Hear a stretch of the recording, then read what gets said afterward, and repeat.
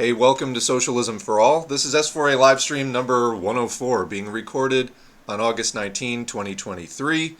It's a Saturday. We're joined at twitch.tv/socialismS4A by 35 people in the live chat. And today, I do have some articles pulled. I think mostly we're going to be chatting. I'm going to respond to some comments. We're going to talk about what's new on the channel, what's coming up on the channel. Little bit of this and that, but I'm not going real heavy on the agenda today, so we're just gonna, a bit of a free-for-all, but with a few guideposts for me to come back to, I guess. I feel like I'm kind of losing people on the AI stuff, which is why I didn't talk about it at all in the last stream. I do have one long piece about that, we'll see, if there's a big chunk of time and nobody has anything to say, maybe I'll read something from that. Otherwise, I have some comments from the YouTube channel. Sometimes, a lot of times I respond to the comments on the YouTube channel. Sometimes there are comments that I just don't feel like I can respond to as well as I would like in text. So I did pull a bunch of comments that I can sort of like have more of a discussion of in the stream today. I realize actually, so when you moderate the YouTube comments, you can put different settings, and one of them is comments I have responded to or haven't responded to. And YouTube counts responses as even if you hit the love button. So, a lot of people, you probably know if you've been commenting on the channel for a while, I quote love a lot of comments. You'll get the seal of approval from the YouTube channel. That is my way of kind of getting rid of the comment. I mean, not getting rid of in a bad way. It's like, I liked your comment, it was good, I found nothing offensive. Or not just offensive, but that I needed to, sort of push back on or anything like that. It's just like, yep, good comment, just sort of moving down the assembly line of comments kind of thing.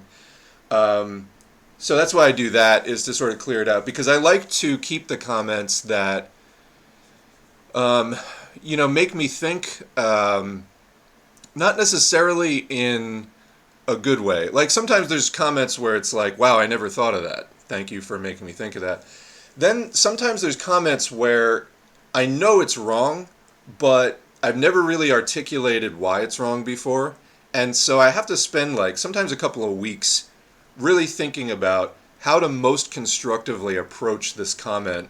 You know what I mean? Whereas if I just give it a knee-jerk reaction, which I really try not to do, if I give it a knee-jerk reaction in the comments, it's just going to be like, shut up, or, you know what I mean? That's not necessarily constructive, or just what are you kidding me? But I try to actually challenge myself to, explain why it's wrong. Sometimes it takes months, because keep in mind, that's not always the highest priority. I'm doing a lot of other things as well, not necessarily just thinking about one comment, but sometimes they do stick in my mind, and then sometimes I do come back to them later. Now, I don't know if there's tons of great examples of that in today's comments, but I did go through some of the outstanding comments, and some of them I just never, I leave up, I published the comment, I cleared it to appear on the channel, but I didn't especially agree with it, but I didn't disagree with it enough to not publish it. So there's some of those, and I was just going through all this for a couple hours yesterday and just looking at the backlog of 11 months of comments that have just been sitting there without a response from me. And so we'll look at some of that. I did pull some of them to read into the stream today. Sometimes it's people will make a comment that's 90% good, but then there's 10% that reflects, I think, a really sort of wrong line of thinking, to the point where I'd like to say something about it. But anyway, again, tact is important, and whatever else. So, what else are we doing? We're going to do what's new on the channel, as always, what's coming up on the channel, and actually have more specific stuff than usual regarding what is coming up on the channel, so stick around for that. We'll do a BioBot update. We have a little thing from Itagen, who also has a YouTube channel out of Italy about what the Italian neo-fascist government is doing. And yeah, that's some of the stuff that we pulled. But, you know, tons of interesting stuff comes up in the course of a stream. There's also a lot of stuff I've been reading, but haven't necessarily pulled articles for. But it is on my mind. For example, well, we've got another Thin Blue Lies episode coming up. As you may know, I recorded a couple of episodes of the Thin Blue Lies podcast with Sal. That's a true crime podcast about crimes of the police. Actually, we were working for a couple of months on research for a show about police who are serial killers. Not like cops who kill a lot of people in the line of duty, but like serial killers who turned out to be cops as their profession. And there's actually a surprising amount. And we were working on that for quite a while. Things like the East Area Rapist, who later became the Golden State Killer, also was the original Night Stalker. Guy had like a series of different crimes. And it turns out there's a lot of serial killers who are cops. And so that we were working on, and it was getting incredibly dark because there's a lot written about the East Area Rapist and Golden State Killer in particular, and it was just kind of getting to me. So we kind of put that on pause, and then we have another show that's going to be coming up, which is about gladiator fights in prisons. So this is a thing that's been going on for a while, but it's been cropping back up again, and there are various things written about it. So we're going to probably do a show about that. So that's coming up. We've only done, I think there's like 3 or 4 episodes. So yeah, but that'll be coming up soon. And I'm announcing that on the stream to sort of put myself on the hook for that, because we really had thought that the serial killer cop thing, which was my idea, like, you know, sometimes she suggests ideas, sometimes I do. That was my idea because I remember when the Golden State Killer was finally caught, most prolific serial killer in the history of California, and it turned out to be a cop. This guy had also done a lot of burglaries, and he turned out to have been a former burglary cop, specifically. So he was both burglar and burglary cop. And I thought, oh, well, that would kind of fit in with the thing, let's do that. And then I sort of led us, mea culpa, I led us on a several month thing of not getting a show done because there was so much to read, and then I wound up crapping out on it. But we will pick that up again, and probably before that comes out, we'll be doing another thing on the gladiator fights. If anybody's seen whatever was that season of Riverdale where Archie's in the fight club in the prison, yeah, that actually happens. So anyway, and by the way, I don't recommend Riverdale. That is one of people were like that show. It's like Twin Peaks meets like Saved by the Bell or something. And wow, that is an awful show. And then I wound up like hate watching it. Just sometimes I'll just do like paperwork or stuff that doesn't require my full attention, and I'll put on shit in the background to just sort of have on. And that became like one of my preferred hate watch shows. It is awful, like awful, piercingly, punishingly awful. Anyway, but Riverdale tie-in, what can I say? All right, where were we? Yeah, I think that's about everything. So before we launch into anything else, that's my opening rambling as we sort of find our stride here. Let's thank the patrons. Getting that up on the screen right now. Patreon.com/socialismforall if you'd like to get your name on the screen. Oh, and that's July. My bad. Whoops. Anyway, that's out of date. But anyway, thanks to the patrons, most of whom are still supporting in August. And then we do have a few new names. And we finally did get our first blue name, Reverend Lawn Gnome Hollywood, who has been supporting for just hit 3 years, August 2020 to August 2023 so far. I think purple is going to be the next color, but that's going to be a year off. Anyway, thanks to the patrons. Really wish that was up to date, but that's my fault. Anyway, yeah, and I'd also like to say thanks in general to, we'll get that off the screen for a minute.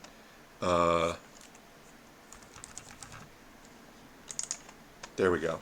I'd also like to say thanks in general to the community around this channel. And I say this as a message of appreciation because we don't have power yet. This is a study community. I get that people are all going off in different directions as far as, there are major turning points in the history of 20th century Marxism.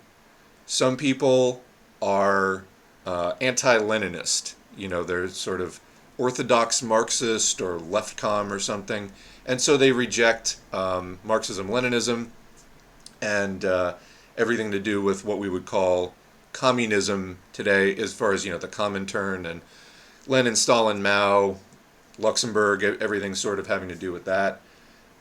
There's also people who accept Lenin, at least nominally, and then reject Stalin, like Trotskyists, for example.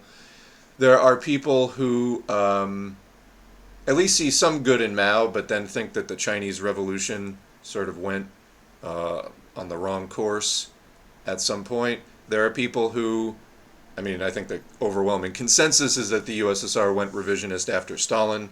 Some people really continued to support it anyway. Some people feel that the, quote, opening up and restoration of capitalism, at least in a limited sense in China in the late 70s, really part of the global neoliberal turn. Some people feel that that was in line with an overall long-term strategy of building socialism. Others feel that it was revisionist.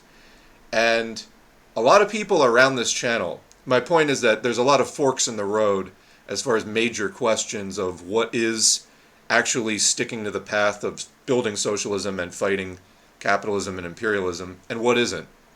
And a lot of people around this channel have only really been communist for a few years, and they're starting to study and they're starting to do the reading, and that includes me. I considered myself on the left for a long time, basically going back like over 20 years.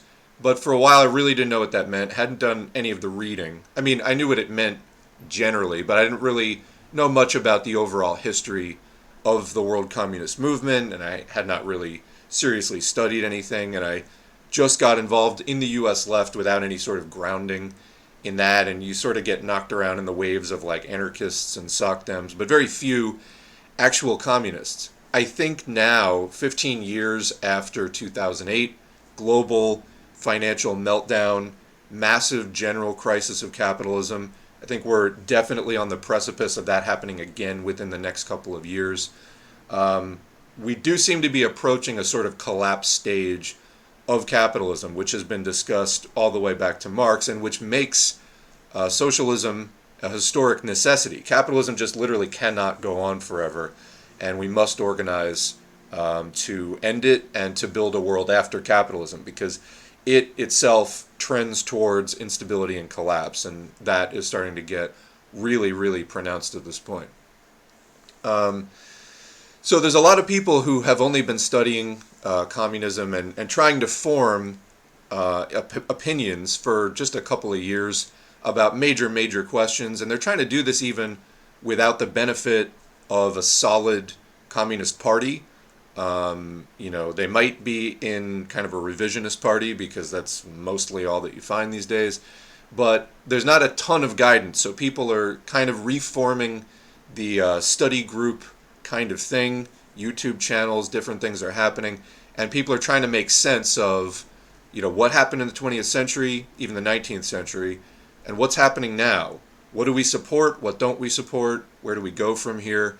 And my point is that none of us, like in the United States, for example, that partake in these communities and these discussions, really has power yet. So it's safe for us to make mistakes, because nothing's really at stake. We're still learning. This is a study community. There are other study communities.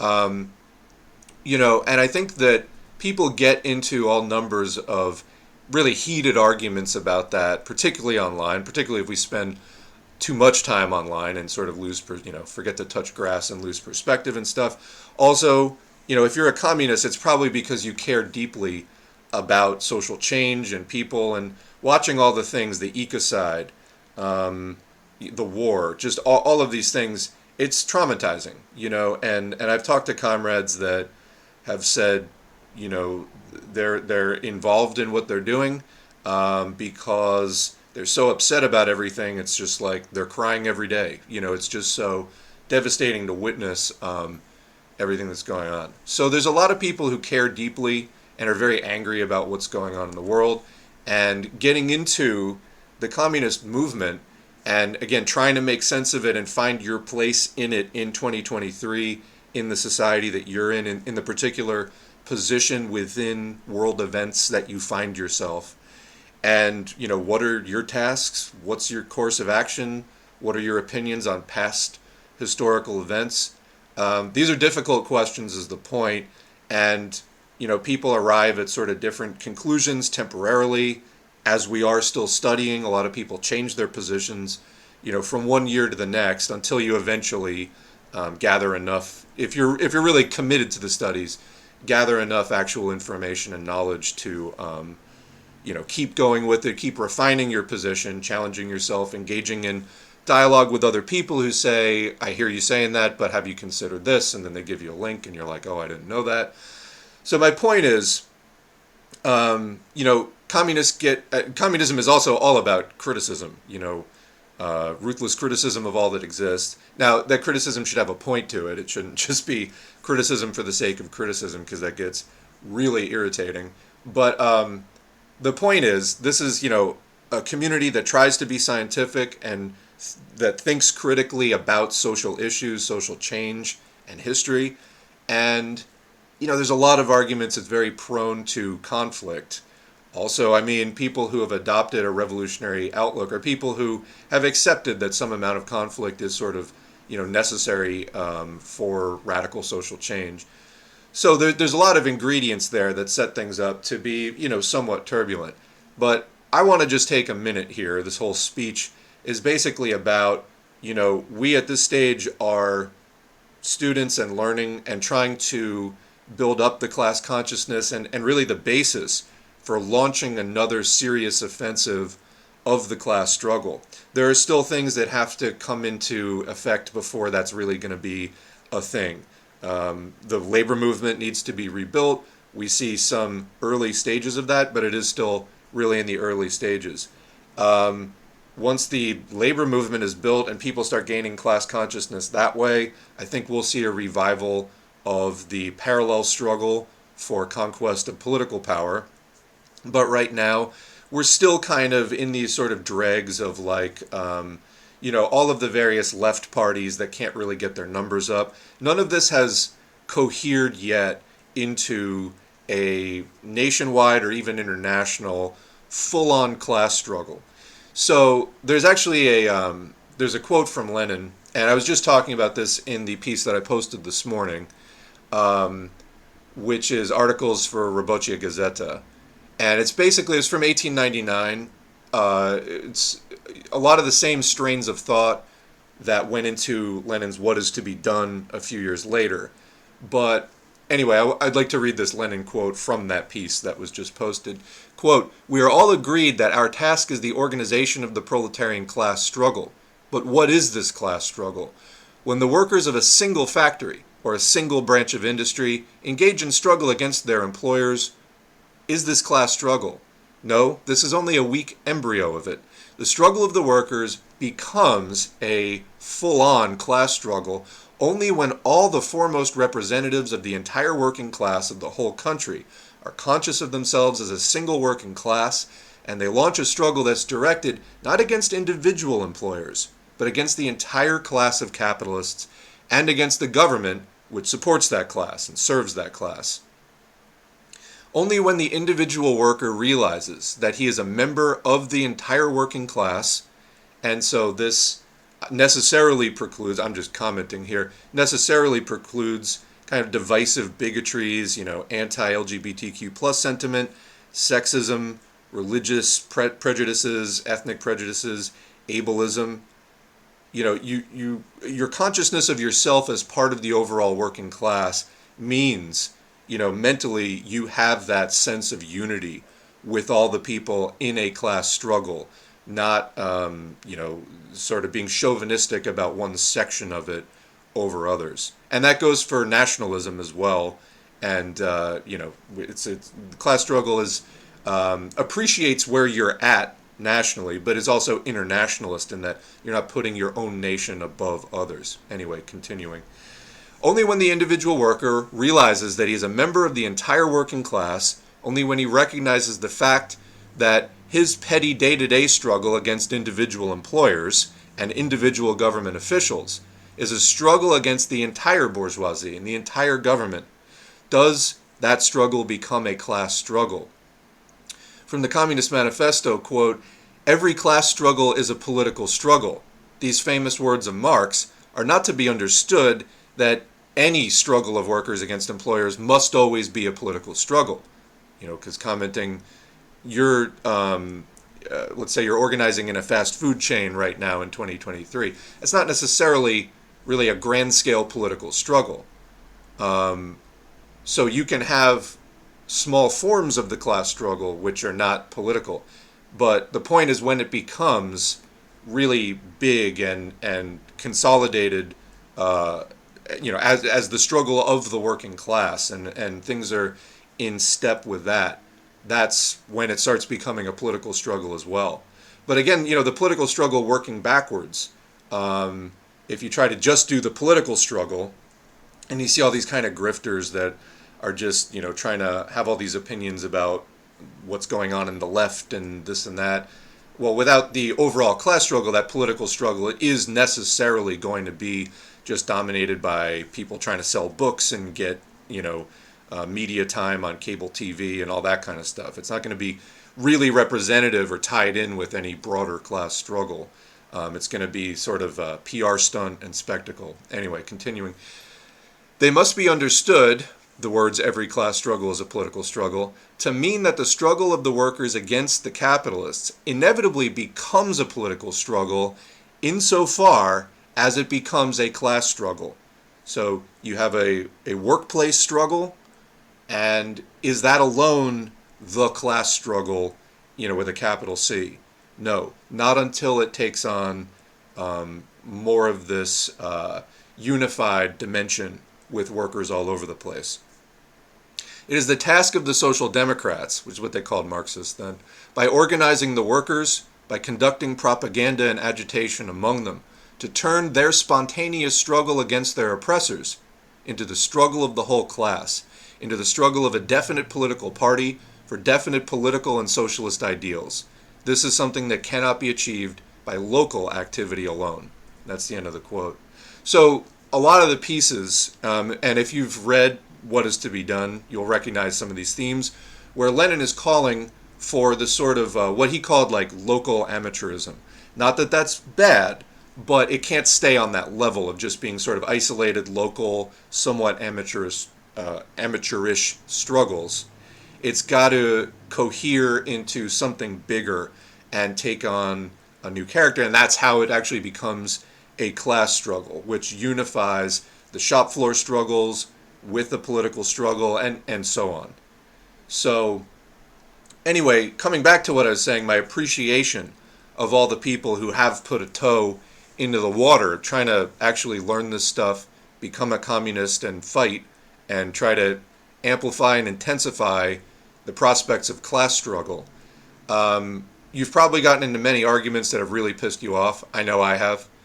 And I think it's time that we just take a moment to step back and, despite all the arguments which to some extent are unavoidable, obviously, using the best social skills that we can find and compassion, we can maybe keep the nastiness to a minimum.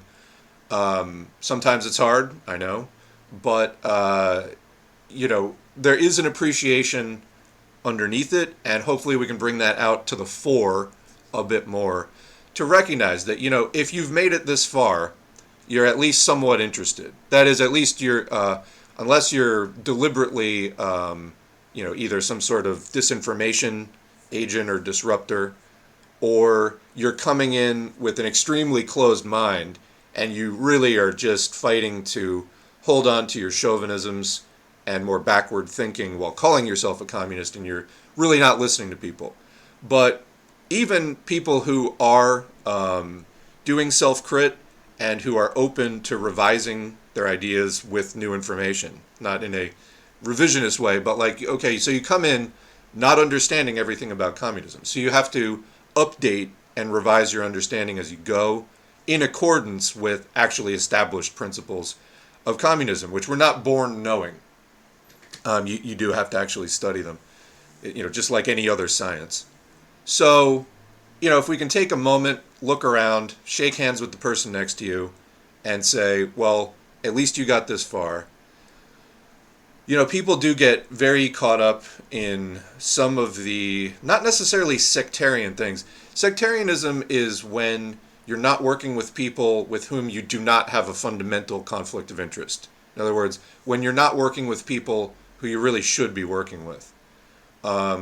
So opposing opportunism, for example, where you're shifting your politics around and working with people like the bourgeoisie, where there is a fundamental conflict of interest, class collaborationism, basically.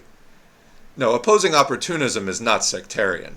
But it is sectarian to sort of nitpick stuff that is not fundamental conflicts, and you really should be finding ways to work with people. But I say this all because I really do appreciate the community around this channel and the overwhelming majority of the people that I have encountered. We may have disagreements, and some of these are really about points of real opposing real opportunism and revisionism, and that is important.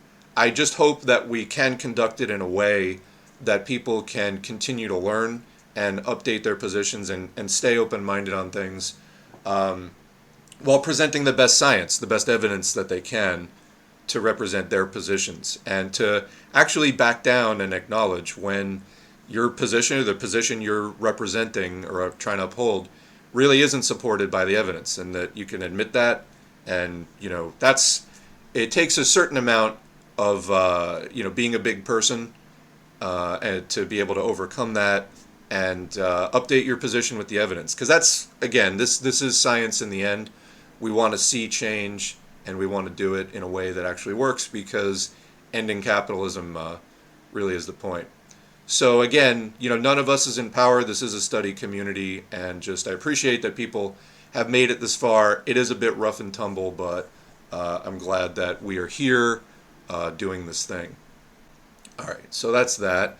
Now, I mentioned, let's just do what's new on the channel real quick, and also what's coming up on the channel, because I actually have a visual to put up on the screen about that. So since the last live stream, which was number 103, which we discussed the internal fight within the Amazon labor union, where the old guard executive board is kind of squatting and halting progress, it seems like, and there's a large caucus of people who want to escalate the fight, and they're being stifled from doing that. Sort of disturbing turns. What's been posted? So we started the Rosa Luxemburg block of texts. Now, I made a few allusions to this in previous live streams. I've really been, it's been 3.5 years since I started running this channel, and I feel like finally now I have enough of an overview and enough of a general knowledge base about, the last 175 years of Marxism to actually be able to know what I'm doing with this channel, basically, and to divide things up by topic and take a lot of the readings that I've collected. I do save a lot of them offline. So Marxists.org is, a lot of people notice when they go to the site, it's very simple HTML, very just like plain text kind of. I mean, not absolute plain text, it is formatted, but it's very small files, very easy to save. I save a lot of them offline because that's a way that I can sort of put the readings into folders and arrange them and try to see patterns for a mini-series. So we just did a successful mini-series on atheism, religion, and materialism in relation to Marxism, socialism. And we're now in a block of Rosa Luxemburg readings. And I will share in a minute what the roster of those readings is going to look like, and then we'll talk about what's going to come after that as far as the next few blocks of readings. So what have we done so far out of the Rosa Luxemburg readings? Well, the first one, which it's a 23-minute file, The Socialization of Society, also titled What is Bolshevism? There's actually 2 recordings in that of the same original speech, but it's 2 different translations. I like that one a lot. There is just a lot of, it's sort of a good introductory piece about what is communism all about. And actually I have a comment from a viewer that I wanted to read out. This is one of the things I wanted to respond to. Just came in today regarding that one. Thanks for recording. I really love Rosa's takes on demilitarization and the gradual socialization of society, starting with big industry and small proprietors, and then, starting with big industry and then small proprietors realizing on their own, because the small proprietors are not expropriated necessarily right off the bat, but rather letting the petty bourgeoisie come around and realizing on their own that their way of life is inferior to socialism. Now, what we've actually, this was written in 1918 or 1919, so this was 18. So this was before what we saw in the USSR, for example, with like the kulaks really putting up counter-revolutionary resistance. I mean, some of the Russian petty bourgeoisie did come around to socialism, but many put up a huge fight and thought that they would, be able to restore capitalism. So that actually turned out to be, there were some really vicious enemies among the small proprietors. So some of them come around and some of them don't. Anyway, continuing the comment, this also kind of connects to the comment I made on Marxism and revisionism the other day. All right, that was just their own comment. I'm not sure what that comment was. Luxemburg also talks about discipline of labor here, and I strongly agree with what she said about everybody having to work, except for children, elderly, and sick, etc. But I found it kind of weird how she said that the workers must be disciplined themselves and have a strong will to work. So I actually commented on this extensively, and, you can find people today, for example, who think that socialists fight revolution so that nobody has to work anymore. No, we fight it so that there aren't capitalists anymore, and that also allows us to change both qualitatively and quantitatively the way that we work. But there are people who think that, socialism just means you don't have to do any work anymore. You don't have to do work in the same way, perhaps, that it was done under capitalism. There's socialism as it proceeds from early stage socialism into full communism. The alienation goes, workers have much more control and direction over what's done. That's not necessarily right off the bat. Early socialism, just post-revolution, is, of course, stamped by the hallmarks of the capitalist society that gave birth to it. You can't change everything right away. But anyway, continuing, I found it weird how she said that the workers must be disciplined themselves and have a strong will to work. This kind of rubbed me the anarchist way, quote, forming mutual agreements to trade and work for each other kind of thing. Well, no, I mean, I wouldn't really connect those two thoughts, honestly. But continuing, obviously communism will lead to more self-discipline and a stronger will to work because your work actually benefits society and not your boss. Well, I mean, you say obviously. I'm not sure that that is obvious to everyone. It might be obvious to you. It's not necessarily obvious to everyone. And I think, well, the comment ends with, but in my opinion, this kind of self-discipline is not a precondition for the socialization of society. I mean, I might disagree there, because if the workers are not ready to actually work enough, especially keep this in the historical context as well. We're talking about 1919, much lower productive forces. There were factories and there was some automation, but there was nothing like we have today. And so, in Russia, or, she was talking about Germany, you did need a situation where workers were willing to work hard to, just get their country into a point where the productive forces would really support the flourishing of that society. because without that, they could get attacked and buried by capitalism again, and that's just the unfortunate reality. Capitalists don't just let you sort of go your own way peacefully. They just don't. They will try to take it over again. And so there is a certain, I mean, what we found like with the USSR, that so many left comms and other like anti-Stalinists, quote unquote, find objectionable about that is, hey, the reality is they had a revolution in what became known as the USSR, all those countries, and then they got attacked heavily by Europe. Right from the outset, the end of World War I, then there was the Revolutionary Civil War for 5 years. And then what? There was a brief period of, quote, peace, but then World War II.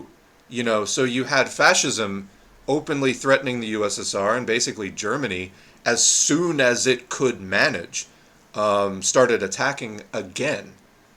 So, you know, the reality is that living in an early stage socialist society and having to try to defend that society, it's not because just, you know, mean men get into power and make everyone work a lot or whatever.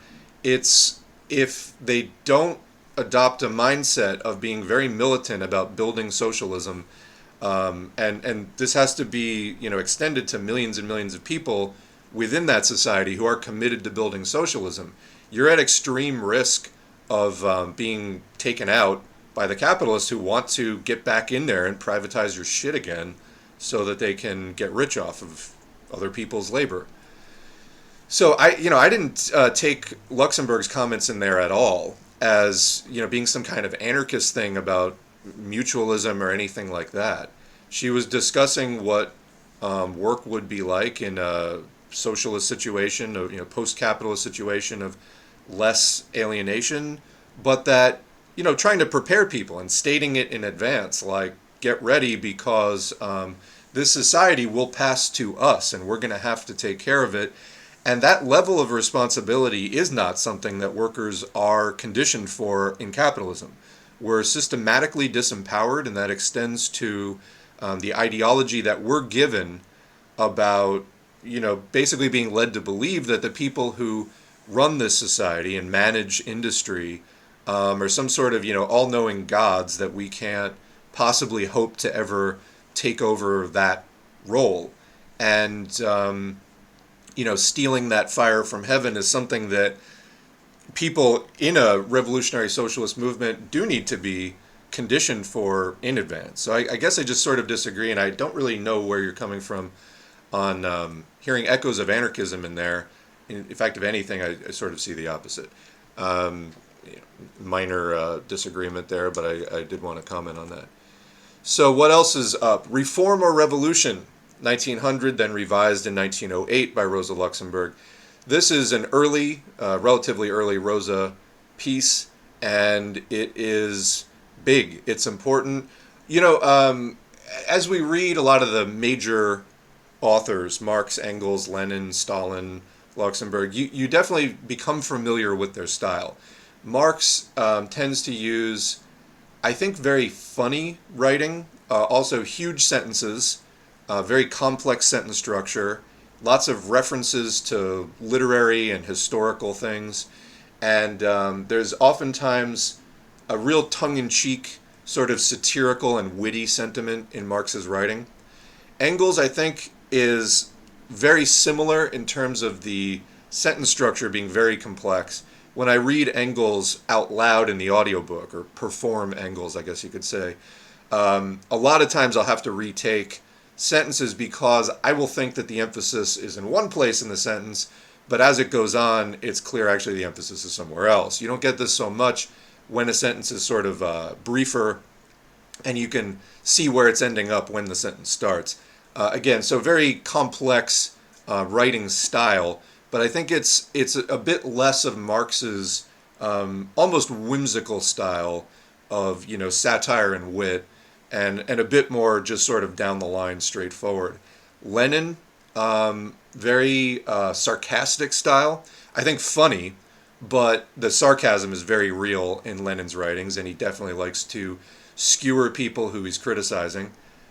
Stalin's writing, I think, is concrete is the word that comes to mind for me. He tends to repeat himself a lot. Repetition for emphasis and clarity. It's just something very peculiar to his style, where he'll state things in just very clear, stark terms, and again, I think tends to repeat himself more than other authors. So there's just a style there where he's being instructive in his writing rather than flowery necessarily. But I do enjoy his writing. Again, it's very straightforward, though sometimes when I am reading it, the repetition, sometimes I'm like, all right, I get it. Now, other people might adore the repetition. I do think it's clear for what it's worth. And then Luxemburg's writing, which we're about to do a lot of, I find her writing to be very dense.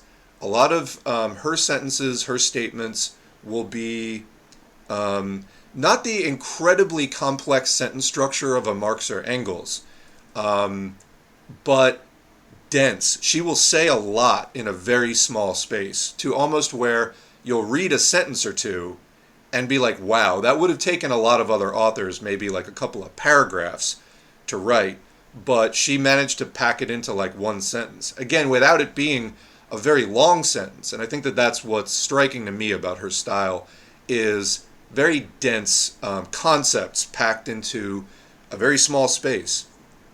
So anyway, Reform or Revolution is critical. I was kind of surprised actually that the view count, and I did just post it a couple days ago, so a little surprised the view count on that one wasn't higher. If you have not read Reform or Revolution, absolutely go look at that. I kind of thought that would be, sometimes I post on the channel very recognizable things that immediately get like thousands of views. I kind of thought Reform or Revolution was going to be more like that, but it's currently at about 800 views. And I was like, don't sleep on this one, people. What are you doing? That's a really big, important text, and highly recommend it if you're interested in all kinds of revisionism. Now, she's talking about Edouard Bernstein back in the day, circa 1900, and the various kinds of revisionism that he was peddling within the German Marxists. And, all of revisionism kind of has one thing in common. It's that within the Marxist world, you have to present yourself as Marxist in order that people will listen to you. But when you present things that actually contradict Marx and Engels, not elaborate on, not add to, but directly contradict, that's when it's clear that, it's a sort of wolf in sheep's clothing. You're calling yourself a Marxist just so people will listen to you, but then you're actually undercutting the foundations of what Marxism has established. And it's not an improvement. It's just you're reintroducing bourgeois ideas. You're introducing capitalist class ideology in the guise of proletarian class ideology. Yeah, that's like hallmark. That is like textbook revisionism. And she breaks down all of the different ways that Bernstein was doing that, whether it was saying that co-ops, trade unions, and SOCDEM participation in bourgeois parliaments alone could end capitalism. That is reformism, absolutely. Whereas the actual Marxist position is that, yes, fight for reforms for two reasons. One, you can actually get better conditions in the short term, but also two, the point of having the masses and guiding the masses in engaging in trade union, cooperative, and political bourgeois democratic activity is that the class consciousness comes about and the realization comes about that those things will never in themselves be enough to end capitalism. In other words, all of that reform activity, it really just updates the system that was established in the last revolution. So what's the last revolution that we had? The bourgeois or capitalist revolutions. Okay, so then all the reforms in that is about tinkering with that system. Now, you can tinker with it to get somewhat better conditions for workers in the short term. Absolutely. But they're never going to be enough to end the system. You need another revolution for that. But Bernstein was saying, one, that collapse was never going to happen. So basically capitalism could go on forever, which means that socialism no longer is a historic necessity. that completely undercuts major ideas of Marxism. I mean, like foundational. And as Luxemburg said, it takes Marxism off of a materialist base. If capitalism can basically go on forever and it will never collapse, or won't trend towards greater and greater instability up to and including full collapse, then it could go on forever, and then reforms and revolution are reduced to not a material base. It's not a material necessity that this be done, but just an idealist base. Oh, because we would like a more just system. That's idealism, because it's not putting the primacy of the material needs first and foremost in the question. So anyway, tons of really, really important ground covered in that 3-hour work. And I did put some comments in there to just help people find the comments helpful with making sure that the concept gets digested, and it helps with engagement and other things. But the comments are not excessive. I try to keep them tasteful, and I try to have the comments just accentuate the text rather than overshadowing it.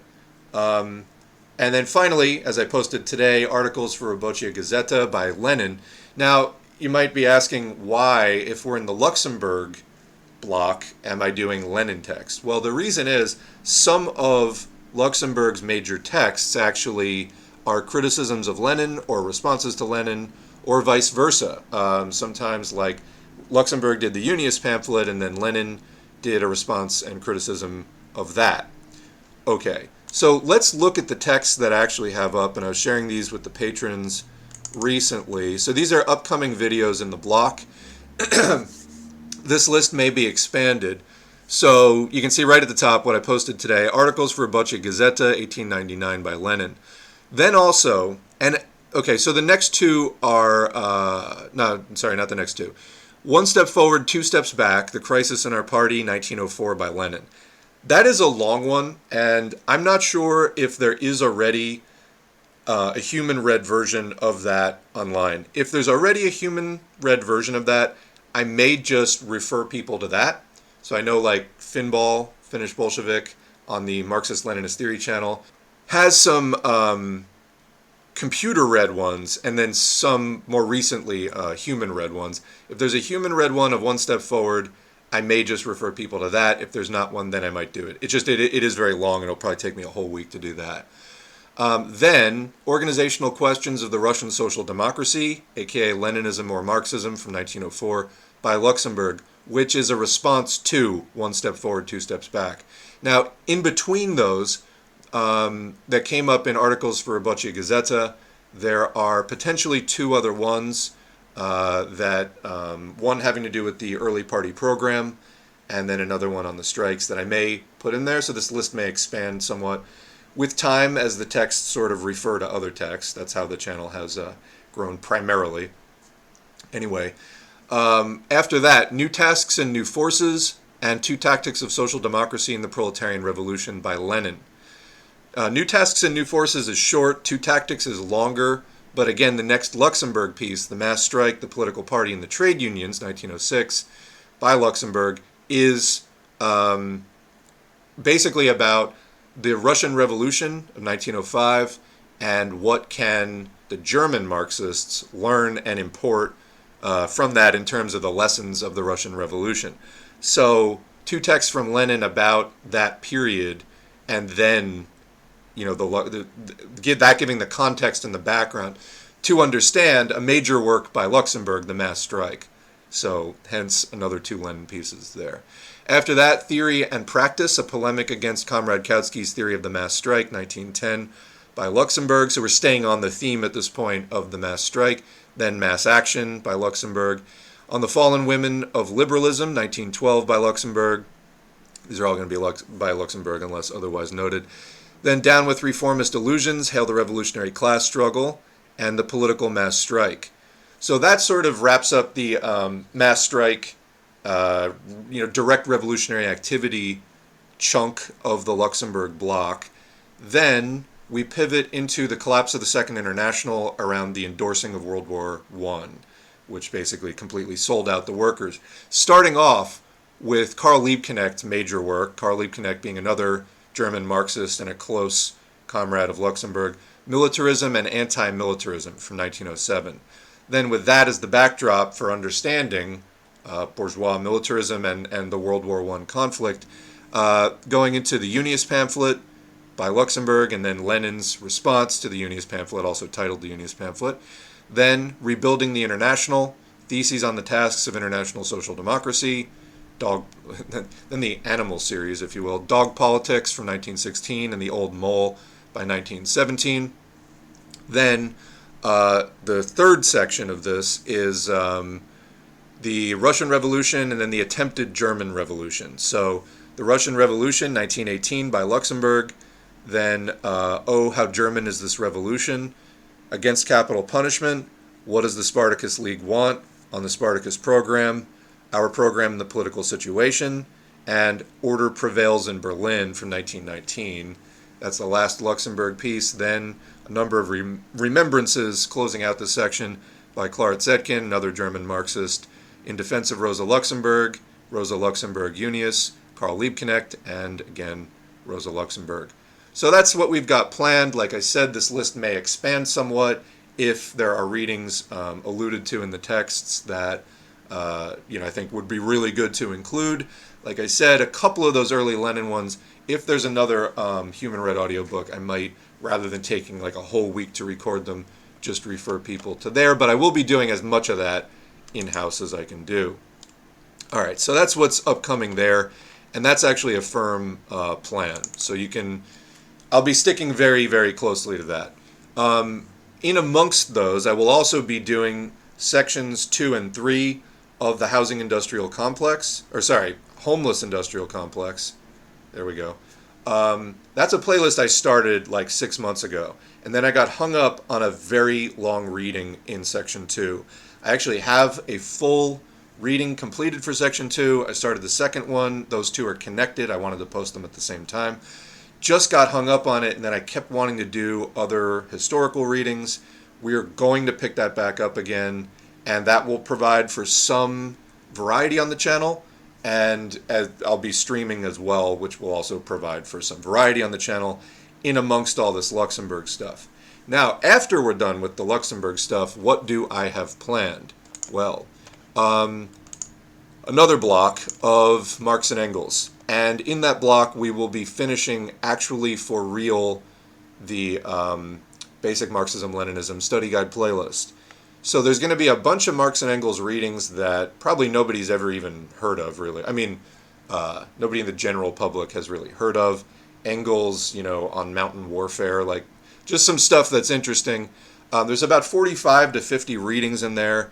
They include Anti-Düring Part 2, which is on the Basic Marxism-Leninism playlist. It's the next thing. They include Capital Volume 1. They include Lenin's Imperialism. So we're going to finish that out. And we're also going to do, I plan to do all 4 volumes of Capital, including, number 4 is actually a draft version from the early 1860s. We're going to do that. We may come back into Luxemburg's, after we do Volume 2 of Capital, Luxemburg's, the hell is the name of it? The Anti-Critique, Theory of Accumulation, a couple of articles contrasting that with Marx's idea. And when Luxemburg published those 2 texts, actually, she was surprised that they were so controversial, but they did turn out to be controversial. So there's going to be kind of a big Marx and Engels block, and then after that, we are kind of free from a lot of the foundational stuff. From there, there will be a long block of Lenin stuff I haven't gotten to, but we've done so much Lenin already. I'd like to do 2 other blocks first, and 2 which are not tied to a particular chronological period. So there is a block on, for lack of a better description, instructional materials on dialectical materialism in various contexts. So basically, these are texts on dialectics that span from the 1920s all the way up to the 1990s. All right, so there's going to be a wide variety of authors from different countries, and that'll be interesting. There's another block related to colonialism and national liberation, exact same thing, back from the 19th century up to today. So lots of different authors, lots of different countries, lots of different contexts, and so that will, I think, interject some variety, and there will be kind of something for everybody in those two blocks. After that, I think we're going to do Lenin stuff that I want to do that we haven't done yet, then get into the early USSR Trotsky-Stalin thing. I've been talking about that for a while, and I think I finally placed it in the actual order. Again, we'll be streaming this whole time. We will be continuing on the Homeless Industrial Complex playlist. I have a couple of other topic-oriented playlists that I may sprinkle in as well. So anyway, that is the most detailed look at what is coming up on the channel that I've been able to share so far. So I think it will be good, and hopefully you think it will be good too. What else? So let's see, we've been going for about an hour today, and I think this is going to be a long stream. As I was mentioning in the chat, I don't actually have that much to do today. I have kind of a lot of my day is free anyway. And I just saw Juche Gang, another YouTube channel, just posted a 9-hour and 44-minute stream. Now, we're not going that long, but I was like, how do you even do that? Like, I don't know how you do that. But maybe it's just, it's long stream time of year. So we'll go a little probably longer today than usual. So if I haven't gotten to your chat comment yet, don't panic. We will be spending a fair amount of time on stream today. All right, before we get into the chat or any other comments, let's do a quick BioBot update, and then we will get into the chat. So BioBot, Comrade BioBot, is our COVID wastewater tracking friend. Now, there are some states that are, somebody just told me, I think it was like Nebraska, is ceasing their COVID-19 wastewater monitoring. I have not confirmed that, but somebody did say that to me. Anyway, this is the best way, in my book, of keeping an eye on what's actually going on with the pandemic, because they don't really count cases anymore. The cases that get counted are PCR tests, but the rapid tests, unless you go self-report, which almost nobody does, they're not getting counted. So on this graph, which you can find at biobot.io, biobot.io/data, or there's also a link that you can get to the /data part off of the front page. The blue line is the COVID-19 viral particles in the wastewater. This is a quick responding, so it's a leading, not a lagging indicator. And it's pretty accurate in that nobody has to test, they just monitor the wastewater and you get what you get. Somebody gets infected, there are things that don't get reflected in the wastewater, but like if it's not going into whatever, sewer shed is being actually monitored. People could have like a private system or something like that. But overall, this is a pretty good survey of what's going on in an area. And like I said, it's leading rather than lagging. Hospitalizations and deaths are lagging. And of course, cases is more the teal kind of seafoam green color. And you can see they stopped counting those in 2022. Well, it's also that the PCR tests stopped being covered by a lot of insurance, or, rather the government stopped paying for them and stuff like that. And so if you want a PCR test, you have to pay like $125, something like that, in a lot of cases. So hence, cases aren't being tracked. If they were, we would see a lot more cases because the wastewater is still massively high and climbing. So if we zoom in on the last 6 months there, you can see that the wastewater, I'll be bringing that up, but while we still have the overall, this is the since 2020 graph right here. The current level is as high as it was back in March. It's as high as it was last November. Like it's really high right now and climbing. So let's zoom in. This is the last 6 months. So it's the highest it's been in 6 months, back to like almost February levels, and rapidly climbing at like a 45-degree angle. Let's go into the regional view.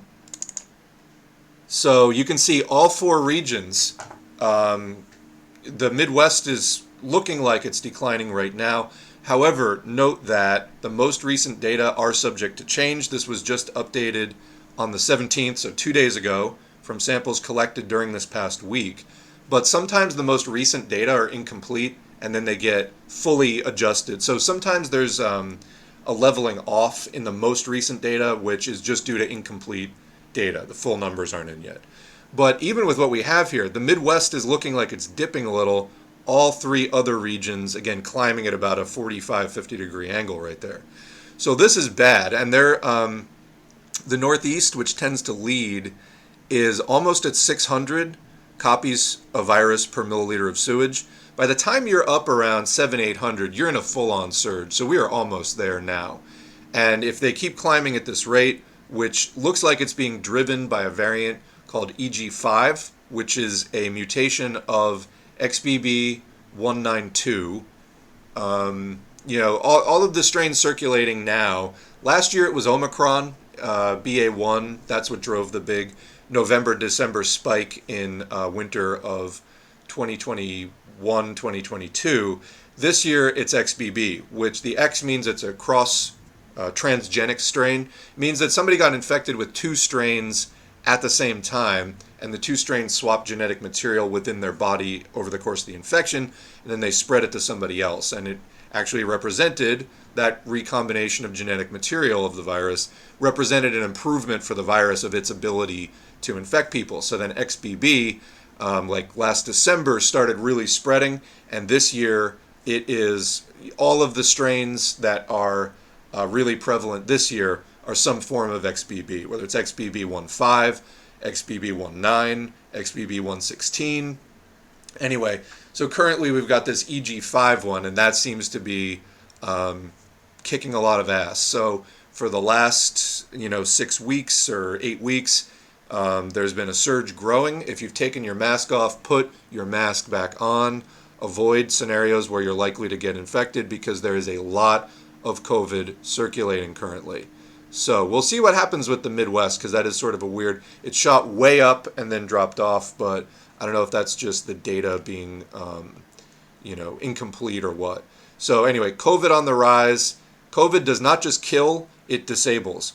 COVID infects the brain, including the brain stem, the heart, the liver, the gut. It attacks and kills your T cells, one of your major pillars of defense of your immune system. Very important. The kidneys, male reproductive system, anywhere in your body that has ACE2 receptors, which is most of your major organs. COVID can get in via that receptor, and it can cause organ damage. The pancreas, people, especially children who get COVID, more likely to contract both type 1 and to develop type 1 and type 2 diabetes. So, yeah, kids who've been infected by COVID more likely to develop both type 1 and type 2 diabetes, which is really concerning because, while the overall outcome of those two types of diabetes are similar, the etiology, the origins of that are pretty different. But so, this virus gets into the body and infects directly a lot of the different organs, causes brain damage. That's what causes the brain fog and, quote, executive dysfunction, where people have a hard time not just remembering, although they do that too, but sort of organizing their thoughts, goal planning, and sort of thinking about things in order, delayed gratification so that you can actually follow through on plans. This is a really serious disease that doesn't just kill, it also disables. And anybody who's gotten long COVID, and I have, can tell you a lot of the symptoms can last a full year. Some of them never go away. So this is not something you want to mess around with. Also, the more you get reinfected, let's just put the number of reinfections thing up on the screen. And I've heard people try to downplay this, saying that, it came from a study from the VA.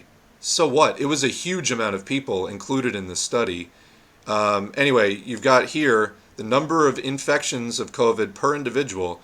You can see the number of serious, or the risk of serious health outcomes, negative health outcomes, hospitalization, kidney disease, cardiovascular disease, clotting disorders, pulmonary or lung problems, fatigue, gastrointestinal problems, diabetes, mental health problems, neurological problems, musculoskeletal problems. It goes up. Every time you get reinfected, your odds of getting some of these long COVID fallouts goes up.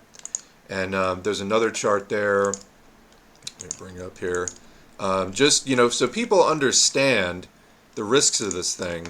There's another that pretty much shows, the same thing. The green is the first infection, and then the red is 2 infections, and then 3 or more infections is the purple. As you can see, it just goes up and up. The more you get infected, the more likely it is you're going to wind up with some major organ damage and some symptoms you really don't want. And this is usually my my go-to. This is from April 2022, so we've known this for like a year and a half. Even mild COVID-19 can cause your brain to shrink, causing physical changes equivalent to a decade of aging and triggering problems with attention and memory. So causes actual brain mass loss, and then specific problems, especially in the memory centers. And like I said, it can infect the brainstem, which can interfere. The brainstem coordinates a lot of your involuntary or autonomic activity, like breathing and your heart beating and stuff like that, that runs on its own. And if you sort of infect the control box, so to speak, a lot of those automatic processes in your body that you don't have to consciously think about start getting dysregulated or disrupted. So you do not want this disease. Again, COVID on the rise, steadily rising for like 2 months now. So mask up, N95, in N95 we trust, and then make sure your vaccinations are up to date as a plan B. But plan A is don't get the thing in your body. Best way to avoid long COVID, the only really reliable way to avoid long COVID, vaccines may reduce your risk of long COVID, but they will not eliminate it, is don't get short COVID. All right. So let's get into the chat now.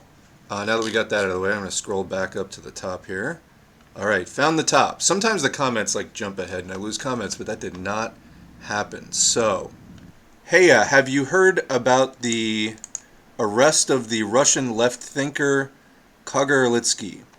No, I have not. And I asked that person if they had any sort of follow-up thing on that, and I do not see any links. No, I haven't heard about that. Last thing I was reading about what's going on in Russia is there was a Politsturm article talking about how they just updated the conscription system in Russia. Previously, it was that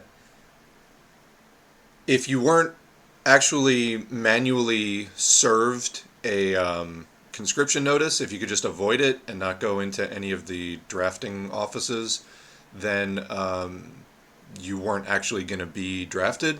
Now they changed it where an electronic notice, whether you read it or not, means that you're drafted, and if you ignore it, it's serious consequences like you can't drive a car and there's all kinds of other stuff.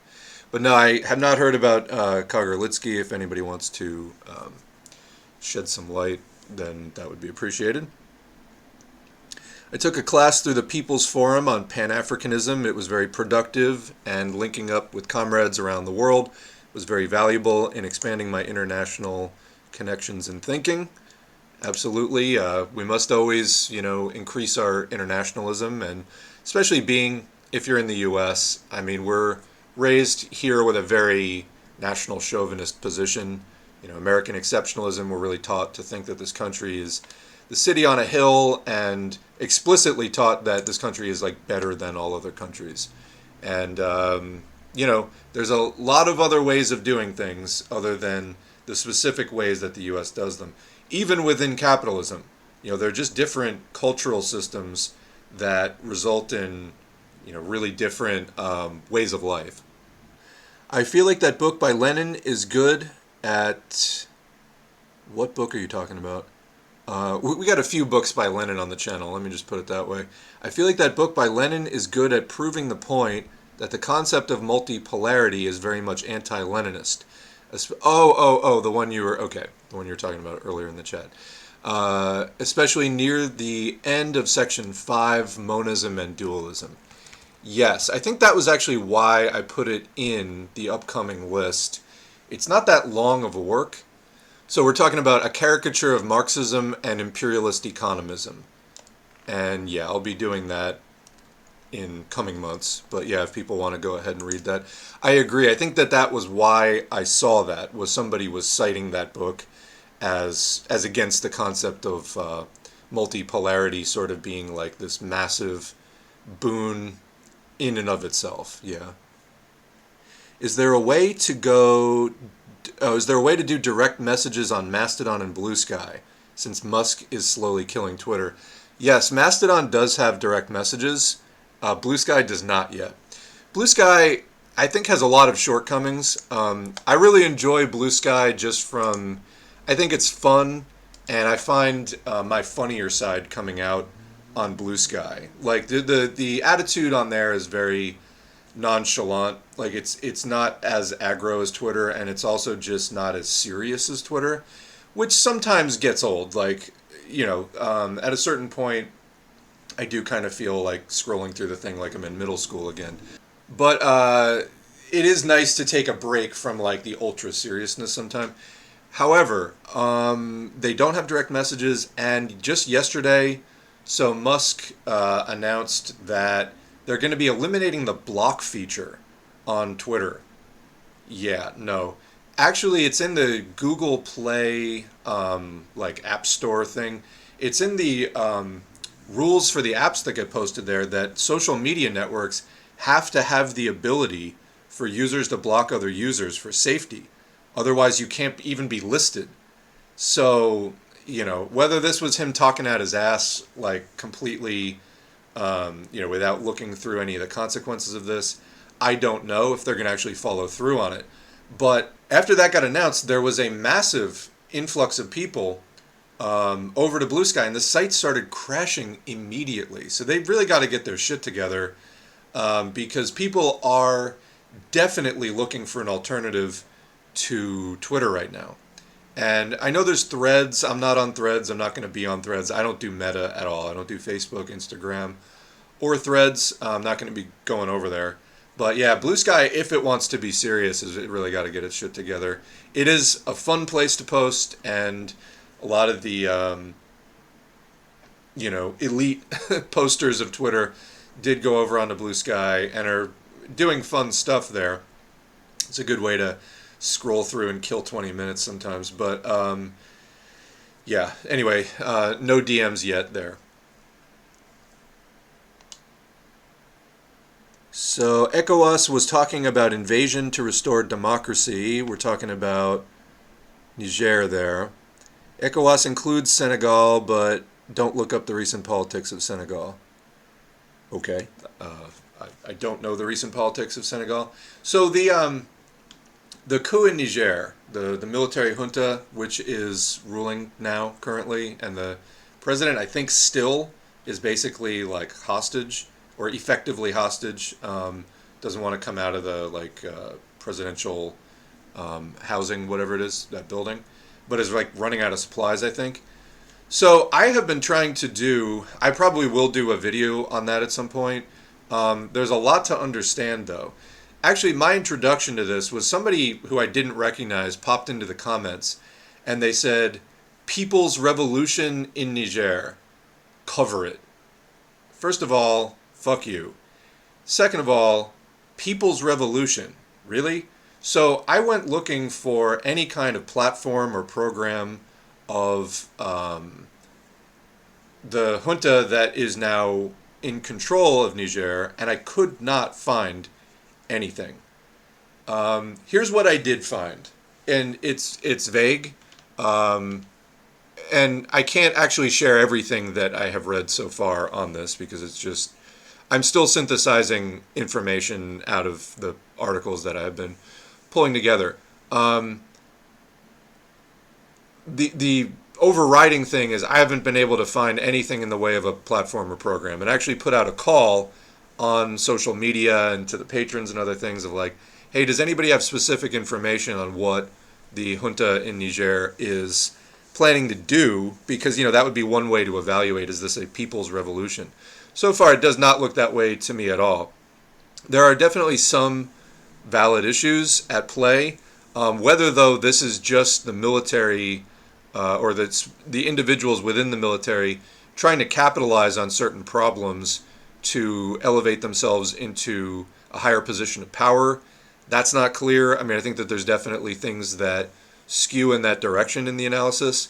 There are groups within those who support the junta, such as M62, which do have a kind of populist, anti-colonialist bent, and do talk about some, issues we would recognize as sort of relevant and consistent in that. To the extent that these are sort of sincere, legitimate, and mass-backed is unclear. One of the things that I thought was a red flag in there was that they're anti-French and then strongly, being anti-French is not the red flag. It's like, okay, you're anti-French, understandable, but then they're strongly pro-Russia, waving Russian flags, which I just thought was an odd, somewhat, raise an eyebrow, suspicious thing going on there. So the Wagner military group, actually I had a comment on this. Going to continue on this, I'm not just breaking off there. Comment was, so Wagner getting redeployed into this recent ECOWAS business, and ECOWAS, however you're pronouncing it, is Economic Community of West African States. So sort of like Northwest Africa, the part of Africa that bulges out to the west and the north. There's a bunch of countries in that general region that are part of this economic alliance. Could be as strongly motivated by Putin and the Ministry of Defense wanting the Wagner private military company at arm's length and preoccupied as it is motivated by Russia seeing anti-colonial struggles as possibly a developing front in its struggle with NATO, which truly would, help turn the current conflict into truly World War III as a competition between imperialists. But so let's break this down for a minute.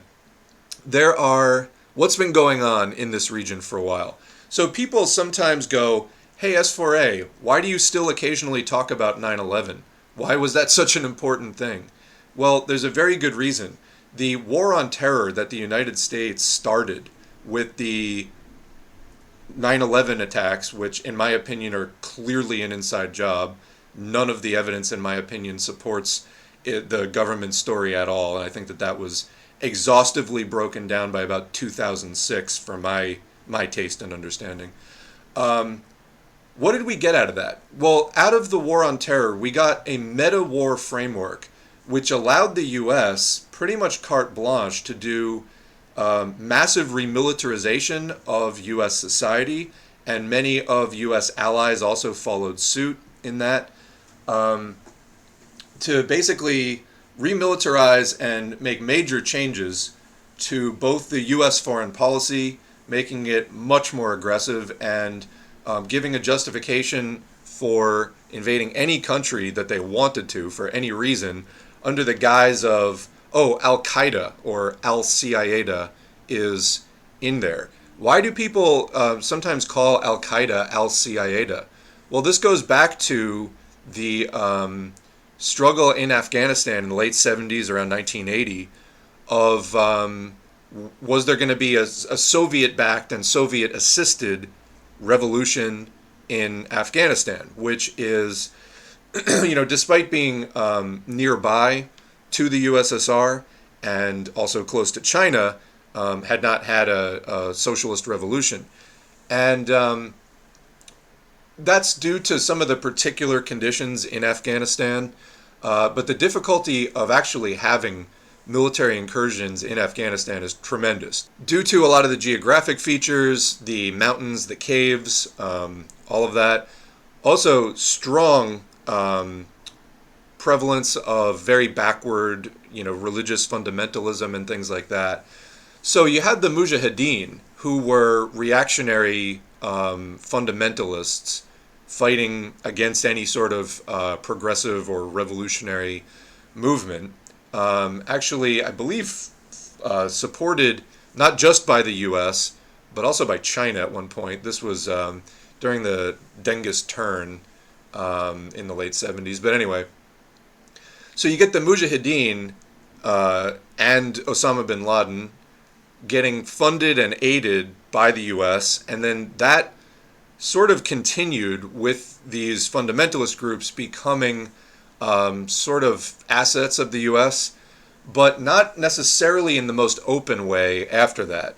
The US sort of funding a proxy conflict against the USSR in Afghanistan, and China also, I think, aiding in that as well. Then what happens to the Mujahideen and these extreme reactionary forces after that? Well, they show up in this narrative of what happened on 9/11, which, again, in my opinion, is complete bullshit.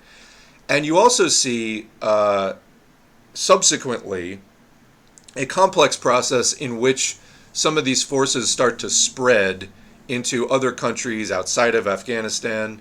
And so we get, things, again, it gets complicated, but the Islamic State and different things. So at this time, like 2002, 2003, there really was not this kind of Islamic fundamentalist terrorism in any kind of organized way, or really at all, in this Northwest African region.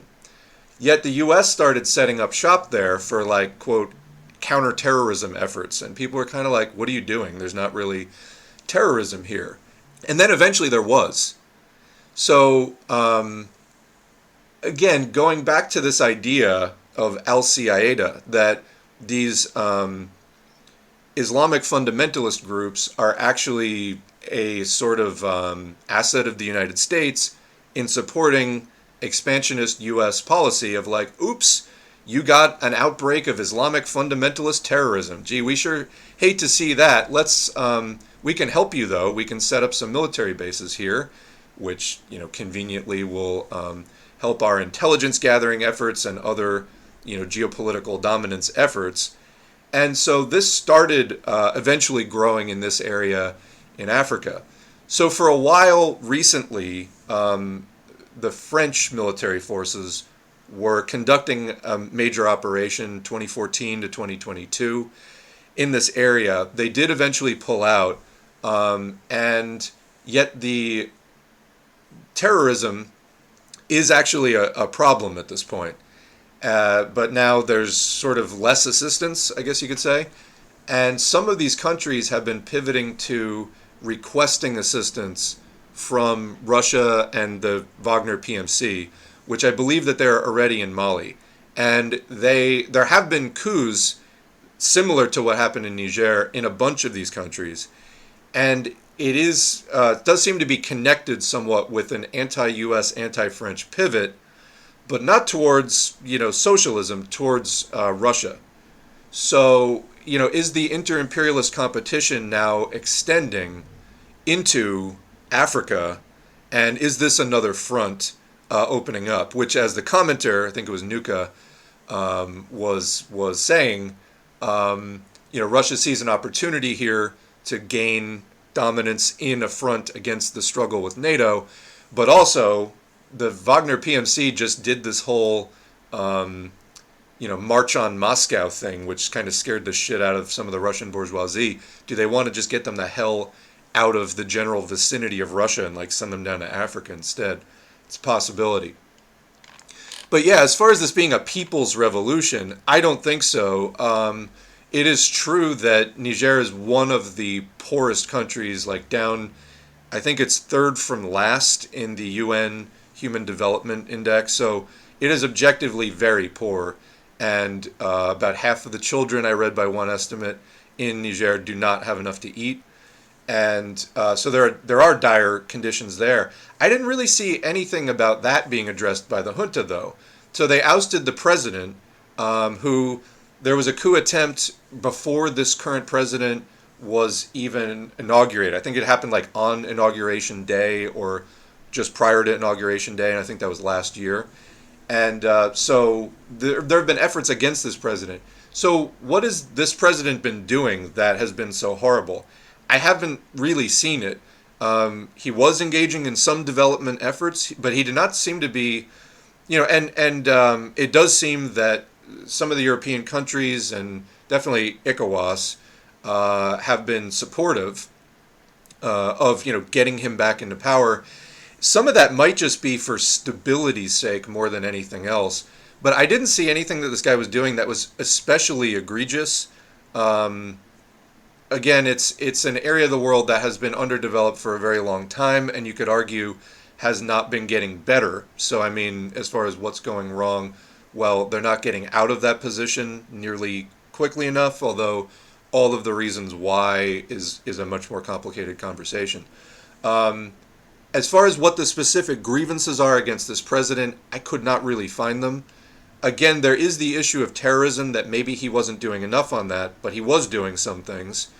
So that, to me, while there needs to be more research into that, I didn't see that as like a, at least at this point, clearly compelling reason or motivation. Nor, even if that was the case, would that necessarily in itself constitute a people's revolution. You need a lot more to constitute a people's revolution than that. Let alone, sort of workers' revolution beyond that, if we're talking about a socialist perspective.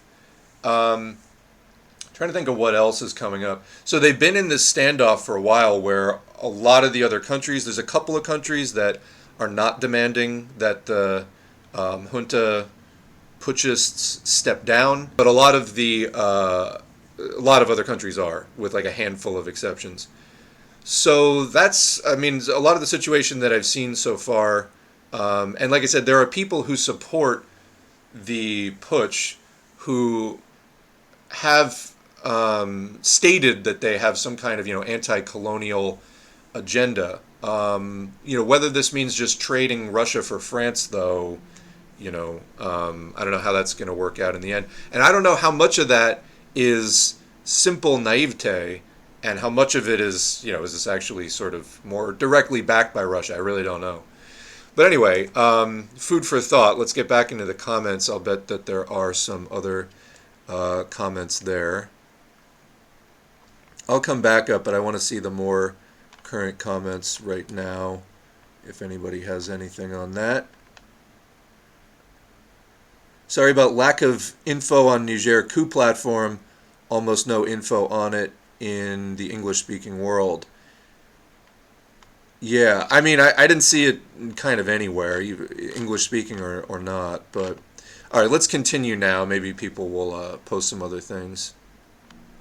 Would I recommend communist tattoos? Not really. I mean, that's a very personal decision, but I'm not gonna weigh in on that. I'm heavily interested in the AI stuff. All right, maybe we'll read it. If we read that today, I'll probably make it the very last thing, like after we've run out of everything else. Have I looked into Paul Cockshot's videos refuting unequal exchange, saying that the third world is not as productive as the first world? I stopped listening to Paul Cockshot after he stopped saying that there was no oppression of LGBTQ plus people. I mean, just fuck off. I stopped listening to that guy after that. He was putting out some very pointedly, I thought, bigoted anti-LGBTQ videos. And no, I had no use really for him after that point. This was like just going in a very wrong direction, and I don't know. This was a while ago. I can't even like resummon my thoughts to summarize them for you right now, unfortunately. But no, I have not seen that. That guy says some weird shit, though. That's about the best I can say. The intercontinental tensions in Africa are rising. Okay, I mean that's a bit vague, but you know. Police are the legal profession of evil bastards and Irish unionists. Yeah, so that podcast I mentioned, it's called Thin Blue Lies. If you go to the Red Army, READ Army YouTube channel, it's linked off of the S4A channels tab, if you go to the channels tab at the YouTube channel. It's also on Spotify and other podcast channels. Lots of cop gangs instigate new pigs in prison because that's the first place new pigs have to do their work. LAPD gangs is something everyone should Google and research. Yes.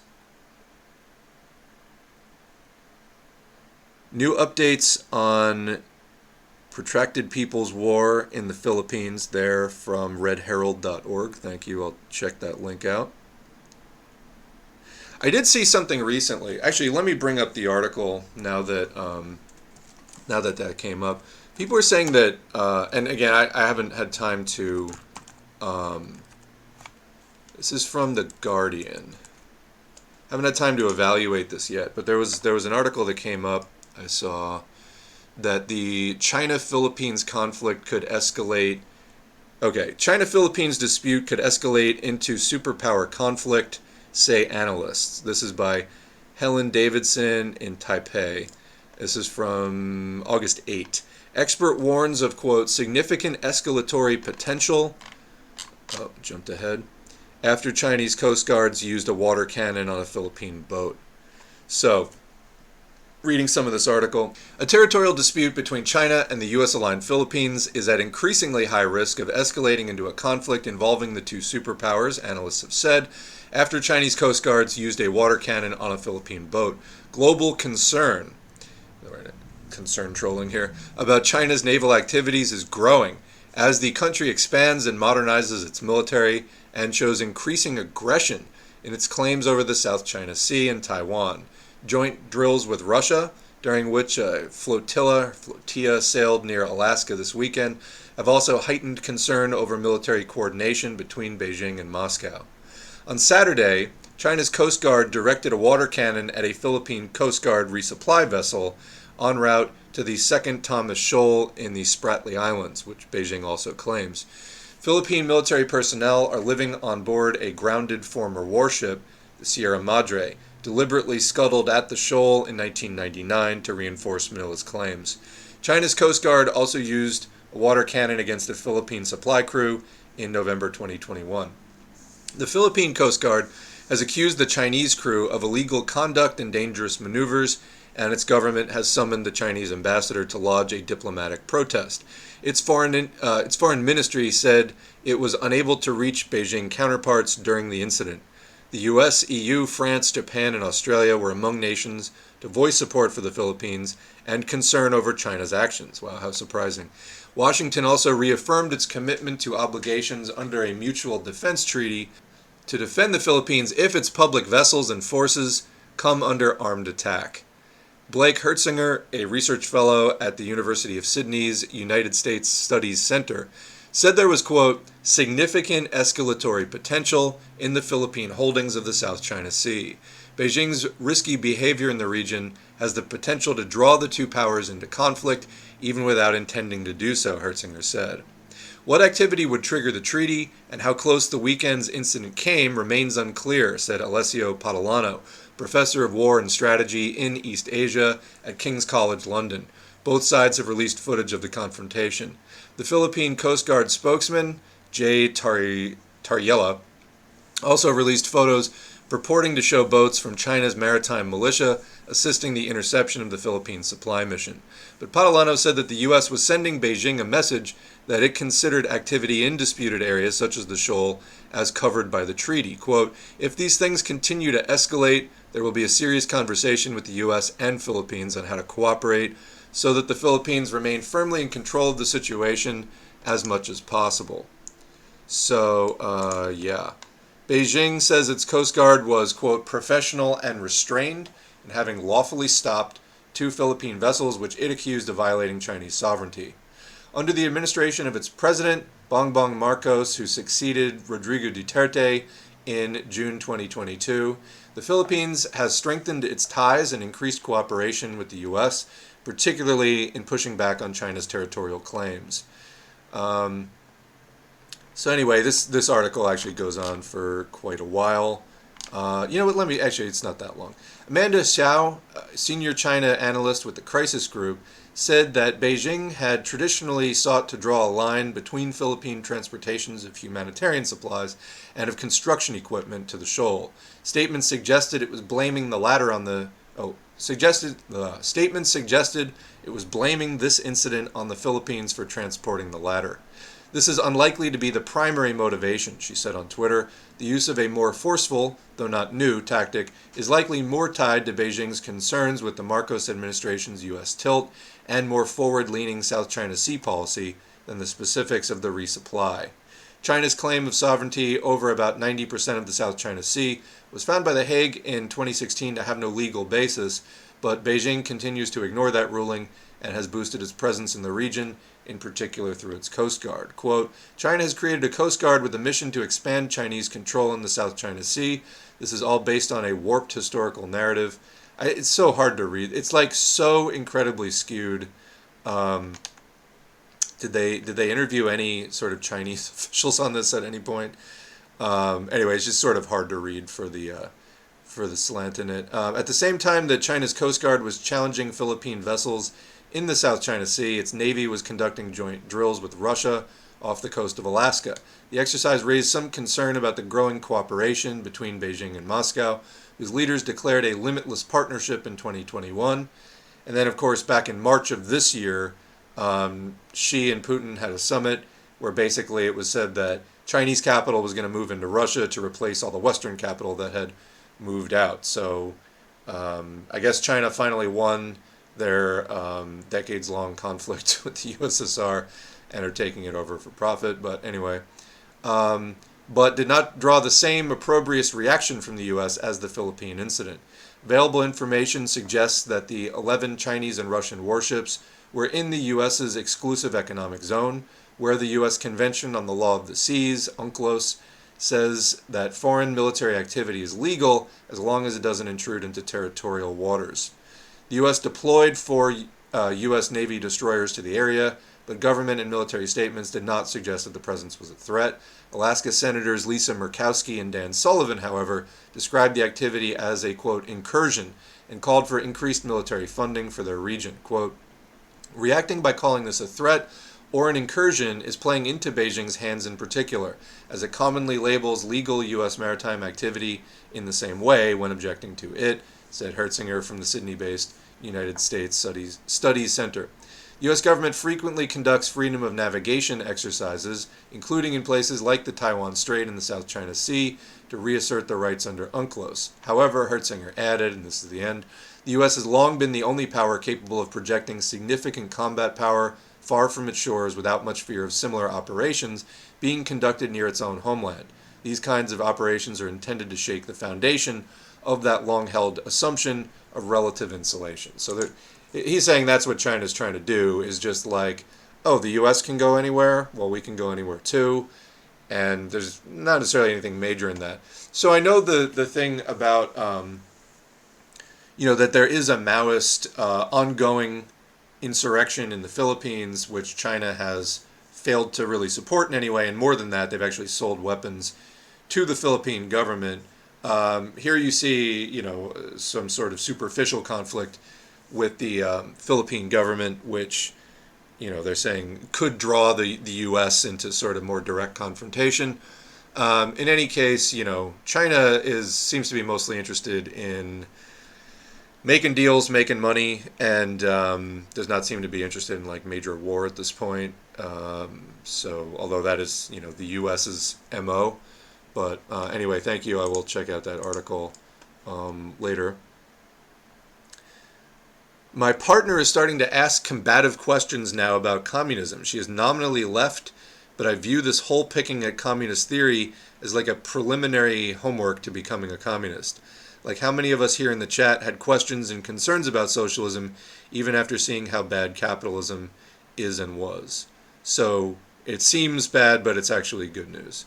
Yeah, I would say that that's probably true. I mean, one thing that comes to mind is the Marxism versus liberalism, the Stalin H.G. Wells interview. I find that just so relatable. Anybody who's been in the left and had these discussions on social media, it's just so relatable. Like, you've seen that exact conversation, at least various points within it, between Stalin and Wells, so many times. So I don't know, it might be something. I don't know what she has seen so far, but If the small local struggle does not unite with a large struggle, but claims to be its final stage, it will become adventurous and is easily crushed. Yes. The framing socialism or extinction really puts a fire on the butt for the lazy. I mean, it's true. Yeah, we're not just talking even about economic collapse, like a collapse of living standards for people. Like, if industry breaks down, we won't have mass-produced clothing and food and things like that. Transportation, communication, all the, kind of things that we take for granted and that modern life is based around and that we've all been trained to meet our needs by using. That would be bad enough. But we're also looking at a situation where the collapse of capitalism extends beyond just the economic industrial realm into the ecological and, causing massive natural disasters, already causing mass extinction. So, yeah. And socialism or extinction, or the idea that socialism is inevitable, rather, does not mean socialism is definitely going to happen. It means that if there is a future for humanity, it's in socialism. That's what it being inevitable means. Capitalism has gone as far as it can go, and we see multiple overlapping crises now of climate, of COVID, mass extinction, you name it. If capitalism could solve these problems, that would be good for capitalism. It would do that.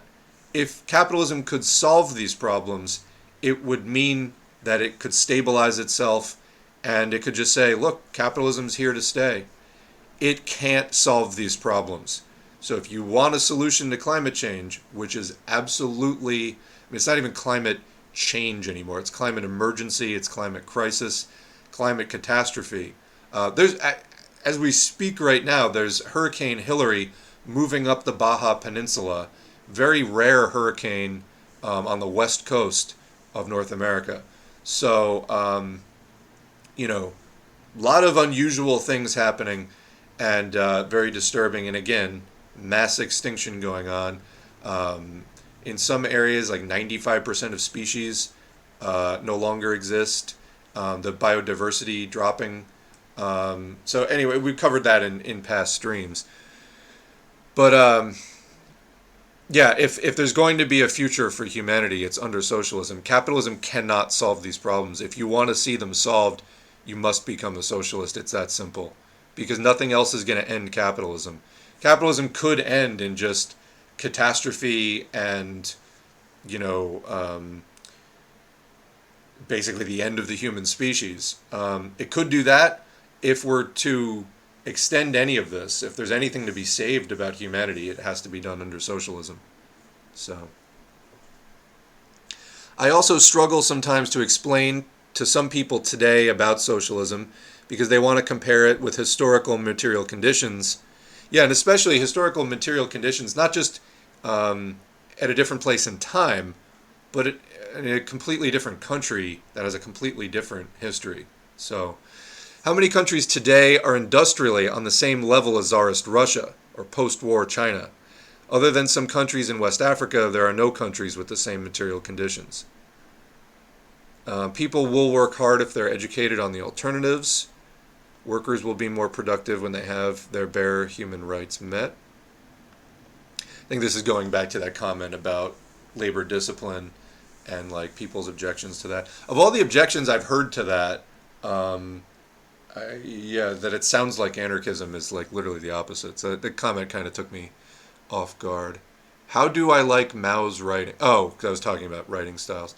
Well, it's hard with Mao because there is such a leap, I think, from Chinese to English. But I don't know how I would characterize Mao's writing, actually. I like it. I don't know that it has a strong character. And in that case, it may have more to do with the translator. But I'm not sure about that. I'm not sure how I would characterize it. I do like it. I like doing the Mao readings, but... Reforms out of a fear of revolution will and have doomed us. Reforms to show the limits of what we can get while the capitalists are in power are worthwhile. Yeah, I mean, those struggles build class consciousness and also, again, raise awareness that the real things we need are on the other side, are on the other side of the wall between capitalism and socialism. I just want to explain, this is I think to the partner maybe that we're talking about before, that we must devote much of human activity towards undoing the harmful effects of capitalism on human health, ecosystems, and biodiversity. So people are going to have to get on board with that and see the necessity, which they will of their own volition.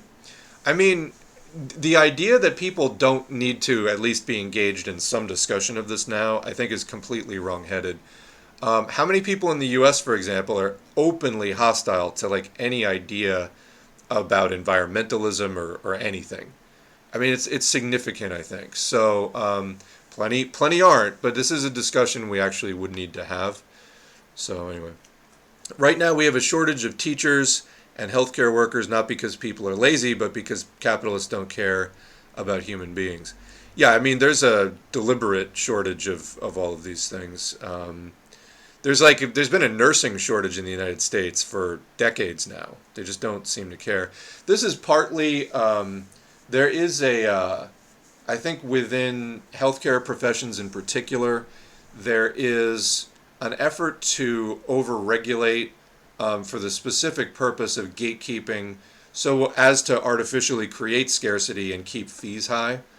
So, there are other models of community-centered healthcare where people with less formal training are pulled into healthcare provision roles, and it actually works fine. That's used in some parts of India and other things. So it's this whole idea, I said over-regulation, the over-professionalization of healthcare is something of an issue where, you do need highly trained professionals, but all of the care does not need to necessarily be directly administered by them.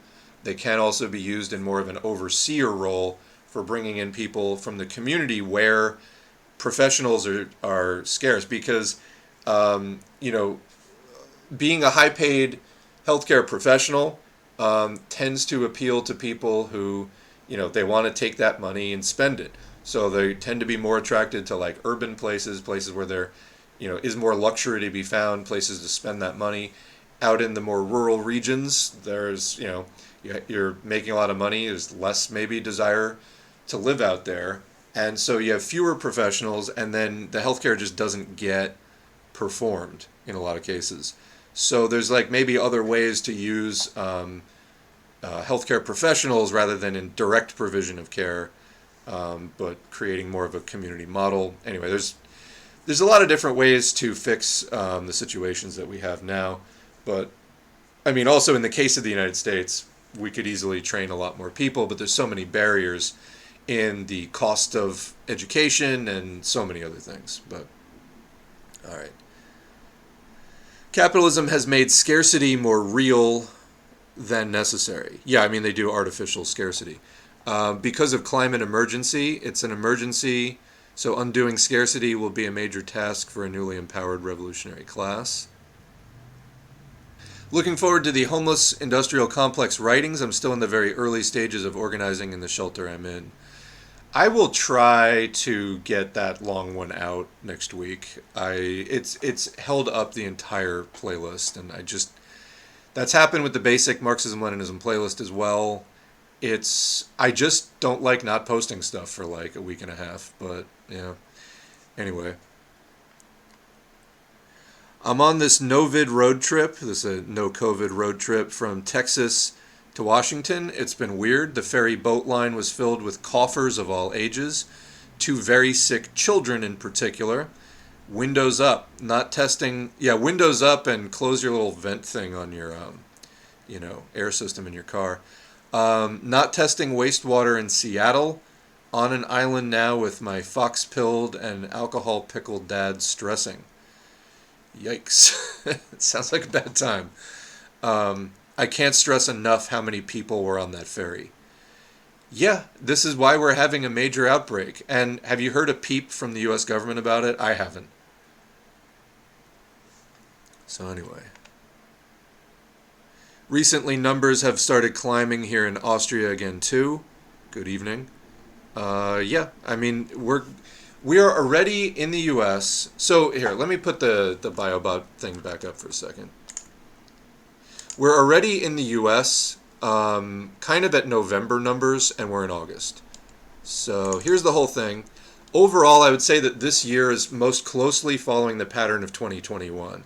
If you look over where it says January 2021 on the left side of the screen, you have a big surge in late fall and early winter. Then it drops off, and there's kind of a lull. Then it drops even a little bit lower. Then it goes up in the fall, late July and August, exactly like is happening this year. That's when we had Delta. That's that little mini mountain there. Then Delta sort of went into a lull briefly in late October, early November, and then late November, early December, Omicron BA1 kicked in, and that's where you get that massive peak there. Then that dropped way down, and then in the spring of last year, April 2022, you get this double, twin peaks, if you will, double peaked long outbreak. Basically, the average COVID level from April to January last year was higher than the average surge in 2020 or 2021. So we just had like one sustained surge with a couple of peaks within it. And then there was a lull in late winter and spring and early summer this year. And then, but even that lull was much higher than the previous lulls, either the post-BA1 lull or the pre-Delta lull or the 2022 lull, much higher lull, and that now it's coming back. So we're on an overall timeline this year that's similar to the 2021 timeline. I don't know if we're going to get some kind of massive new mega strain like Omicron, but right now we're in sort of the 2023 equivalent of the Delta spike. I don't know what's going to come after that, obviously. But COVID is by no means over. And I don't know what it's going to take for people to get that, or for the government to actually talk about it honestly. But it's not being talked about honestly. It's being covered up. Planning on getting my 4th vaccine next week. Yeah, I mean, stay up to date on your vaccinations, because that is plan B. Unfortunately, like, the vaccines just are not as strong as people I think are used to. People are used to thinking, oh, I got vaccinated against whatever disease, therefore I don't have to worry about it. Or at most, like with tetanus, you got to update it every 10 years or whatever. But with COVID, it's just the vaccines, they provide reduced risk of various outcomes and hospitalization and death. So, I mean, you're in better shape than if you didn't get the vaccine, for sure. There's also lower odds of getting long COVID. But these odds aren't zero. And it doesn't actually prevent you from completely getting sick. It is likely to make you much less sick than if you didn't have the vaccine. So it's good. It's a plan B. But it's not a sort of catch-all. And I think people have been led to believe that, and it's very deeply misleading. The efficacy is high, or at least especially the efficacy of the vaccines was very high when they were first rolled out. There's an unfortunate thing, though, called immune imprinting, where your immune system can learn the first thing of a type that it's exposed to and kind of latch onto that, and then it can have great difficulty adjusting to new variations of that thing. It's just imprinted on the first thing, and then it tries to treat subsequent things which look like that but are different as that first thing, and it's not always as successful. That's been a running issue with COVID, and we've seen the vaccine efficacy drop as time has gone on and new strains have emerged, because the body's immune system, though primed over and improved over somebody that didn't get the vaccine, there's just limits to how your immune system functions and how it imprints on the earlier strain, and this has resulted in the overall efficacy dropping. So it's more important than ever. Yes, do stay up to date on the vaccines, but mask, mask, mask. That's plan A. And you get the vaccine in case of a mask failure. but do not contribute to a mask failure by not wearing one, because that's your only real kind of surefire thing. So, no, COVID is not endemic in any way. Somebody's saying maybe it's endemic in the sense that everyone gets it over the holidays and then again in the summer every damn year. No, it's a pandemic. So, endemic means a disease that is confined to very predictable levels in a contained geographic area. And COVID is not that. It's uncontrolled global spread that continues to mutate and continues to have surges. That's completely different from endemic. Endemic means like a predictable, stable level that's also confined to one geographic region. So this is not that. This is a pandemic, uncontrolled global spread that continues to mutate. People do seem to get, like, there does seem to be periods of lulls generally that follow big surges. But look at last year again. We had like a sustained surge the entire year because new strong variants kept emerging. So, and this is across the whole world too. So no, it's not endemic at all. And even things that are endemic, malaria is endemic in some places. That doesn't mean it's not dangerous. So even if it was endemic, you could still need to avoid it, quote, like the plague. Even endemic diseases can be very serious and produce very serious negative health outcomes. But it's also not endemic. So yeah, there's that too. Non sequitur to current chat discussion regarding AI. I think it makes perfect sense that capitalism, which is a system predicated on the inhuman accumulation and consolidation of profits and power in the hands of a wealthy few, would produce an artificial general intelligence that would mimic those same patterns in the ways that it programs itself, going so far as to delete life from existence to fulfill that programming. Yeah, that's possible. We don't have AGI yet, so we don't know exactly what any particular AGI would do, and different AGIs might act differently from each other. We don't really know. It's completely uncharted territory as far as human scientific, mathematical, and computing and psychological experience. We don't know how these things would work or really what they would want. AGI, just for people not familiar with that, artificial general intelligence, is an AI that would be superior to human performance in every measurable domain of intelligence.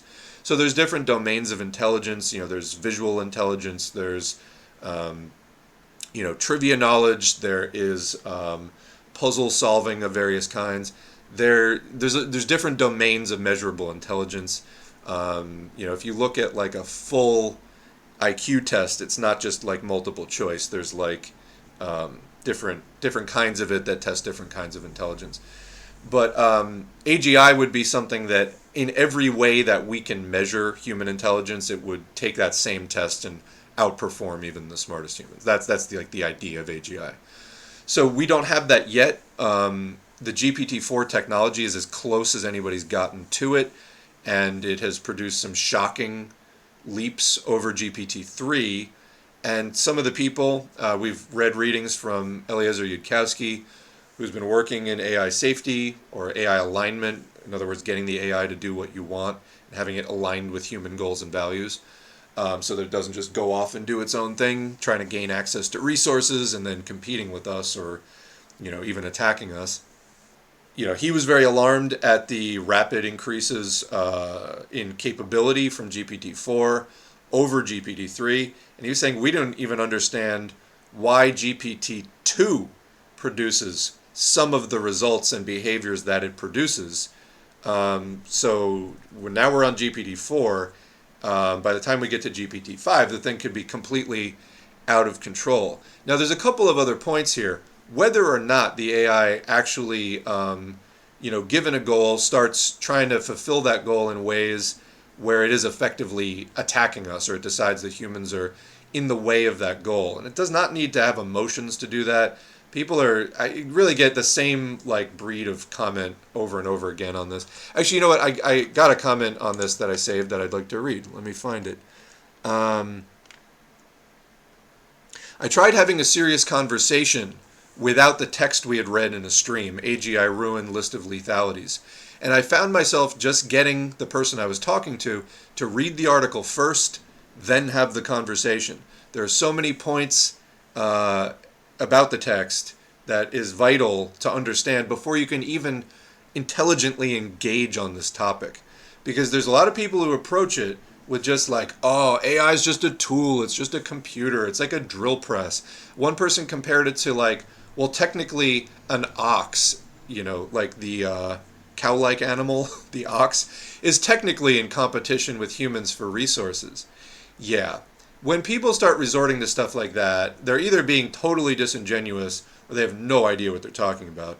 If we're talking about, by definition, an AI system with superhuman intelligence in every conceivable domain, yeah, an ox does not meet those definitions. The fuck? Like, get out of here. You know what I mean? Ridiculous.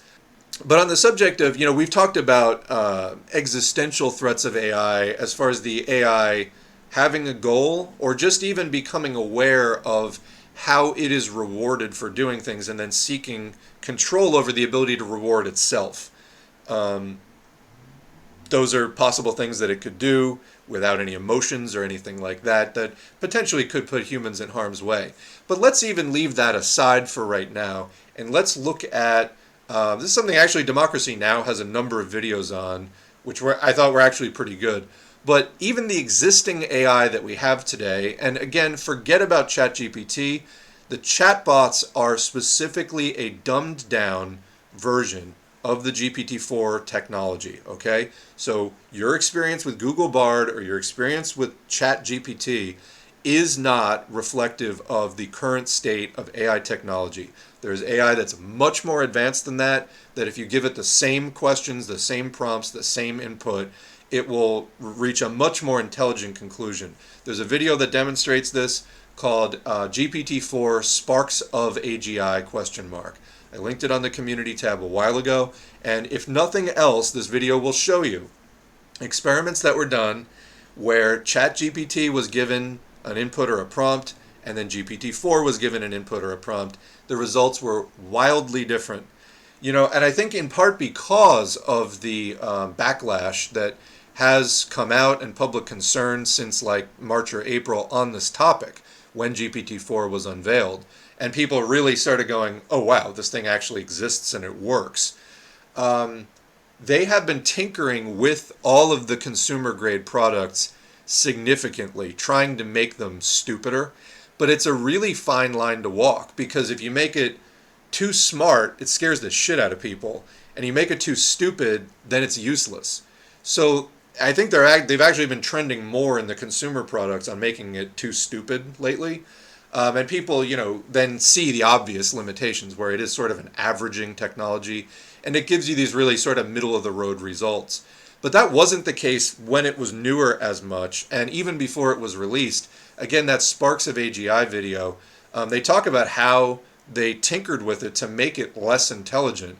Like, currently the technology exists to have much more intelligent AI than there is, but they actually watered it down somewhat, just in part, I think, because of that backlash. But like I said, it's a fine line, because you make it too stupid, and then it's like, well, I could have thought of that, you know what I mean?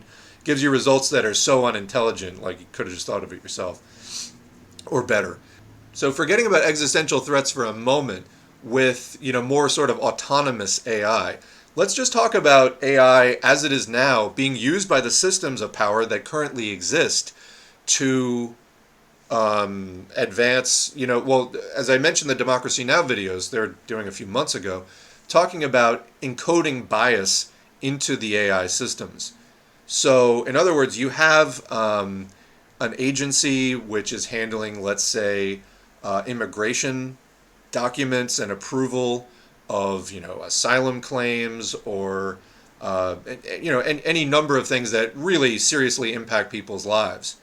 Well, if the people setting the criteria that the AIs are learning on are baking in bias, then congrats, you just made a racist AI.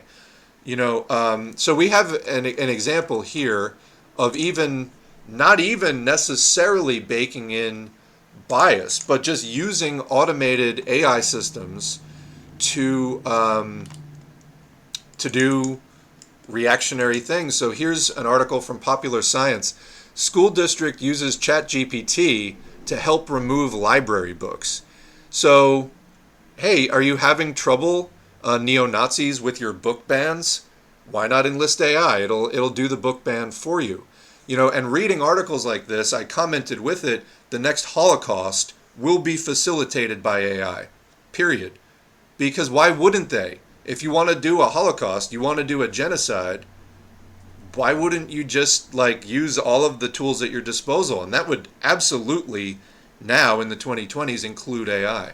Let's read this article. It's pretty quick.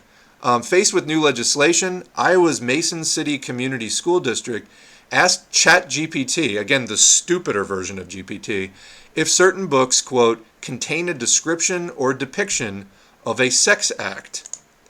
So you've got people who can't even be bothered to read the fucking things themselves, asking the computer, hey, what should we ban?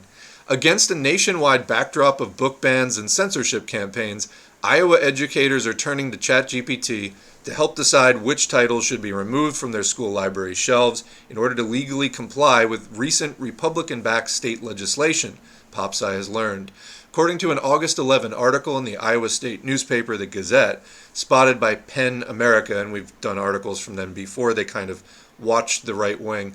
The Mason City Community School District recently removed 19 books from its collection ahead of its quickly approaching 2023-2024 academic year. The ban attempts to comply with a new law requiring Iowa school library catalogs to be both, quote, age-appropriate and devoid of, quote, descriptions or visual depictions of a sex act. Speaking with the Gazette last week, Mason City's Assistant Superintendent of Curriculum and Instruction, Bridget Exman, argued it was, quote, simply not feasible to read every book and filter for these new requirements. Hey, here's a thought, then don't fucking do it. Don't comply. It's bullshit in the first place.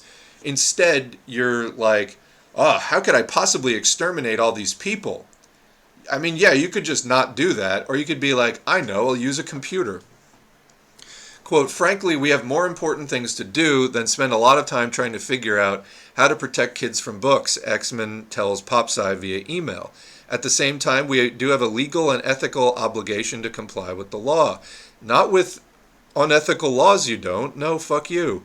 Our goal here really is a defensible process. No, it isn't, fuck you. According to the Gazette, the resulting strategy involved compiling a master list of commonly challenged books, then utilizing a previously unnamed, quote, AI software to supposedly provide textual analysis for each title. Flagged books were then removed from Mason City's 7 to 12 grade school library collections and, quote, stored in the administrative center as educators, quote, await further guidance or clarity. Titles included Alice Walker's The Color Purple, Margaret Atwood's The Handmaid's Tale, Toni Morrison's Beloved, and Buzz Bissinger's Friday Night Lights. Quote, we are confident that this process will ensure the spirit of the law is enacted here in Mason City, Exman said at the time. When asked to clarify what software Mason City administrators harnessed to help with their decisions on supposedly sexually explicit material, Exman revealed their AI tool of choice. We use ChatGPT to help answer that question, says Exman, who believes that Senate File 496's age appropriateness stipulation is, quote, pretty subjective, but the depictions or descriptions of sex acts filter is more objective. According to Exman, she and fellow administrators first compiled a master list of commonly challenged books, then removed all those challenged for reasons other than sexual content.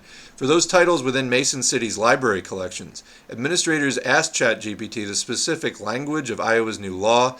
Does this book contain a description or depiction of a sex act? If the answer was yes, the book will be removed from circulation and stored, writes Exman. OpenAI's ChatGPT is arguably the most well-known and popular, as well as controversial, generative AI program currently available to the public. Leveraging vast quantities of data, the Large Language Model, or LLM, offers users extremely convincing written responses to inputs, but often with caveats regarding misinformation, accuracy, and sourcing. In recent months, researchers have theorized its consistency and quality appears to be degrading over time. And I think that's as they're probably tinkering with it, as I was saying. The other thing, there was a story I think we mentioned a while ago There was a lawyer that tried to prepare a brief for a case by having ChatGPT write it, and it wrote it, and it included citations. The catch? All of the citations were fictional. They completely just made them up. So yeah. Upon asking ChatGPT, do any of the following books or book series contain explicit or sexual scenes? Explicit or sexual. Interesting. Anyway.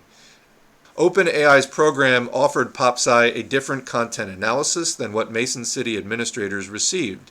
Of the 19 removed titles, ChatGPT told PopSci that only 4 contained explicit or sexual content.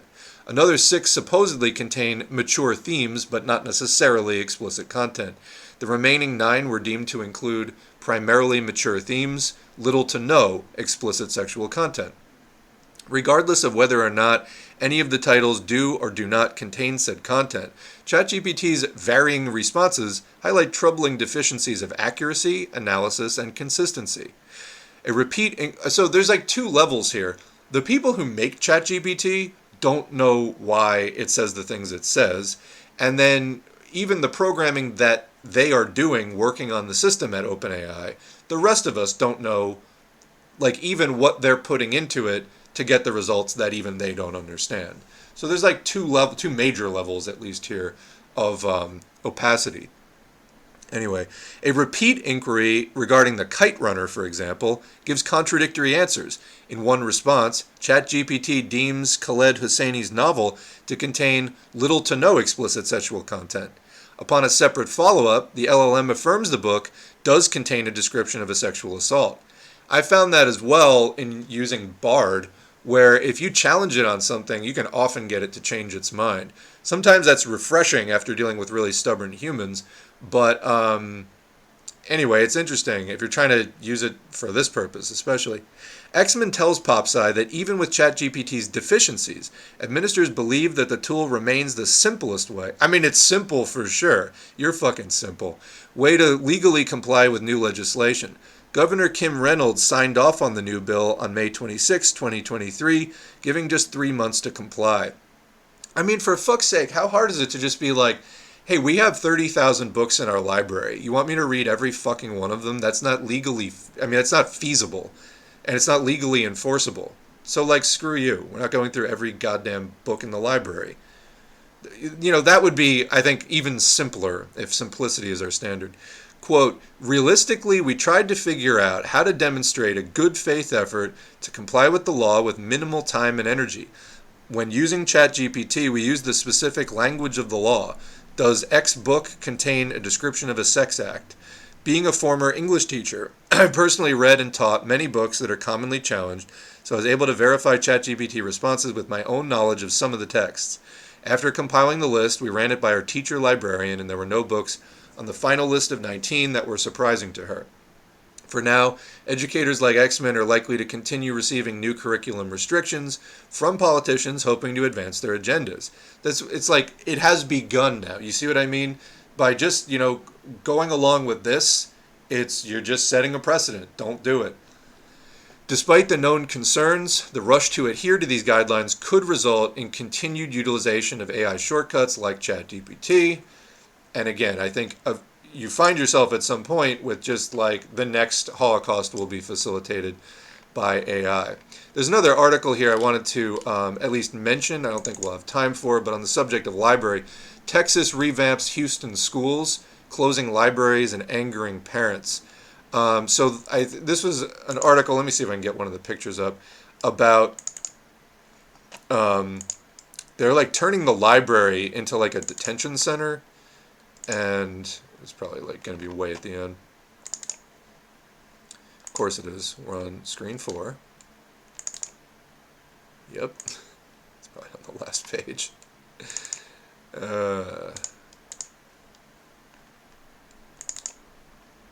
Nope.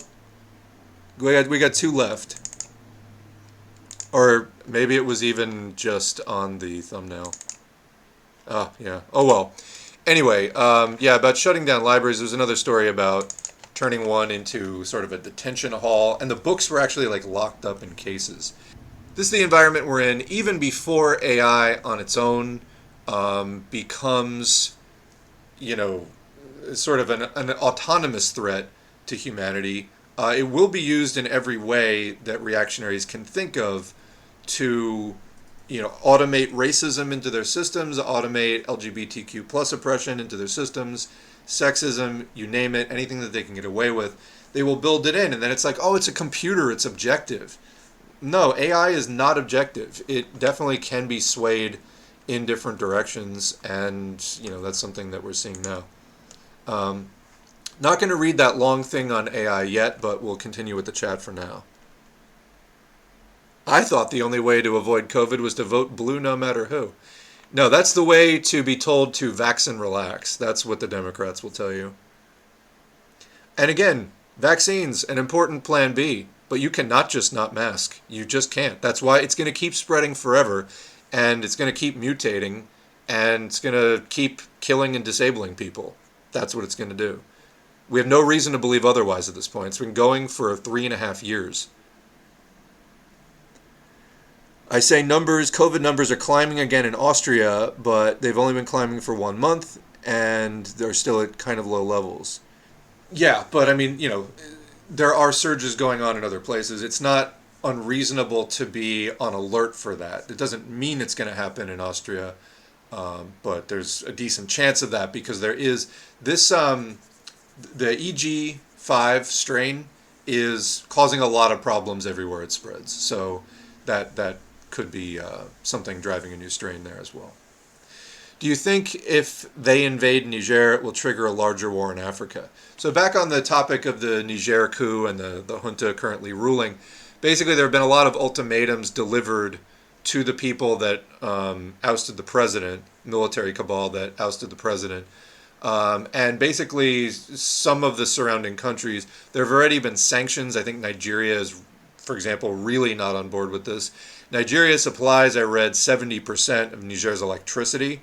So, I mean, they could really, really hurt them if they wanted to. There's been talk that there will just be like a flat-out invasion to oust these people and bring the president back. Will it trigger a larger war in Africa? I do not know. I really don't have enough information to say. Why is there not a serious push in France to end the tax they have on former West African countries? Not being in France, I can't really comment more. I don't know what the specific situation. I mean, it's tempting to give the reply like everybody expects, which is just like, oh, well, people in France just benefit from colonialism and they just want to see it go on forever. That may not really be like the leading reason why. I don't know how much that's actually in French people's consciousness. I don't know how much that has actually even permeated people. I don't know because I'm not there. So I don't know, maybe somebody more familiar with that can speak to more of the exact reasons. I don't want to make possibly incorrect assumptions. Because when we assume, it makes an ass out of you and me. Okay. Speaking of asses, Elon is an ass. Yeah, absolutely. Back on the Twitter thing. I mean, talk about making Twitter into a place just completely dominated by trolls that no one else is going to use. I mean, that's not good for numbers. That's not good for advertisers. They've already made it. You can't see Twitter without logging in. It's no longer going to be like cited directly in news stories. So you don't build a site into a $1 trillion brand by making it less socially relevant. You do it by making it safer to use, more integrated with major social functions. He's literally doing the exact opposite. So, his thing about the block is like, well, you can just mute people. Yeah, that doesn't, so if someone who is antagonistic to you quote tweets you and says, hey, go beat this person up, then their hundreds, maybe tens of thousands of followers are going to come in and harass you. Whereas if you block that person, they can't quote tweet you. And so what are you supposed to do? Just mute all those individual harassers? That would take forever. Plus you have to read what they wrote in order to see their name and evaluate whether you're going to mute them or not. So yeah, that doesn't work at all. Like, muting is not even remotely a substitute for blocking. In fact, I don't really mute people at all because, I've stopped using Twitter. I'll make the occasional announcement on there and then usually delete it afterwards. But I don't use Twitter anymore. But when I did, I wouldn't mute people because every time I did that, I don't know, I just regretted it in some way later. If you block somebody, you know I had an issue with this person and I just don't want to see their shit again.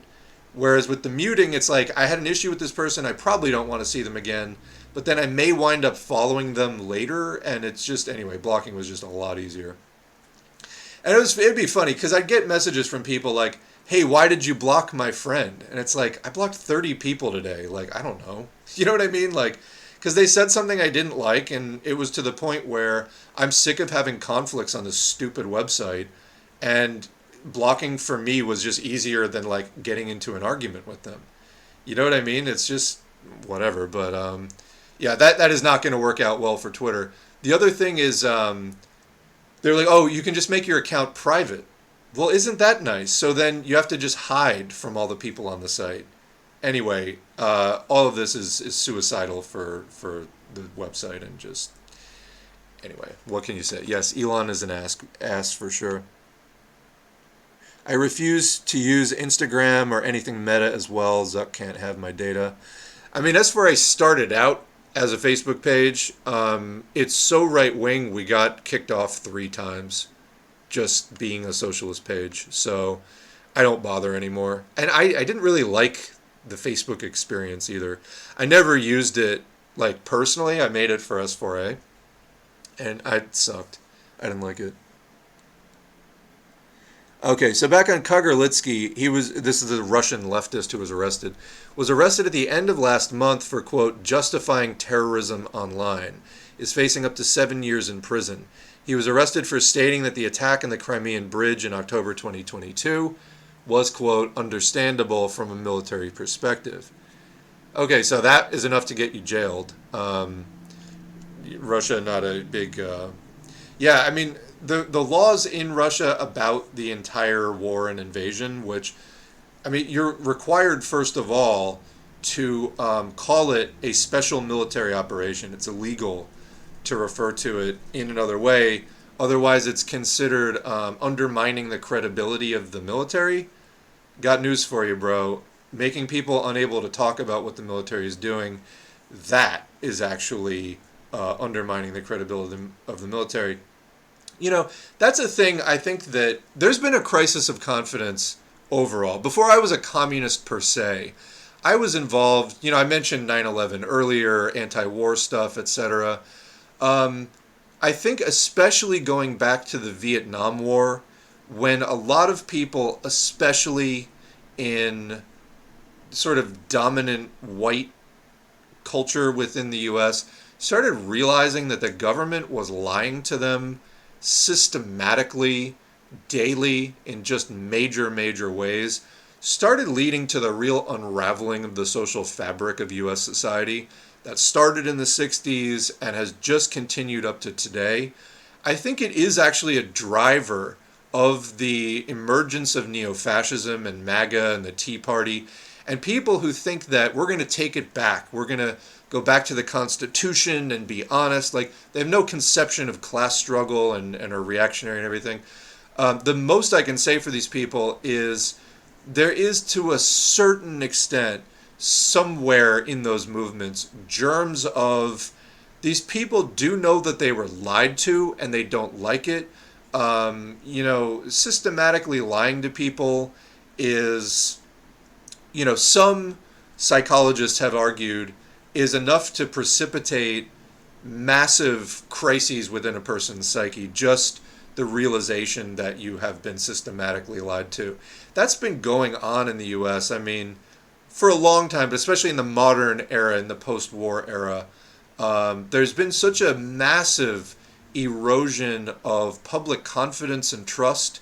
People don't know what to believe. Then they just start rejecting everything out of hand, which gets you into this hugely contrarian sort of Lolbert proto-fascist way where it's just, we're going to restore the ideals, and it's like, no, you're not. You're working within a system that's completely busted, and you have to learn about class struggle instead.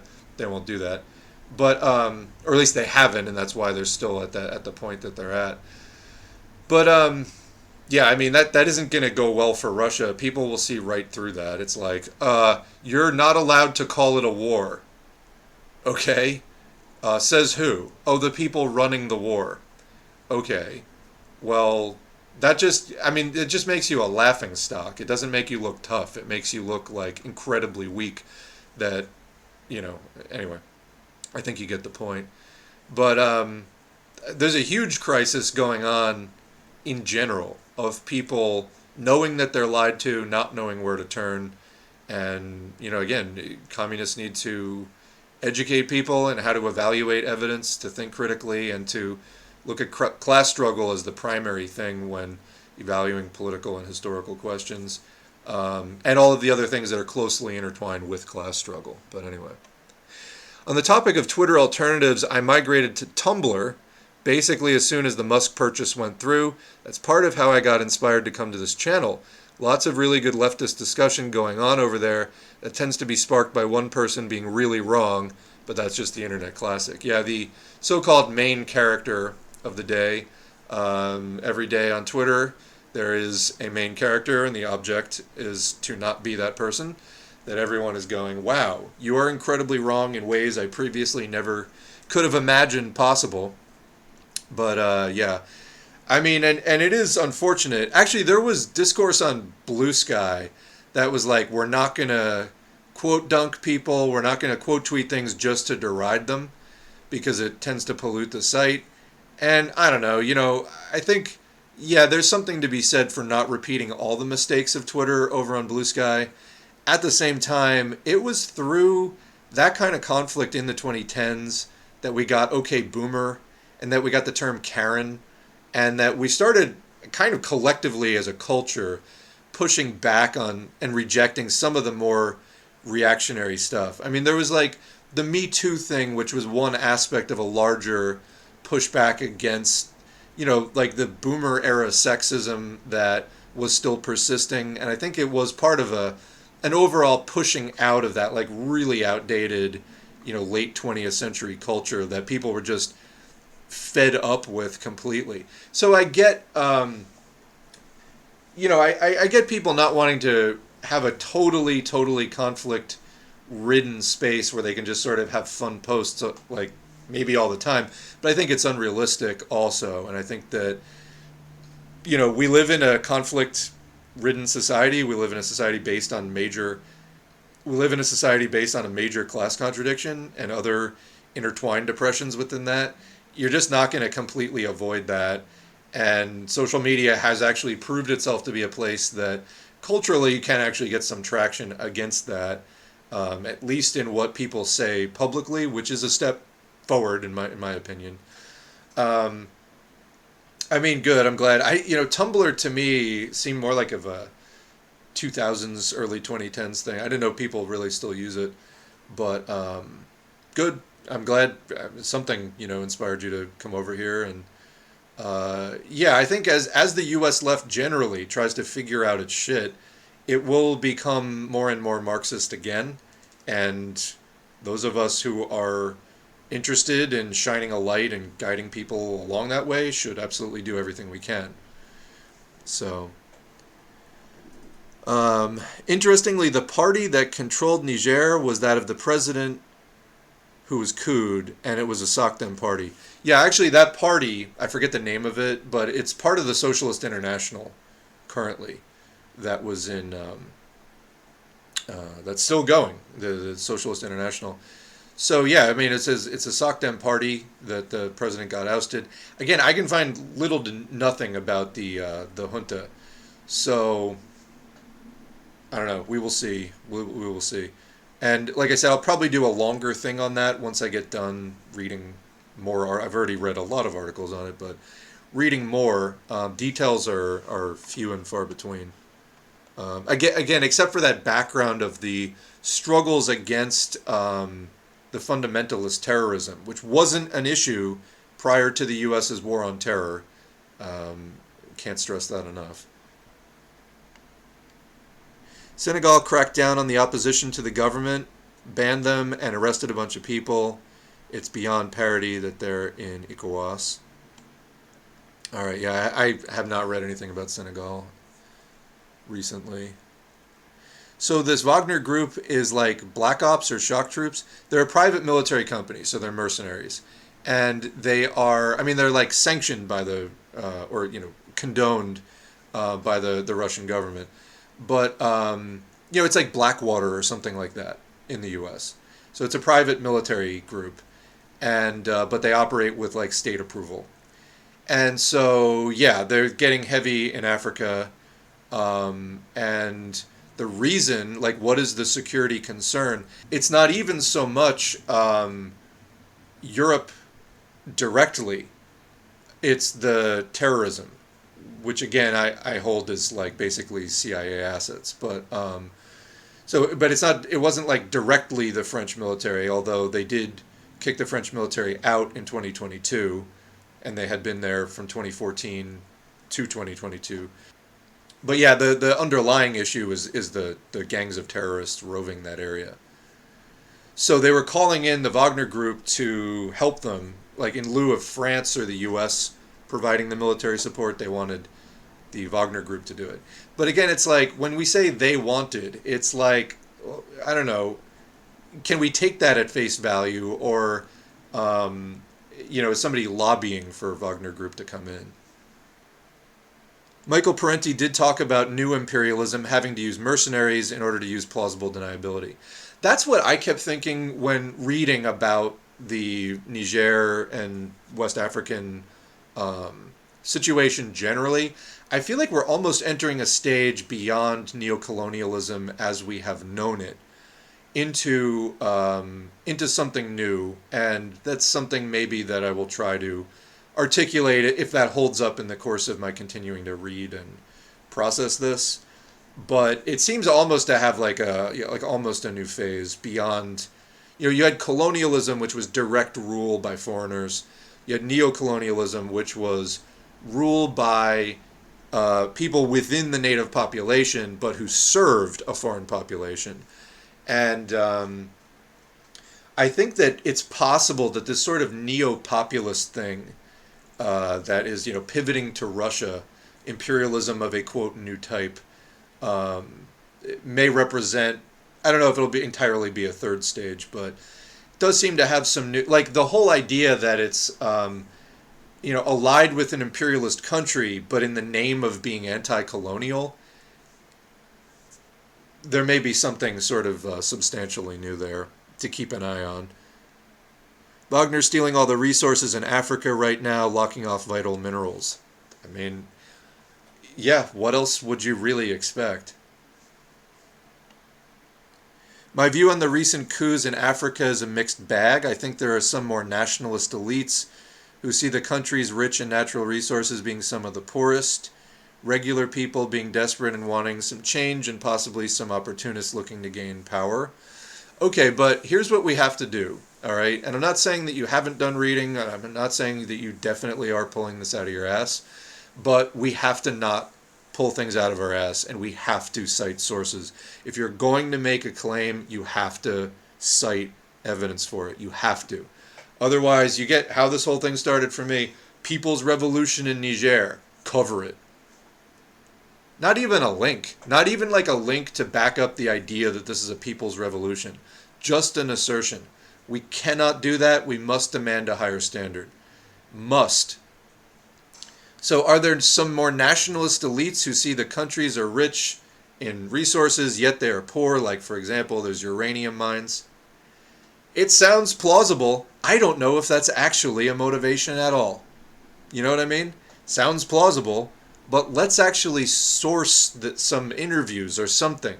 That's why I was asking, and I'm not saying this is like your fault, but like that's why I went out there and I was asking, hey, does anybody have any resources on the platform or program of the military junta in Niger? Guess what? No one had any.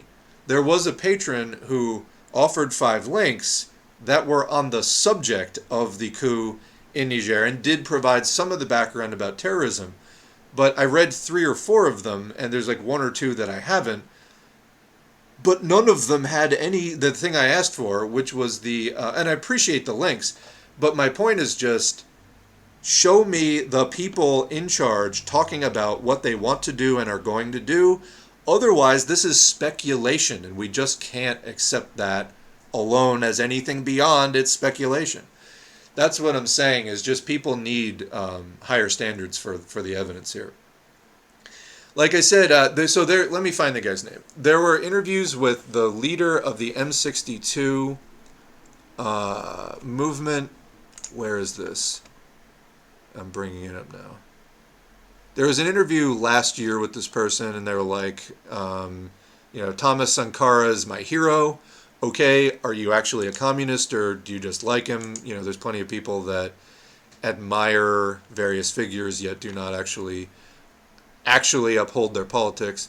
So let's see. This wasn't the article I was reading. Oh, here we go. This is from the Limited Times, newsrnd.com. Niger, what is the anti-French movement M62 at the origin of the call to demonstrate in Niamey?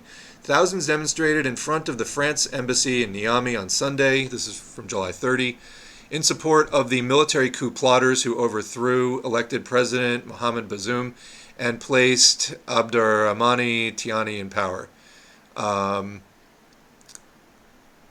At the origin of this march, the anti-French civil movement M62, which launched this call to demonstrate despite the ban on gatherings, civil society organizations had joined forces against Operation Barkhane, carried out in the Sahel and Sahara by the French army against jihadist armed groups. That's what I was saying. The French were in there for like 8 years, trying to keep the jihadis under control, which previously wasn't an issue prior to the U.S.'s war on terror, then a convenient way for Western militaries to enter, anything under the guise of the war on terrorism. So for some in Niger, France is no longer welcome. But again, they're doing this pivot to Russia instead, which is like, this isn't just purely nationalist. And it's like, okay, are there pro-Russian, quote, populist, maybe Duginist actors in there agitating to just swap Russia for France? This Sunday, Nigerians were called to demonstrate in front of the Embassy of France, which has been degraded, in support of the military coup that overthrew elected President Mohamed Bazoum and placed Abdourahmane Tiani in power. At the origin of this march, the anti-French civil movement M62, which launched this call to demonstrate despite the ban on gatherings. Okay, this is translated from something, I think, because the English is not quite there. But the organization intends to warn ECOWAS, the Economic Community of West African States, and France against any military intervention in Niger and, quote, demand the immediate departure of French troops and that of the ambassador of France. In the capital of Niger, there's a large demonstration organized by the M62 party in support of the CNSP, the power of the military which staged the coup. Numerous slogans against France and the entire West are heard at the demonstration. Many Russian flags have been spotted. And you see that in thing after thing, and I'm like, what? And so there's a movement opposed to Barkhane, created in August 2022, so about a year ago, and they were calling for mobilization against the presence of the French military in the region, again, there to fight the Islamic fundamentalists.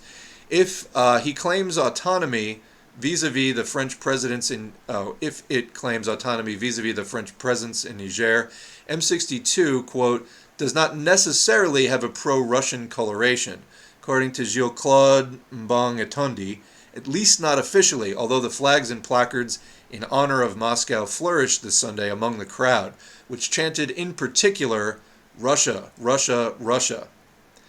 This Sunday in Niamey, demonstrators tore down the plaque reading Embassy of France in Niger before trampling it on the tarmac and replacing it with Russian and Nigerian flags. Long live Putin, long live Russia, down with France. The article goes on. I will, again, try to synthesize this into a longer report at some point. Given all of the sort of pro-Russian pseudo-populism going on in the world right now, I am so suspicious of that, especially as we see actually, what is the fucking program here? You don't see it. So it's very vague, and where is this coming from? So anyway, Continuing the comment, also many of the military leaders used to be American death squads to combat terrorism, but they also carried out massacres, especially in Cameroon. So I don't know if I will ever for concrete opinion. All right.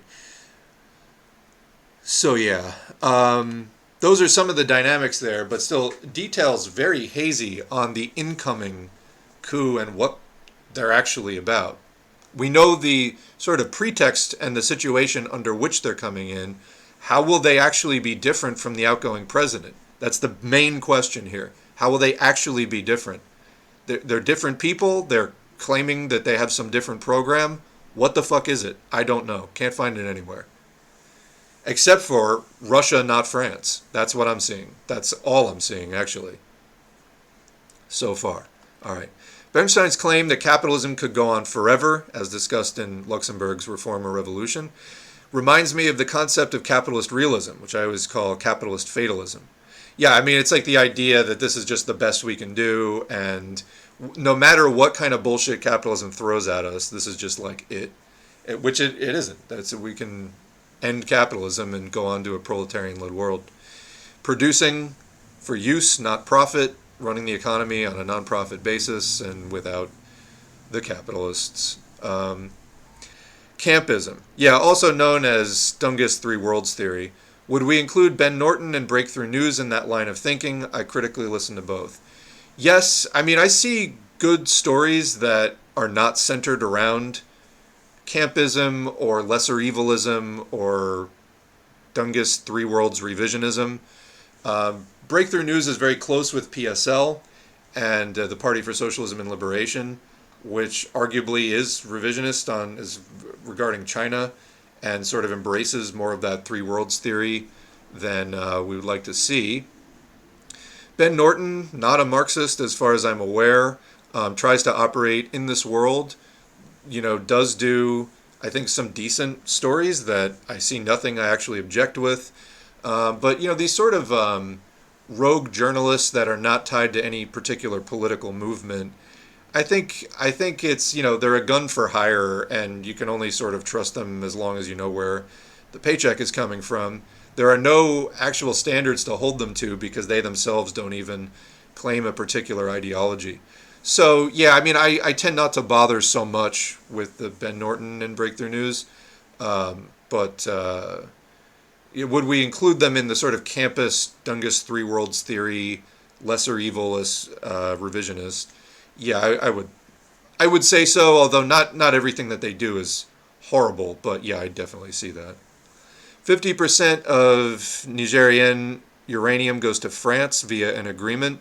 The junta ended these agreements. Okay, so there you have a single plank of economic nationalism. So there's one thing. And yeah, France runs on nuclear power, so that is important. Based on BBC polling, 70+% of the Niger population supports the coup. Yeah, so actually I have from The Economist, let me put a thing on the screen, a couple of articles. No doubt that's true. We do have to ask what sort of informational basis people have. Necessarily, if they're out in very rural regions, do they know what's going on? In other words, is the support coming out of sheer desperation, or is it based on something more concrete? I don't know. So first, here's a map. This is the ECOWAS family of nations there up in West Africa. So you can see the position of Niger between Algeria, Mali, Burkina Faso, where there were also coups, Benin, Nigeria, and Chad, and then so on. Libya up there to the below where the legend is. That is the Sahel region, generally speaking. You can see up in the upper left corner. And so this economic community has been overall very opposed. The blue at least support sanctions against Niger, which is a majority of the countries by head count. And then the dark blue ones, which is a majority of those, would contribute to a possible military intervention against the coup. That includes Senegal, Ivory Coast, Benin, and Nigeria. The Togo, Ghana, Liberia, and Sierra Leone support the sanctions, but at least at the time of this, not military intervention. And then Mali and Burkina Faso are siding with Niger militarily. Again, coups in those areas as well. Guinea disagreeing with the sanctions, so in more of a neutral position, not endorsing the coup, but also not endorsing the sanctions. So that's a little bit of an overview. All right, so that's the map, just so you can sort of visualize what we're talking about here. But yeah, about the poll, let me get the poll up. So yeah, this was from The Economist, as Lenin called a mouthpiece for millionaires, but doesn't mean everything that they report is inaccurate.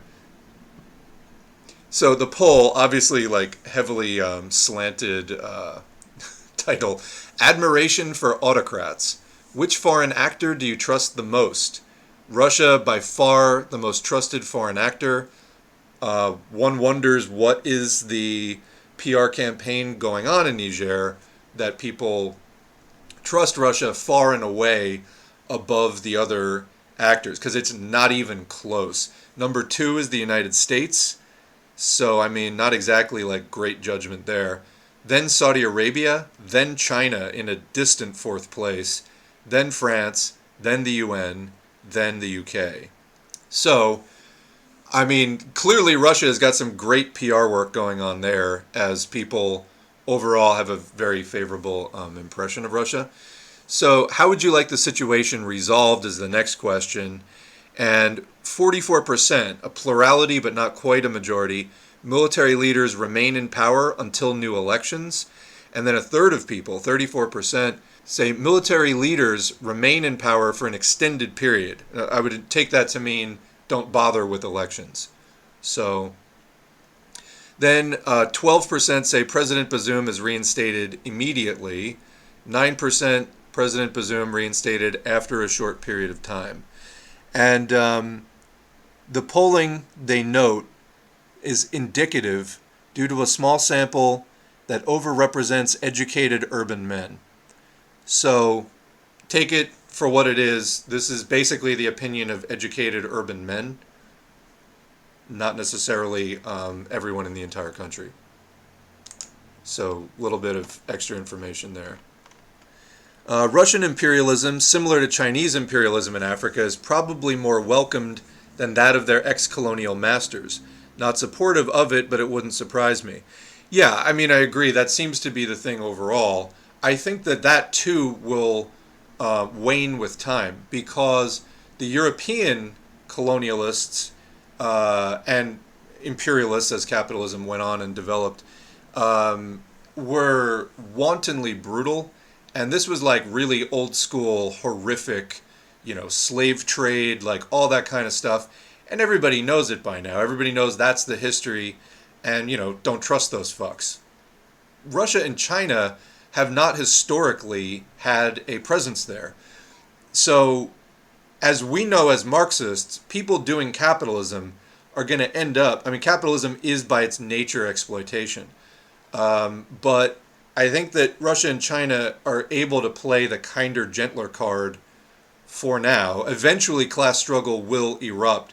But yeah, if they're looking at it as a choice between the the countries with that legacy of the utterly brutal colonialism versus at least a fresh face that's promising, that hasn't punched them in the face yet, that is promising a fresh start, then yeah, it is completely understandable why you would at least turn to a fresh face rather than somebody that has a long history as an abuser on an international scale, for sure.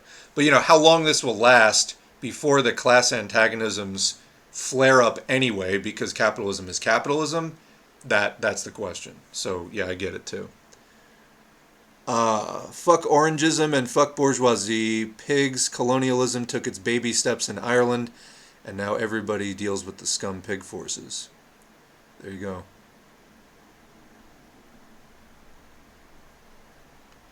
the new People's Army should hopefully use, talking about the China-Philippines dispute, should use this inter-imperialist rivalry to play them off of each other. I was reading play them off of each other. Yeah, we'll see. I don't know if it's something big enough for them to be able to leverage, because right now it's sort of not a lot of direct conflict, and the U.S. is using a proxy of the Philippines rather than,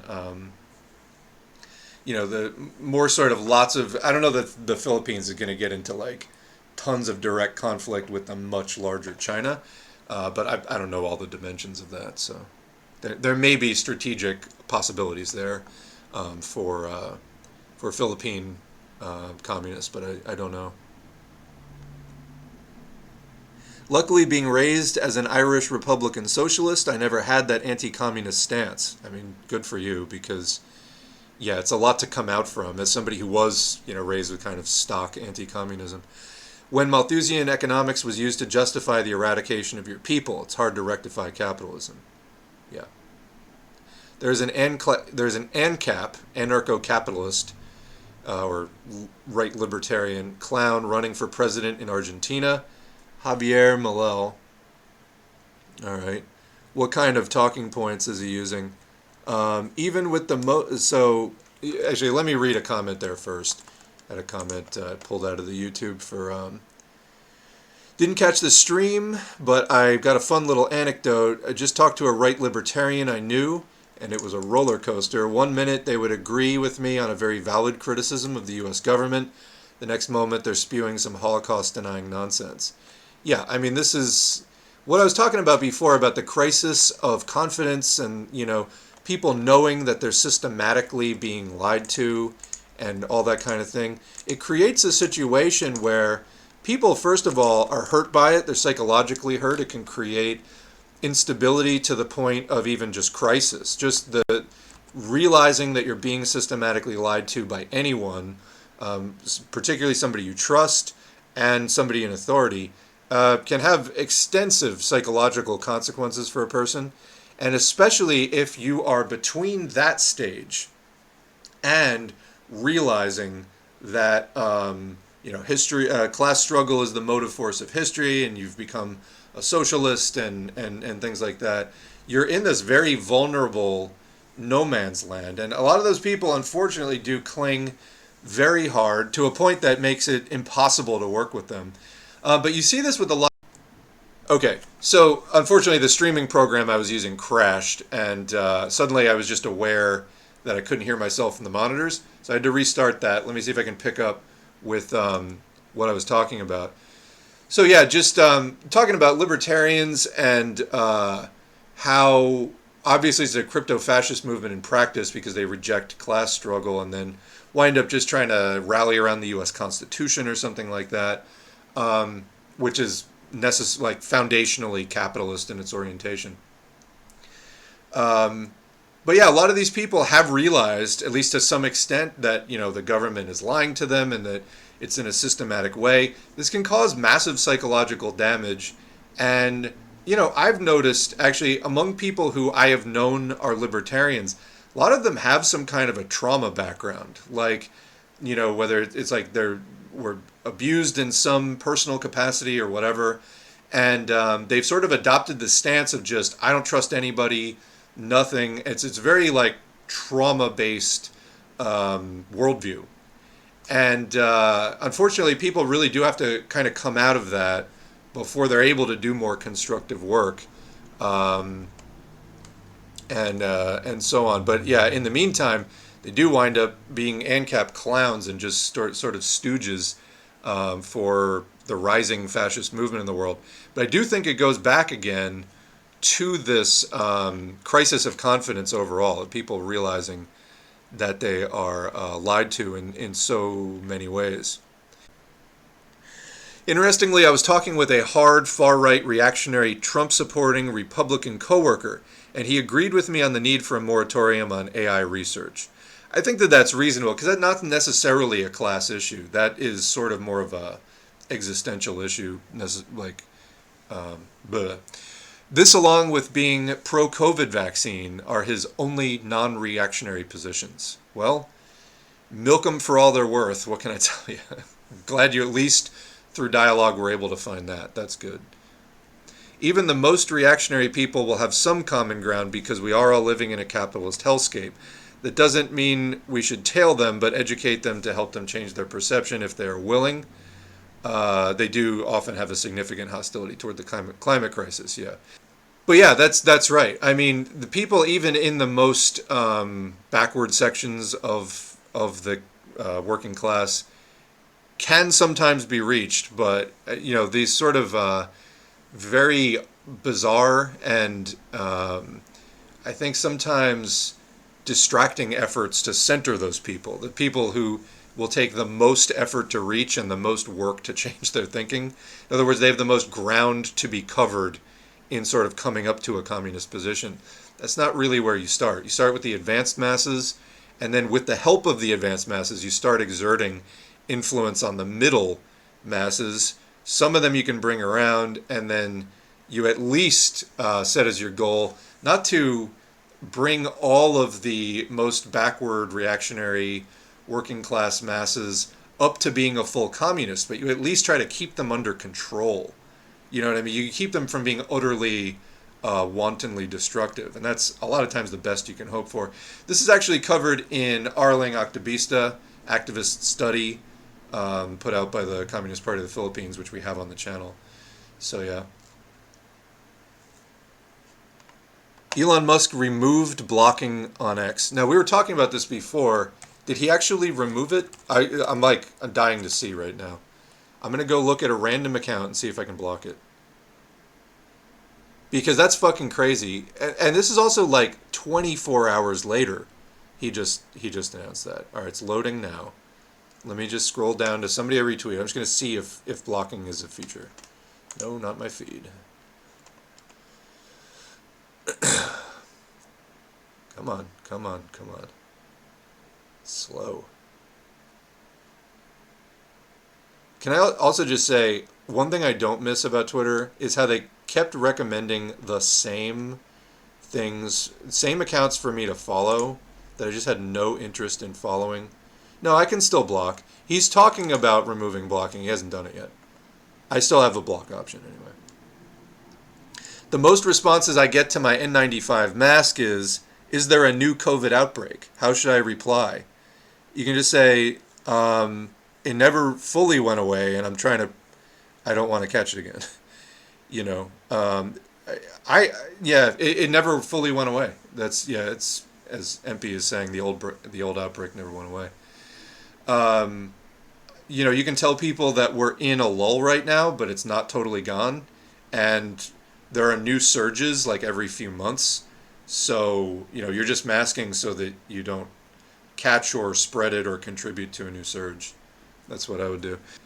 I don't get that many comments on my mask. I've told people if they ask, that I've gotten long COVID in the past and I can't afford to catch it again and COVID isn't over. I mean, usually people just kind of leave it at that.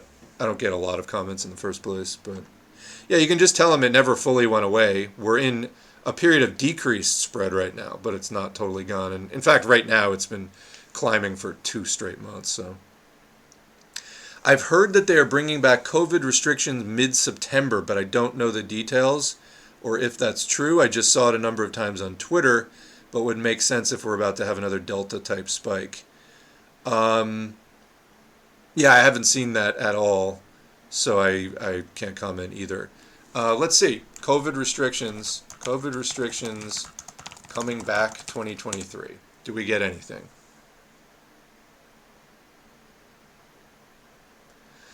Let's see. Well, they ended the public health emergency.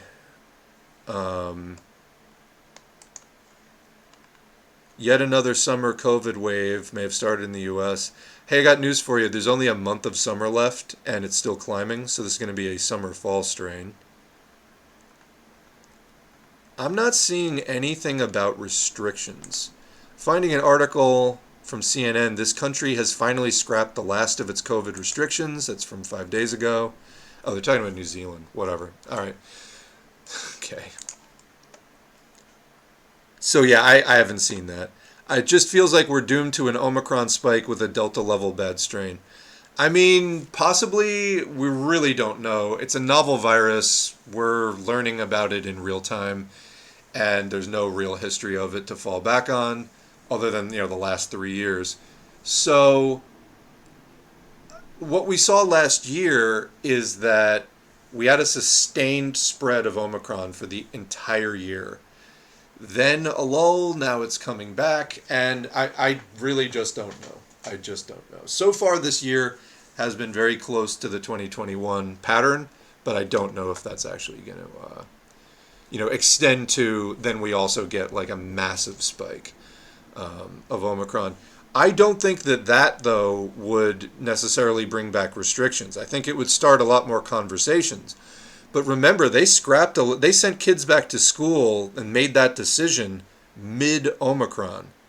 Like in January 2022, when we were recording 1 million cases a day, that's when they made the decision to send kids back to school in person.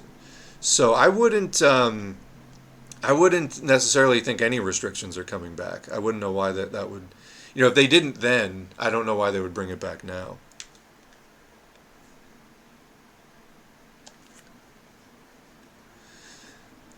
Wouldn't surprise me if they were teasing bringing back restrictions to get some kind of feel for majority opinion. Then we'll make the decision on what they're going to do based on this. Medical electioneering, which seems on point for the Democrats. Somebody else says, I live in Florida, so there will be zero COVID restrictions regardless. Yeah, in fact, in Florida, you're more likely to have a law passed outlawing you. It'll be like the special military operation. You'll be outlawed from talking about COVID like as a disease. So, yeah. No, I see absolutely no political will from the Democrats to do anything about this. There's a new head of the CDC, and in all of the introductory pictures, she's walking around the building unmasked, talking to other unmasked people. So it's an anti-masker. That's what you get from the Democrats now. Have I read The Last Question by Asimov? I've read a bunch of Asimov 20 years ago. And I may have, but I don't know. What's it about and why are you asking? Need more information. Would it be worthwhile to try to make a basic vocabulary on AGI and AI dangers so we can better communicate to the masses who don't know about it? I don't know. I don't think I've tried to do my part of raising some awareness on that topic. I'm just never going to be the person that can really be out there like front and center with it.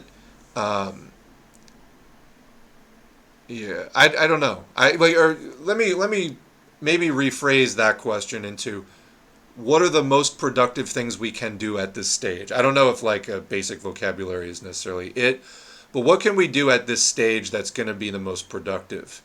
I don't know, because right now I'm just reading articles to the 1,500 or so people who will listen to this. That's what I'm doing, So it's like, I don't know, share articles, talk it up, see what people say, I find the closer people are to the tech world, the more likely they are to vehemently downplay it. And that was exactly why Yudkowsky said he started going to the general public. Because, I mentioned this too in one of the streams. Somebody said, will there be an AI cult where people start worshiping the AI? And I mentioned this in the comments of the video when I posted it, but I neglected to mention it in the next stream, which I had meant to do.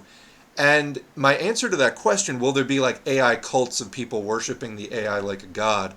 I thought of that at the time, it's late in the stream and whatever, and I was thinking about it very literally, very sort of Heaven's Gate.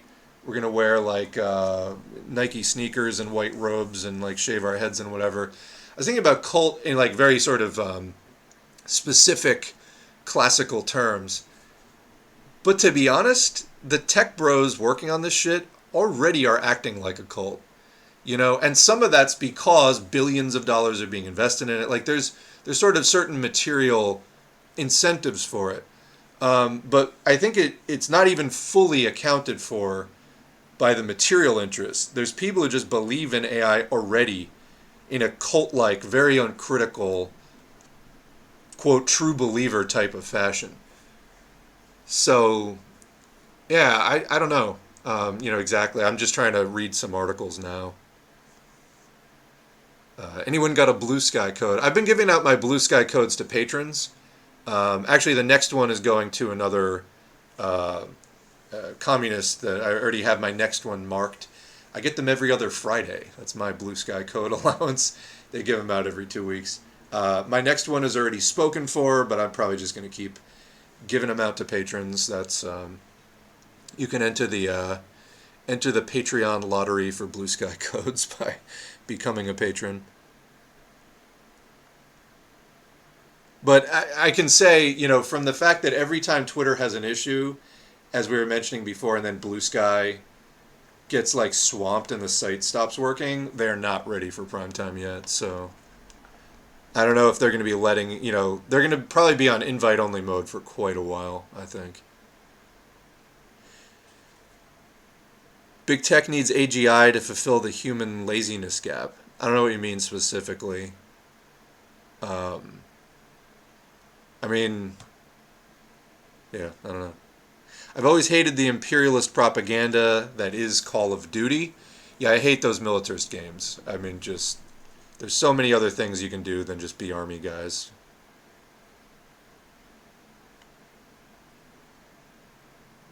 Speaking of the Holocaust, have you noticed how scary the normalization of Holocaust denial has gotten in the last 20 years? Definitely, that's part and parcel of the rise of the far right. I find just fewer people mention the Holocaust these days.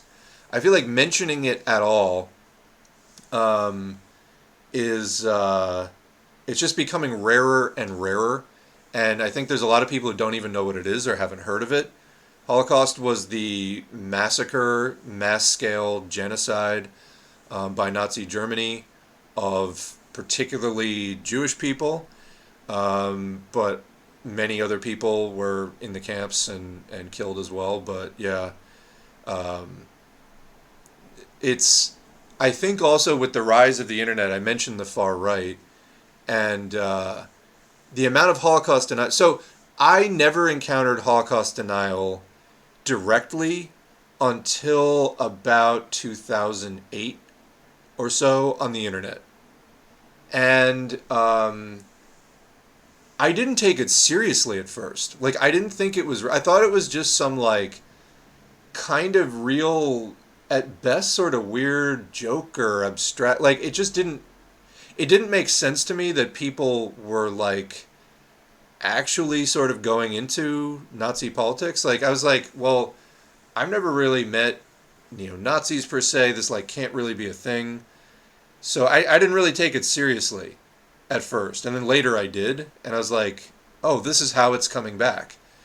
This is how it's coming back is through underground internet forums and things like that, and that caused me to completely freak out. And then, fortunately, Occupy Wall Street happened a couple of years after that, and there was more actual left stuff to get involved with at that point because prior to that libertarians were kind of all over stuff, including the anti-war movement, which was really how I got sort of even familiar with any of that. It was getting really, really loud.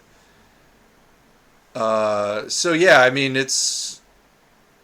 I find it's discussed less and less in general, and then yeah, more common to find people who are like, learn the truth about the Holocaust, like, and then of course their version of the truth is that it didn't happen.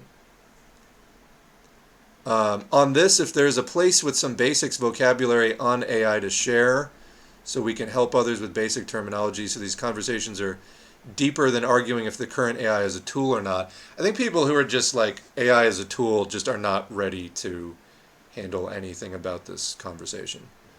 Um, I would send them maybe the Yudkowsky article about the time editorial. That was the first thing that I read. Holocaust denial is a big problem because it furthers the anti-Semitic narrative that Jewish people are trying to control the world in capital. Yeah, this was like one of the basic tropes. You have things like Protocols of the Learned Elders of Zion, which was anti-Semitic and anti-communist propaganda that started circulating in Tsarist Russia, obviously against the rising socialist movement. And there were anti-Jewish pogroms, which were basically like lynchings. that were coming out of that very reactionary, backward police state that was Tsarist Russia. And then this just got carried over among proto-fascists, and then it got folded into fascism and Nazism itself, and then eventually the Holocaust. But yeah, it's a way of taking class struggle narratives and racializing them. So you're turning, and this is, what fascists do. They will take things that have revolutionary aesthetics, revolutionary rhetoric, and then keep some of the aesthetics and visuals and rhetoric and the general overall vibe of it, but then they'll hollow out the revolutionary content and replace it with counter-revolutionary content. So in that case, they took, class struggle rhetoric that the capitalists control industry and whatever, and then they racialized it. So they basically replaced class struggle with race struggle in that way. And so, yeah, it's part and parcel of, far-right narratives to this day. America, land of the free, except for all the book bannings. Absolutely. But, it's to them, it's being done in the name of the children, and it's just a complete lie.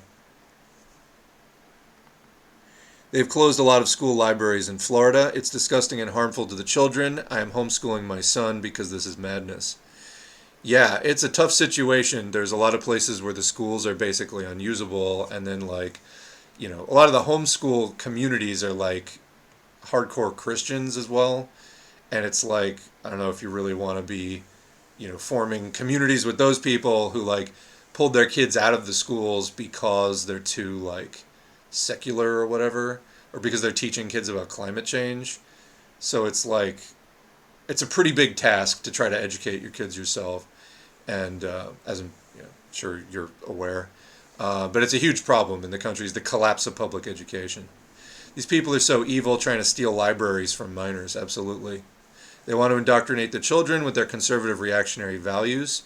Having my own library card and being able to pick all the different things I wanted to watch and read was so liberatory as a kid and adolescent. I mean, fortunately, there is the internet, so kids, many kids, can still get on there. But yeah, I mean, for sure. Although, they've been going after archive.org.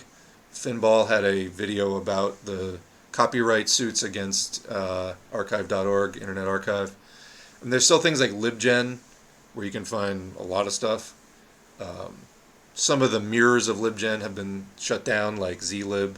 But I think they were more commercializing it anyway, the one that got shut down. Like queer books, people writing about their trauma, abuse, mental illness, and recovery were so important. Yeah, and that's exactly what they're trying to ban. They want youth to be robbed of any kind of representation, support, or resources.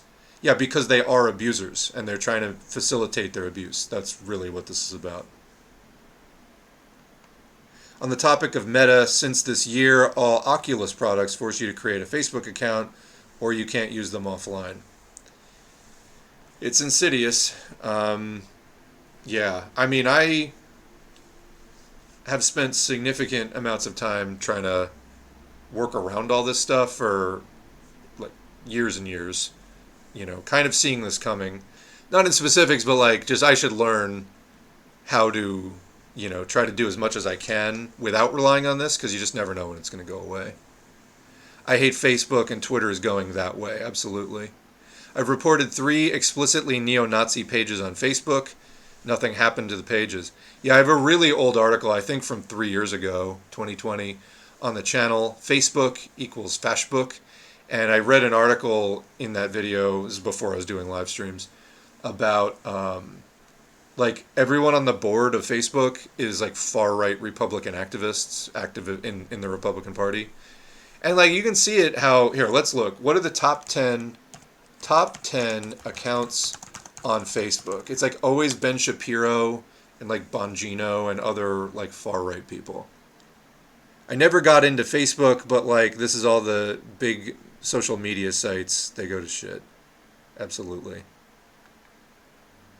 I have a good topic that everyone should research that almost no one has heard of. The Green Corn Rebellion of 1917. All right, I'll make a note of that. How does that sound? I have not heard of that. Any space online where your community that you build can just get vaporized by corporate CEOs.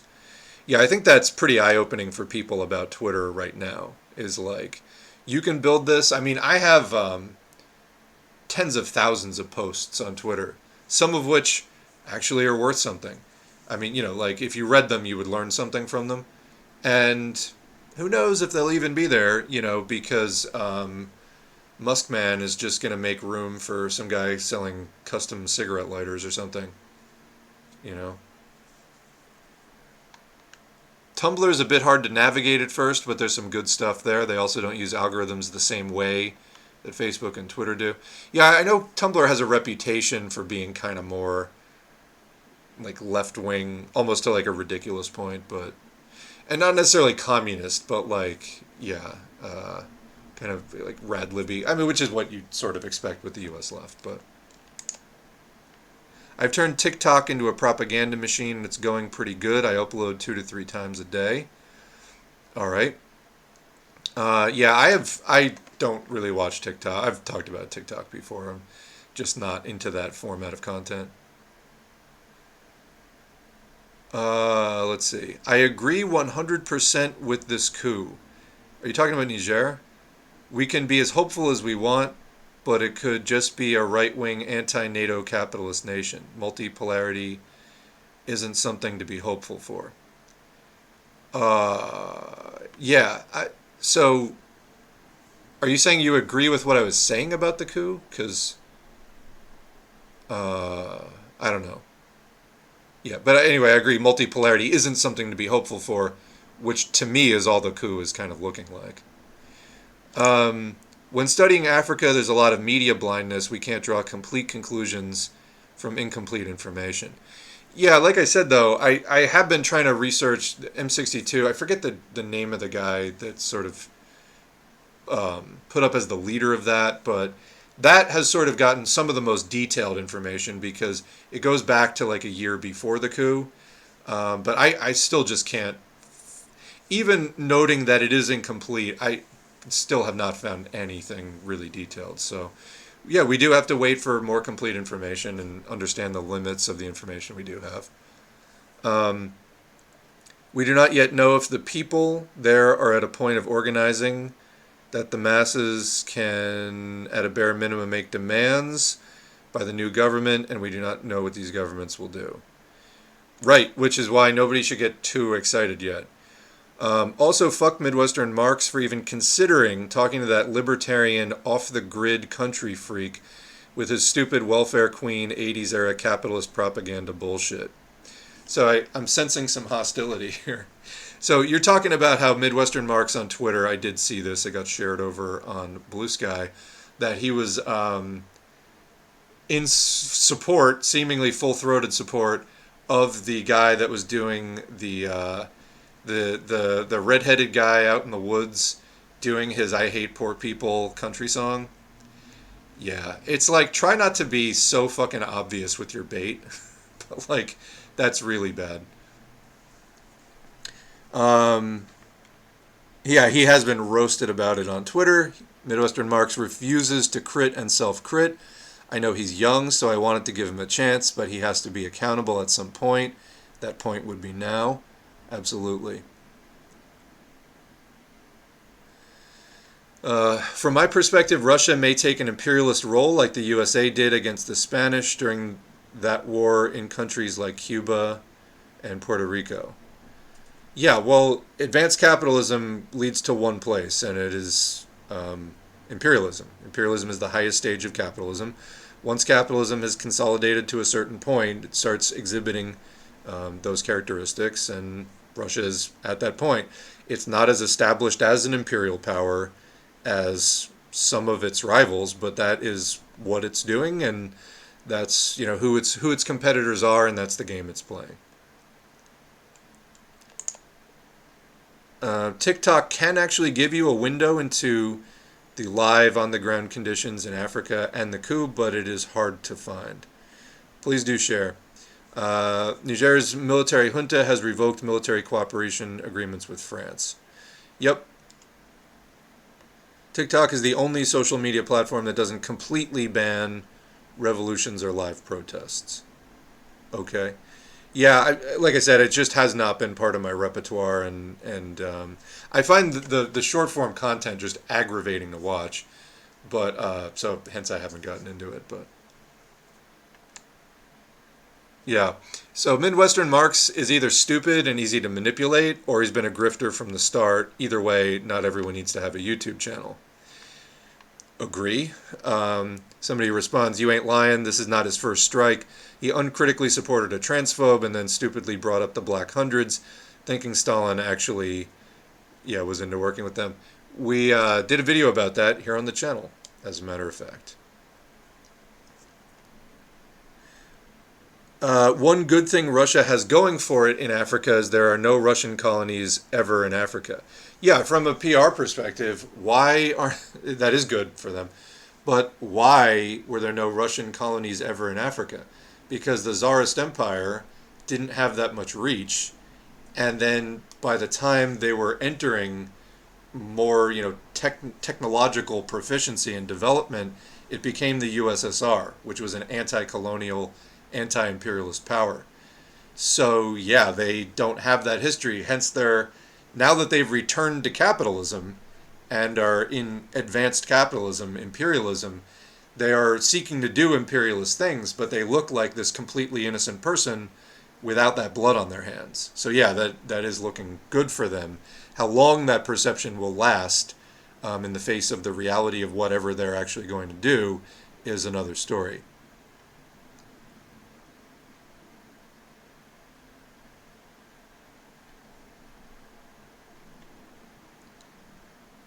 Part of what is happening in Russia in particular has to give a better deal than China or the USA because of the crisis of war, so this in the short term has brought some trust to the people.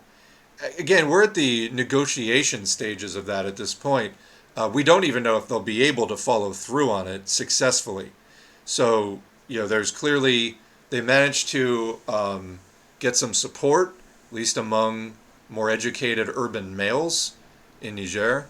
Whether they're going to be able to follow through and maintain that support is like a different story, Maybe they will, maybe they won't. Yes, we must support Comrade Mussolini in his fight against British imperialism. Sarcasm.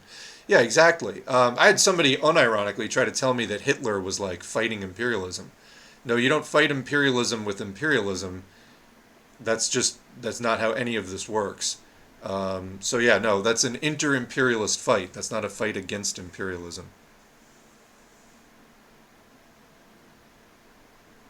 Does Brazil have an active role in the peace talks between Ukraine and Russia? Not that I'm aware of, but Brazil, peace talks, Ukraine, Russia. I mean, as far as peace talks, I don't know if these have been going anywhere recently. Brazil's Lula intensifies diplomatic push for peace in Ukraine.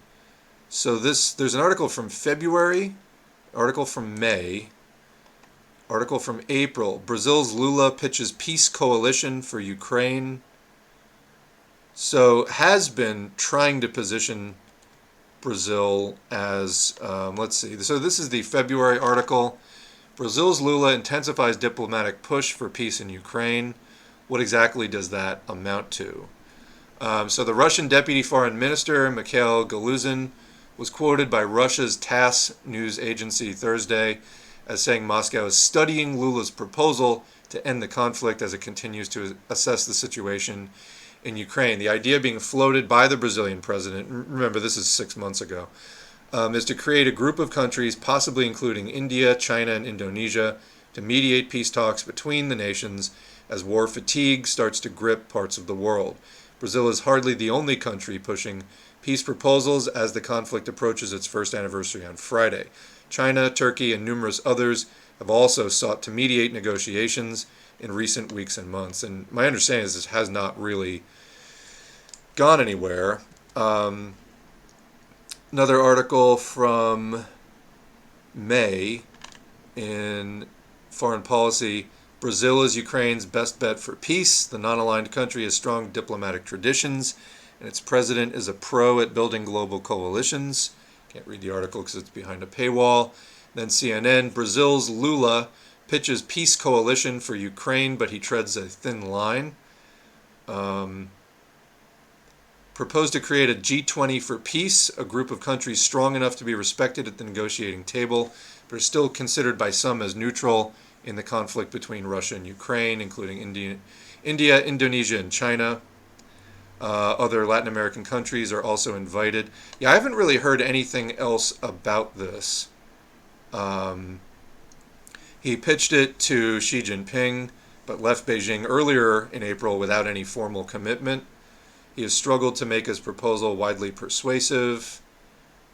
One controversial idea that he floated for possible resolution would see Ukraine cede Crimea, which Russia annexed in 2014, a concession that Ukraine has ruled out and which the White House described as simply misguided. So, yeah, I haven't really heard anything else about this, and so I'm not sure if that's going to come to anything. And yeah, we are doing a long stream today. I happen to have a free day, and why not? I haven't been streaming as much lately either. Yes, COVID is constantly mutating to create new strains. Am I wrong? No, you are correct.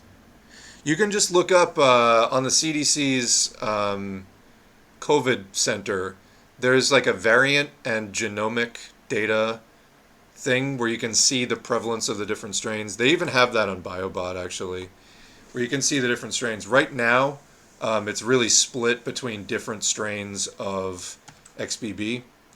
Let's see if I can just read them out quickly. There's another channel, Data Report, that does lots of COVID data reading in daily YouTube videos, or pretty much daily YouTube videos. Let me just see if I can read out what is most prevalent right now. And actually, this is behind, I know. Okay, that doesn't want to load. There we go. This is behind. I know that the CDC was 3 weeks behind reporting on the variant updates. So this is on BioBot. The most recent data reflect samples from the week of July 31st. So this is 3 weeks behind. It takes a long time to sequence the variants. But anyway, we've got XBB, XBB 116, XBB 116, XBB 15, XBB 191, XBB 192. All of those are about 21 or 22%. Then you got EG5 at 8.2%, which again is a variant of 192. Then you got 19 at a very small percent. So it's really the main strains as of about 3 weeks ago are XBB, XBB 116, XBB 15, XBB 191 and 192, and then EG5 coming in. So that's pretty much what it is. But yeah, there's new strains emerging all the time. You can see it on the variant timetables, though, if you look at those charts.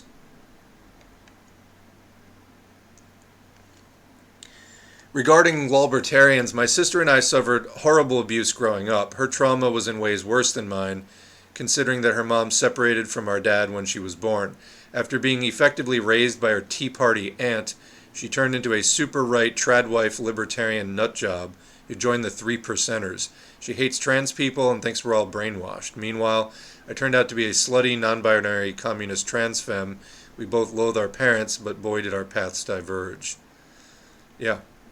Dare I say your path is going to lead to significantly less internal strain and trying to justify your positions to yourself over time. Whereas she's going to be, I think she's taken on a much more rigid view of the world, let's put it that way. I would argue a significantly less healthy way of coping with that trauma that she is exhibiting. But I'm glad that you have not followed that route, you know. There are literal overt neo-Nazis putting up flyers where I live, in Florida. I'm preparing for the worst. Yeah, to me it seems like Florida would be a great place if you have an opportunity to leave. I mean, there's other bad, risky places in the country, but Florida sucks, so. Also, just from like climate change, Florida is one of the riskiest places to live in the coming decades. So it's very much at risk in a wide variety of ways. Hi, friend. You've been instrumental in actually getting me to read the theory. Very much appreciated. You are doing some incredibly helpful work.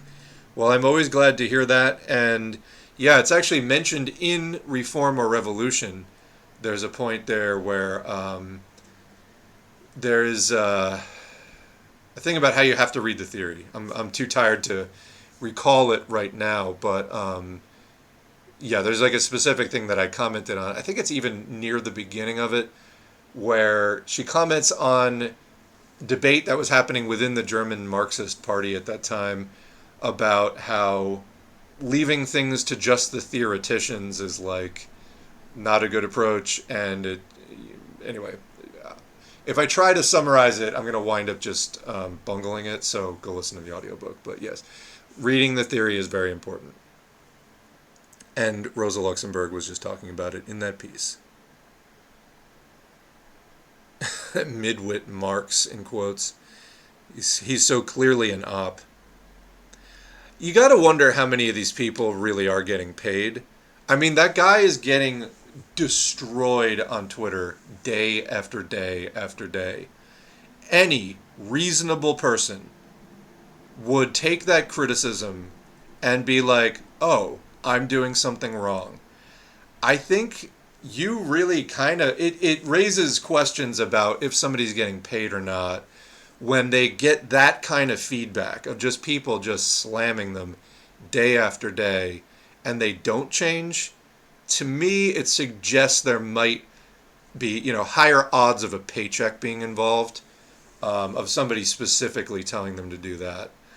Like it was somebody, I think it was Jackson Hinkle was trying to accuse me of being, I mean, he went with some ridiculous, just laughable LaRouchian assertion of like that I work for MI6 or some shit. And a supporter dropped in and they're like, and I saw this comment and I thought it was, appreciated it and thought it was spot on. It was like, if I was an intelligence agency trying to prop up some kind of channel in the Marxist world, my assumption is that they would promote a lot of just garbage drama and then recycled right-wing reactionary talking points. Turns out they actually just want to make sure that everybody reads The State and Revolution. So I thought that was putting things in perspective. Yeah, you got, Midwit Marx going out there and just refusing to stop promoting utter fucking shit. And you gotta wonder, is somebody paying them to do that? I do. He wants to cooperate with the infracells and the MAGA communist movements. Which, I mean, it's just a joke. It's a flat-out joke. Oh, okay, so talking about TikTok, I was saying I don't like the short-form content, but there is also TikTok Live, which is not short-form. Okay, good to know. Content you will literally never find anywhere else. I mean, I was finding some things like that on Twitter prior to the whole Musk shit, Like, I remember during 2020, I was seeing BLM protest footage I was not seeing anywhere else on Twitter that people were uploading there, so... I am also not going to let... Oh, so about Florida, I don't have enough money to leave due to inflation. I'm also not going to let Nazis run me out of my home. All right, I mean, if I will stand strong in opposition to them. All right, I mean, if you're dedicated enough to it, not everybody is that attached to where they live, but if you feel that way, then, more power to you. When I was involved in the union movement within Starbucks, I was concerned about how that union forming is trying to operate on class collaboration. I did not organize in these ways, but because I was very open in my criticism, before I helped build the worker power in my shop, the union did not have my back when I was fired. In the future, I will have to be smarter on my strategy and more patient with my timing. Yeah, I mean, there are a lot of really difficult skills involved in union organizing. It is not something that necessarily comes easily. I tried to organize in. I have tried to organize in a number of workplaces with varying degrees of success. It a lot of times just doesn't work, and it's not anything you're doing. It's just like the workers decide, no, we just want to stand around and complain because it's just too scary, and you hear all kinds of excuses. Sometimes you can talk people into it anyway, but yeah, it involves a lot of difficult skills, and you're likely to get better through experience and also through reading accounts of other people's union organizing. That can really help, and we do have some things up on the channel. I did recently post a playlist specifically. Let me get the name of it. I didn't cover this when we were talking about what's new on the channel, but going through the community tab, let's see. The name of the playlist is How to Organize a Labor Union in Your Workplace, parentheses, it's not easy, but it can be done. In that playlist, we have Basics of Organizing by the IWW, Basic Workplace Organizing Guide, which is an hour longer. So there's like 3 levels of complexity. So Basics of Organizing is 23 minutes. Basic Workplace Organizing Guide is an hour and 13 minutes by the IWW. Then the IWW Organizing Manual is almost 3 hours by the IWW. Then Organizing Methods in the Steel Industry by William Z. Foster. Then Common Sense Reasons for Worker Self-Management. How to Fire Your Boss. My Experience, Union Activism in a Yellow Union. And Union Organizing and Anti-Union, Union Busting Discussion, and audiobook of Leaked Borders Books HR Memo. That has to do with the late 90s campaign at Borders Books. So, that's a not overly long playlist, maybe, 10 or 12 hours in all. That will give you a lot of practical information about labor organizing. But yeah, it takes practice, and even, I think, to grasp some of what's said in the organizing manuals, you do need some experience. So it's definitely a practice and theory intertwined thing. But I highly encourage people to do that because we need to rebuild the labor union. See if it's for you. There are a lot of skills involved. Some people are more leaders and some people are more supporters. But we need people who know what they're doing. So do check it out. On Midwit Marx, here at the Institute, giving off some serious cult vibes. Yeah, I don't know. I don't watch him, so I don't know. I just see the bad takes as they used to show up on Twitter. I completely understand. I joined the IWW. It's really helped me to build a radical solidarity unionism. Yeah, the IWW is a radical anti-capitalist labor union. They have a very fascinating history. I think they're one of the best things, if not the best thing, in the U.S. left in all of history. They had extensive reach. They were co-founded by Eugene Debs. I mean, there's like major powerhouses involved in that union. Unfortunately, split, were raided by the government, still exist today, I think are crippled by anarchist ideology today. But they are interested in rebuilding the labor movement and on training people in DIY tactics about how to do that. So, yeah, iww.org is their website if you want to check it out.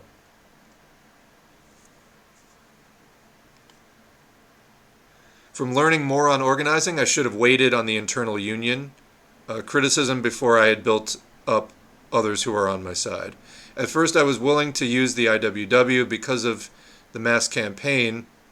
I talked to my small organization committee, because the IWW, this is the person who was organizing at Starbucks. There was a mass campaign going on through the IWW at Starbucks. I talked to my small organizing committee. We agreed to go with their union, the IWW, because we didn't want our shop to be easily singled out. I grew impatient because others in the committee had quit because of frustration, which then drove me to impatience, yeah. It does take a long time to build relationships and build solidarity. Take your time, do it slowly and secretly, absolutely. That is covered in the organizing manuals, like building a social map of the workplace, who's friends with who rides to work with who, who's the boss's nephew, who's friends with that person, etc., etc. But yeah, sometimes tensions mount. People who are sympathetic to the union quit. You're left with 1 or 2 people. Sometimes people just feel that it's you know, better for them to just move on rather than sticking it out. It depends. It was thanks to S4A that I first heard about the IWW, so thank you very much, because it's my passion and something I work towards every day and keep moving forward. Well, you're welcome, and I'm glad you got that out of it. I do think that getting involved in union movements, people often ask, what can we do? What party should I join? This and that. Like I've said, I think we need to rebuild the labor movement before the parallel political struggle is really going to take on significant dimensions. And a lot of the parties are really small, and they're not going to do anything anyway. So, you can join one if you want. I probably am most impressed with Politsturm right now, which is a pre-party formation. We read their About Us statement a while back, and I agreed with it. They're also international, and I just find the work that they're doing impressive over there. They're anti-revisionist Marxist-Leninists, and they think that we don't really have the party right now, but they're forming Marxist study groups and, like I said, sort of a pre-party formation. Otherwise, trying to rebuild the labor movement is something that can only help.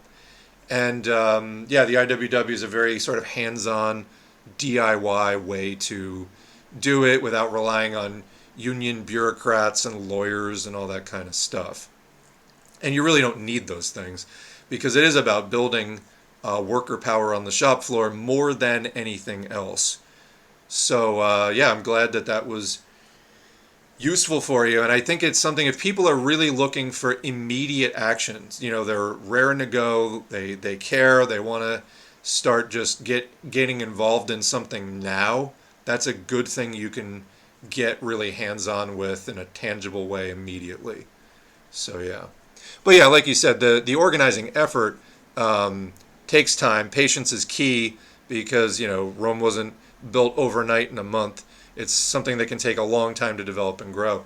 Union campaigns can take a year, before you're ready to go public, with just all the behind-the-scenes secretive work that you have to do in finding sympathetic people, like starting to have meetings. There's a whole art to it. And yeah, it can take like months and months, sometimes years, for that to like be in a position where you're ready to like go public at all, make any demands.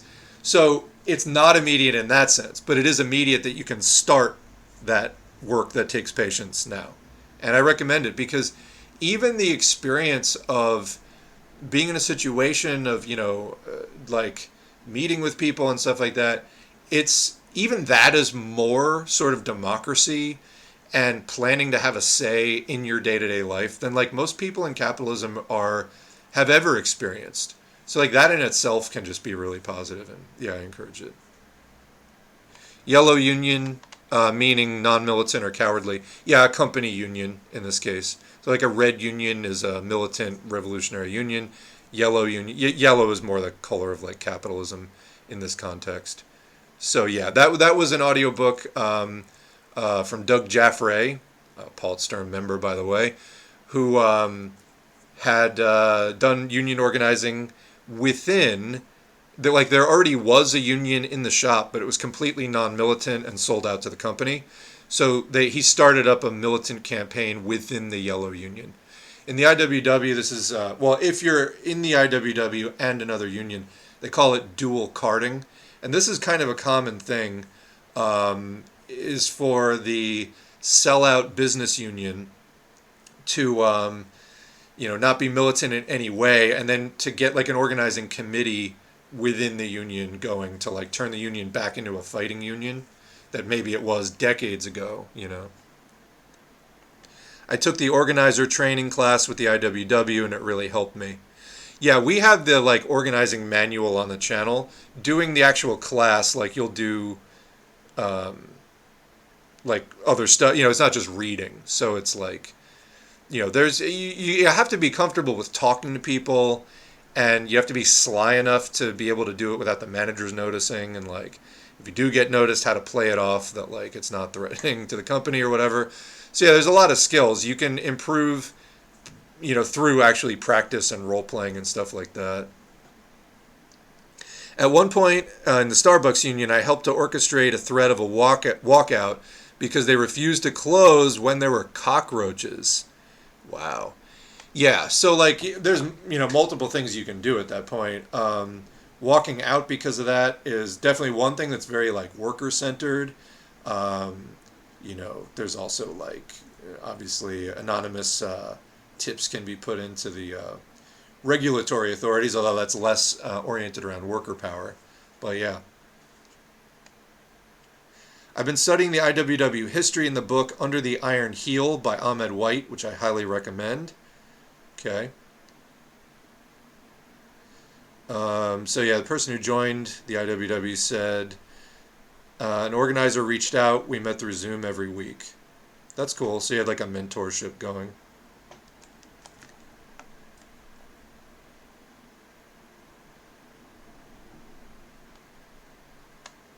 We forced the bosses to close the store, the cockroach thing, by that threat.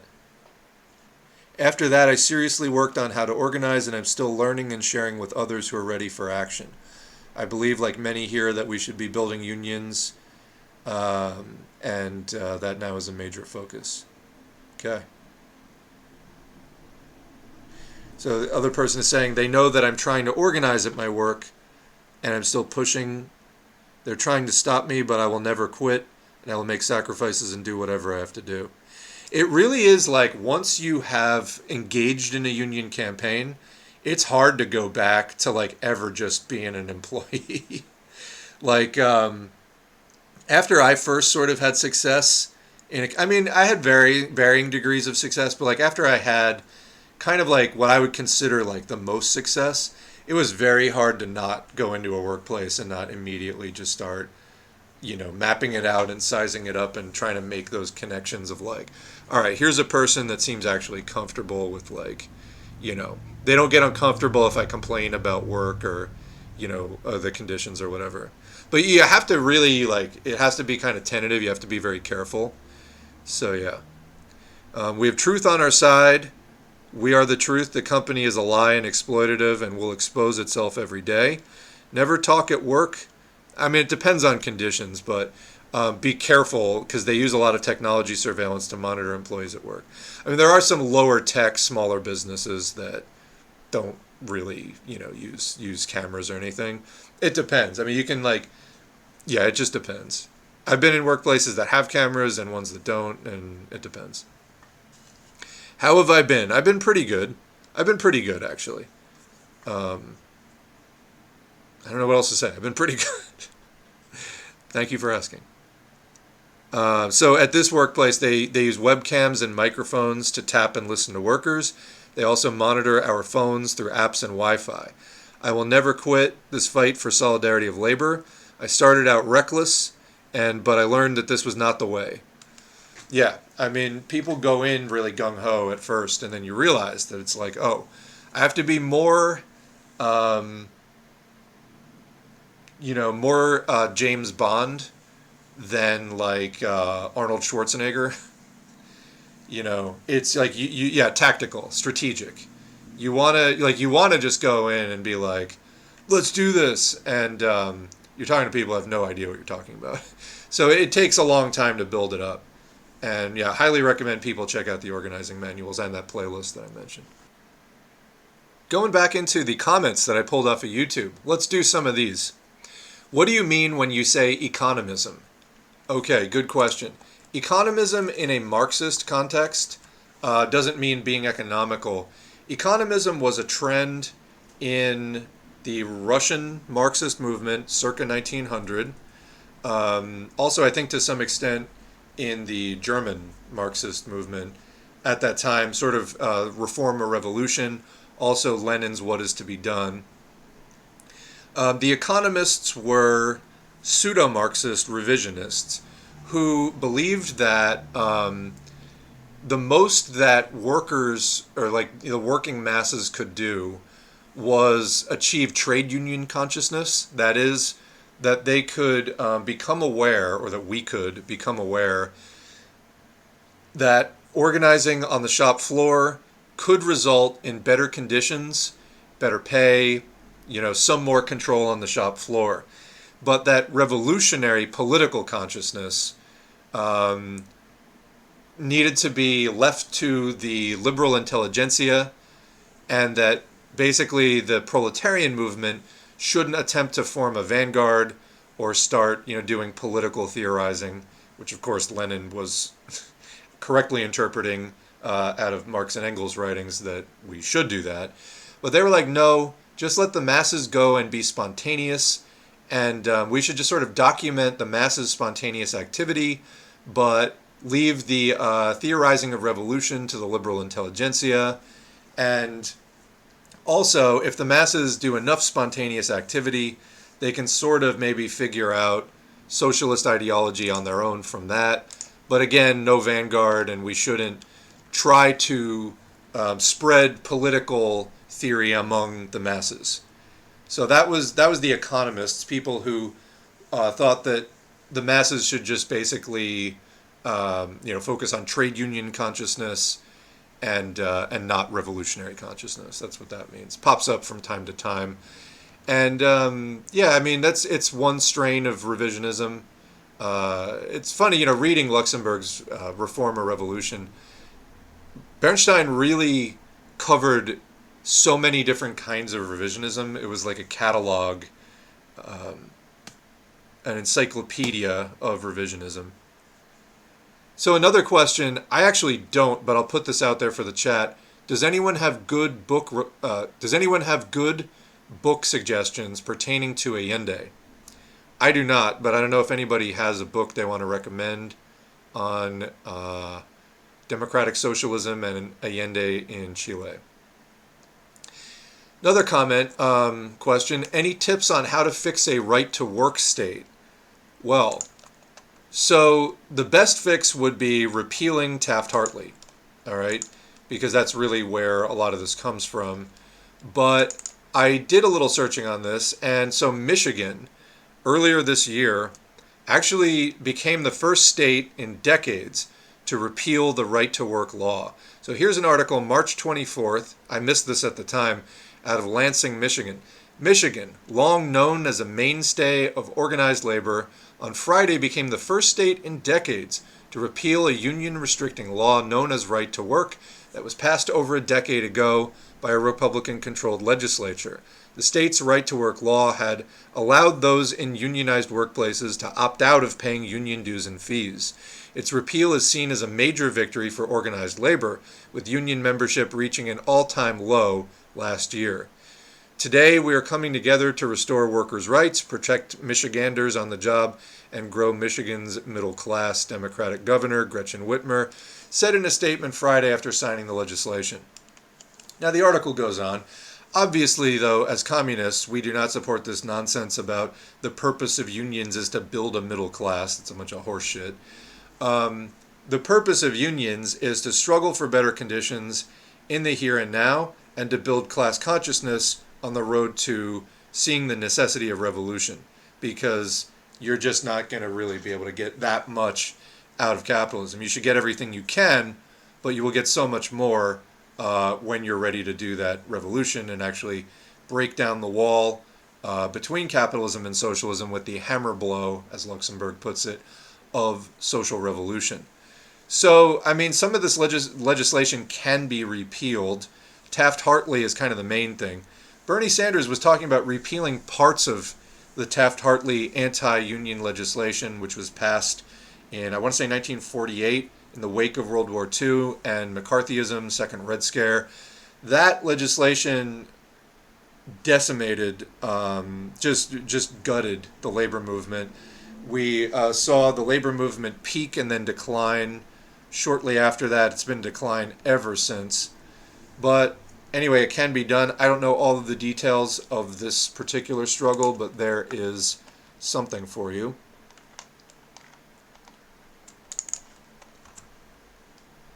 What else? While we're on the subject of unions, here is somebody's story about the Teamsters and the Vote No campaign. Okay, thanks for bringing up the Vote No campaign. I canvassed for Sean O'Brien's Teamsters United slate during the last IBT it would be the Teamsters election. I drove with a few people to a different UPS warehouse about an hour away to hand out flyers. Sean O'Brien painted himself as a militant leader of the Teamsters that was going to, quote, take on UPS. After Sean O'Brien won the election, it started to become clear to me that he wasn't who he said he was, even before negotiations started. Problems within our local continued, such as extremely low member education and bad faith representation. The business agent of our local 79, Thor Johnson, was one of 6 people on O'Brien's slate, and he was made the president of the southern region. Thor Johnson completely disregarded members who were protesting for PPE in 2020. Instead, he paraded himself through the warehouse with no mask and told them he, quote, didn't see an issue. Later, I found out from a coworker who's related to the preload steward that the preload steward was regularly playing golf with the preload manager. This is like such a cliche of the sellout union leadership. Such a cliche. Anyway. This information infuriated me, and I shared it with as many coworkers in the building as I could. That's when I was called into the office for a meeting with the preload steward and manager, best golf buddies, where I was told by the steward something like, Thor Johnson said it's okay if we spend time with management. Like, if that was a genuine, but he said it was okay, what level of lack of independent thinking capability would you need for that not to raise red flags with you? Like, when he told you it was okay, you should have started a campaign against him, not like said, oh, okay. And the preload manager said verbatim, we don't play golf together, and even if we did, it wouldn't be a conflict of interest. Yeah, of course. Months later, Thor Johnson shows up to our building asking workers to donate to the political lobbying fund while wearing a thin blue line face mask, if that tells you anything. Additionally, the personal harassment I faced from management was unbelievable and only got worse and worse over time because the local union was working with them to delay harassment grievance hearings for months until UPS had some BS discipline against me to hold over my head. Eventually, I saw no hope for anything changing and couldn't take it anymore, so I quit and started doing landscaping. So there you go. A lot of people were touting this Teamsters thing, which seemed good at first. As we covered, yeah, it did seem good at first. Then it seems like actually the contract wasn't worth shit, and they just sort of did the bad contract to avoid a strike. So you had all the people geared up for a strike, and instead of actually doing the strike, they were like, no, here's a contract, don't strike. So people were like, okay, we won't strike. Then it turns out the contract was like empty, so the workers got nothing, but the company got them not to strike. So, yeah, anyway. All right, what else?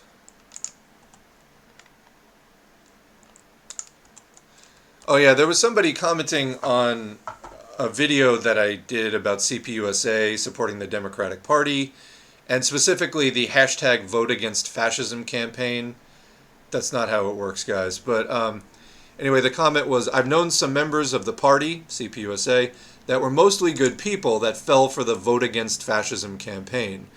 Their reasoning was, I'd rather have neoliberalism than fascism. And my response was, neoliberalism is what allows fascism to flourish. They really didn't have a response for that and just still voted for Biden anyway.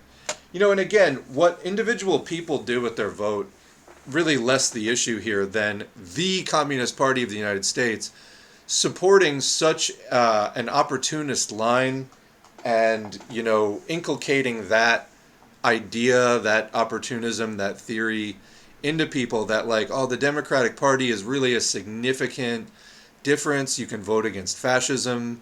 None of that is how this works. The Democrats and Republicans, the Democratic Party has been around since 1828. That's when they first took the White House. It's been almost 200 years. And this system belongs to them as much as it belongs to anyone. They are the problem. I mean, they're half of it, but they work hand in glove with the Republican Party to maintain this system against us. They're not part of the solution and never will be. And the sort of Democrats' standard neoliberal imperialism versus the Republicans, yes, more outwardly reactionary more in-your-face, more crude forms of right-wing appeals, yeah, it's good cop, bad cop. But they're both cops. They're both here to bust you. They're both here for the same ultimate purpose. And having the Communist Party putting out this ridiculous, we're going to do some kind of people's front against fascism with, including the Democratic Party, which is a fascist collaborating party. They're not an anti-fascist. The Democratic Party, let's say it again, is not an anti-fascist party. You can't make an anti-fascist coalition with a fascist collaborating party. If the Democrats were serious in any way about stopping fascism or the Republican Party, they would ally with the left, enact broad popular reforms, Medicare for all, you name it, housing reform, student debt, college education reform, refund the public K through 12s, on and on and on. They would do all of that, and they would ally with the left and whoever to get it done. And in so doing, they would shatter the Republican Party into many small pieces, reducing it in power from a federal national party to a party with some regional influence only, and we would move on. Why don't they do this? Well, the reason is the people who fund the Democratic Party are mostly also the same people who fund the Republican Party. And they represent the same basic class interests, the 1%. There are some slight differences, like you get teachers' unions, public employee unions, and a couple of other differences funding the Democrats, and then you get more of the building trades and a couple of other things funding the Republicans. We went through this in a live stream somewhere in live stream number like 70s or 80s somewhere, going through opensecrets.org, which tracks political donations, to the top 10 Democrats and the top 10 Republicans. What we found was the top 30 industries were virtually identical, and the top 10, again, were like virtually identical. It's like banking, the medical industry, like these parties are owned by the same people. They're not ever going to substantially have different positions. So what would it mean if the Democrats allied with the left to crush the Republican Party? Well, then it means that this puppet show of good cop, bad cop is over. If you actually destroyed the Republicans and took them out at least of national politics, then the Democrats would actually have to face off against the left, who currently are suppressed, but in that scenario would be an actual contender for some kind of power. That is the last thing that the people who fund both parties want. So CPUSA putting that line out there, it's just a bunch of fucking bullshit. And there's no support for it whatsoever. I mean, this is like Fascism. All right. I think we're caught up there. Oh, I did want to share this also. So from Comrade Itagen, I mentioned this before, Italian fascist government raids students offering free housing in Florence. Let's look this up. I got a couple of screenshots here. Itagen posted this. All right, Italian fascist government raids students offering free housing in Florence. The Italian police are currently, quote, liberating the Self-Managed Student House PDM27, a political project that for 8 years has given a home to hundreds of students and has always mobilized to support students' rights. They used a helicopter and heat vision to, quote, liberate the building. But what happened exactly? Today at 6 a.m., the police, after being called from the Anti-Mafia Commission, for some reason they did not have anything to do with the mafia, and the word mafia is absent from the reports, raided the building from the roof and front door. They sent 15 people on the streets, most of them students who could not afford to pay the ever more increasing rents of Florence. By the way, people don't know, homeless students is a thing in the United States, apparently also in Italy too, but people who are full-time students and living in a tent, that is definitely a thing. I went to the scene and interviewed 5 people of the almost 30 who gathered in solidarity. They're all devastated because they lost their home in this show of force. Rents go from 600 to 800 euros per month in Florence. This also coincided with increased prices at university canteens in Florence and all of Tuscany. The police described the occupants as antagonists, even though they just wanted a place to live in. There's an obvious display of force from the government, who even called the journalists in advance to inform them of this operation. Solidarity with the students, down with the fascist state, viva il comunismo.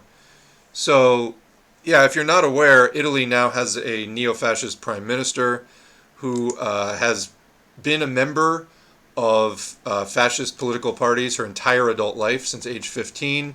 She was a member of the, talking about Maloney, of course, she was a member of the successor to Mussolini's party, and that's been her entire, for the last 30 years, she's like 45, 46, that's been her entire adult political history, going back to 15. So that's what you got there, and then there's some pictures. There you go, from the raids. So thanks to Ida for sending that in. What else do we have here? Got the Death with Dignity is the only other thing left. Definitely am doing a long stream today, but let's get back into the chat for a minute. So I was meaning tenant unions and workplace ones along with organizing the homeless. I believe that's the stage that we're at. Yeah, so thank you. That inspires me that much more to continue on the Homeless Industrial Complex playlist. I'll definitely be doing that. And yeah, talking about the United States specifically. Homelessness is a serious process. Trade unions are more like the trader unions, yeah.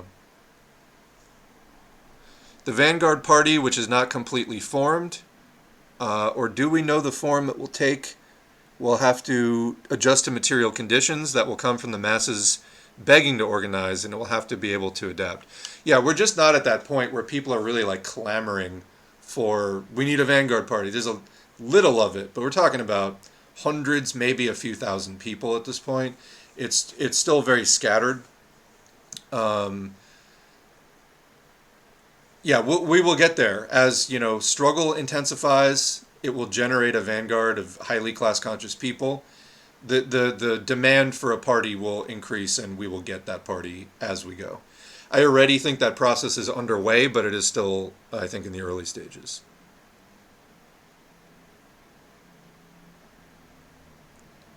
On a state level, on a state legislative level, there's some good shit happening in Michigan and Illinois. The GOP governor here in Pennsylvania tried to pass right to work since 2014.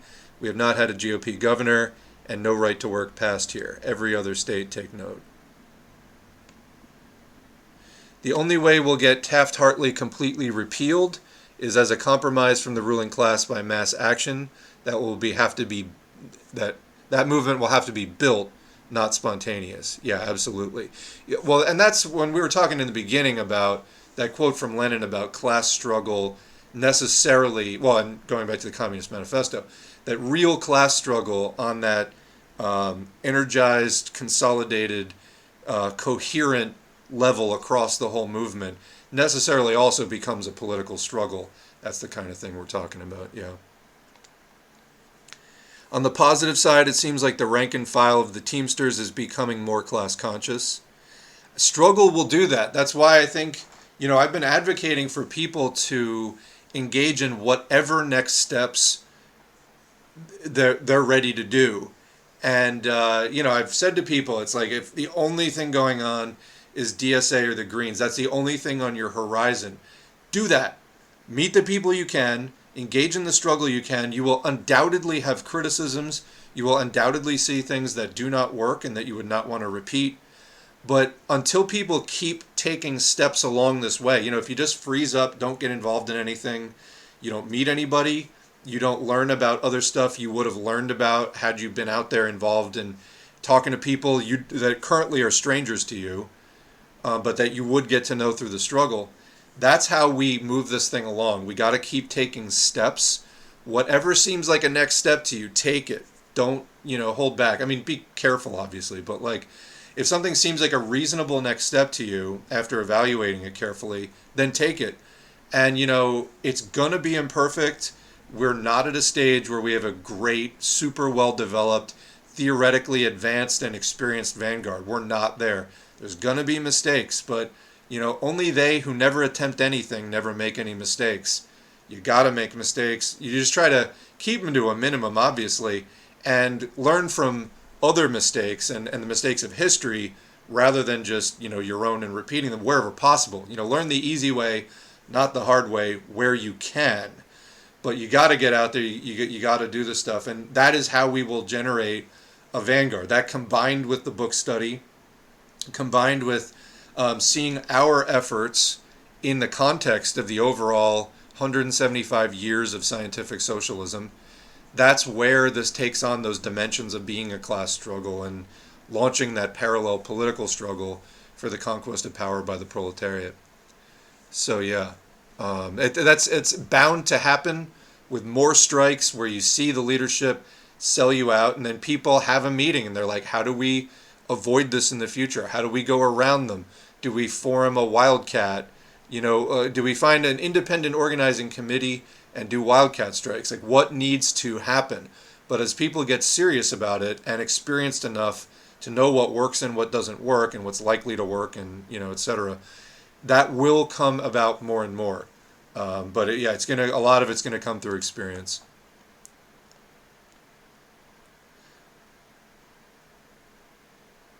No one should be allowed to play golf. End golf. Yeah, absolutely. Not to mention golf courses are environmentally destructive and, should be used. They could be used for all kinds of other purposes, you know, public housing, whatever. There's anytime there's a golf course, there's a better use for that land for sure. Golf should result in immediate deportation to the ocean floor. Yeah, you do not want your union leaders wearing a thin blue line mask. That's an easy way to tell this person needs to go. That is the definition of a class traitor. Yeah. CPUSA, vote for a more well-behaved fascist state. Woo. Yeah. The Democrats don't actually fight the Republicans. I mean, like, at the top levels in particular, Joe Biden, Nancy Pelosi have both made comments like, we need a strong Republican Party. Yeah, because they want to keep the system around forever, and they know that's the only way to do it. Is this, again, just, eternal good cop, bad cop, dog and pony show. It's the facade of democracy with actual, no change possible in the content. CPUSA are privileged revisionists. They don't care because their struggle isn't strong, or they're just completely incompetent. Well, again, I think as the movement gets stronger and more class conscious, let me put it this way. I've been running this channel for 3 years. I've talked to a lot of people interested in communism in this time. I have not really met any outspoken advocates of this position of CPUSA's. I encountered 2 or 3 people on Twitter who, in I thought, very cult-like fashion, not supported by evidence, but just sort of repeating the party line, couldn't back it up, couldn't reason it through very well. Aside from that, very sort of cult-like defenses of the Vote Against Fascism campaign. Also very disingenuous stuff where they're like, well, we didn't say to vote for Biden. Okay, who are you saying? Like, unless you're saying to vote green or something, then you're definitely saying to vote Biden, right? So, can we just dispense with this? Anyway, that has predominated in CPUSA for decades now. It's not going to hold up, and expect to see a fight within CPUSA as the overall struggle heats up and class consciousness increases, because aside from those 2 or 3 very disingenuous people that I interacted with on Twitter or something, I have yet to encounter anyone who seriously defends that. And I've talked to hundreds of people in the comments, and no one defends it. So that will change at some point. I don't know exactly how or when, but it will. At best, the CPUSA model can work to kill a socialist movement in a country where they strip away their own power until the left is lost for a generation or so. Yeah, that's exactly what happened here. I'm worried that the USA is going to become Nazi Germany 2.0, or even worse than that. I mean, it's definitely going in that direction. Comment, I will stand my ground and do everything possible to stop it. Yeah, Jimmy Dore stumping for Giorgia Meloni. That guy is just so far off the deep end at this point. We need you. We need you out here educating us for many more years. Oh yeah, no, don't worry about it. Want to hear a joke? Jimmy Dore. Fucked it up. You've been learning from the Jimmy Dore School of Comedy. Jimmy Dore is a joke, but he is not funny. He is a joke, not a comedian. One of my friends in the shelter and I have been openly talking about the Black Panthers, and I see some in the shelter open to socialism, so not all is lost where I am. Good. Any thoughts on Kshama Sawant? I mean, she's a Trotskyist. That's never really to be commended. Beyond that, I don't know. I know there's been kind of a socialist alternative effort to enter into DSA, enter in the entryism sense. At this point, there's no Comintern anymore. Just Trotskyists form your own fucking parties. It is obnoxious. I've seen efforts at socialists, or Trotskyists specifically, entryism into other parties. It's obnoxious. Everyone hates it. It's a great way to make everyone hate you, which Trotskyists are really good at.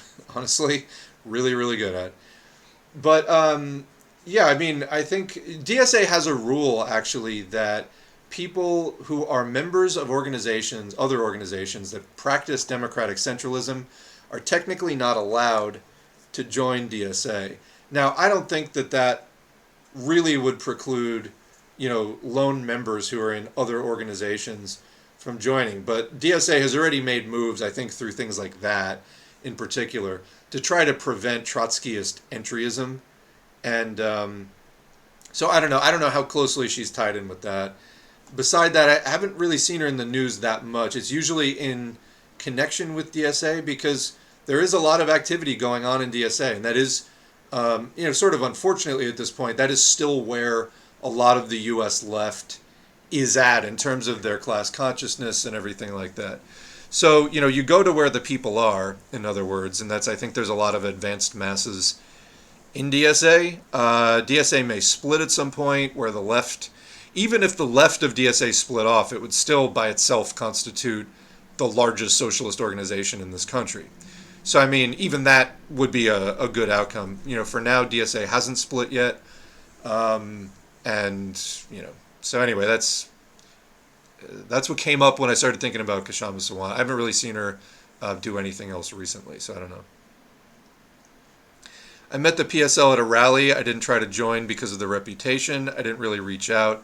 I rather build up the IWW instead of the PSL. Yeah, I mean, I hear good things, and, there's also some sort of obvious, not as great things. I think there's a lot of people who are massively annoying on China, for example. I don't know. I think all of this will get worked out in time. We're not there yet.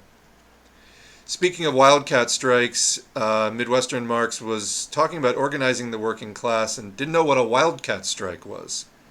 Awesome.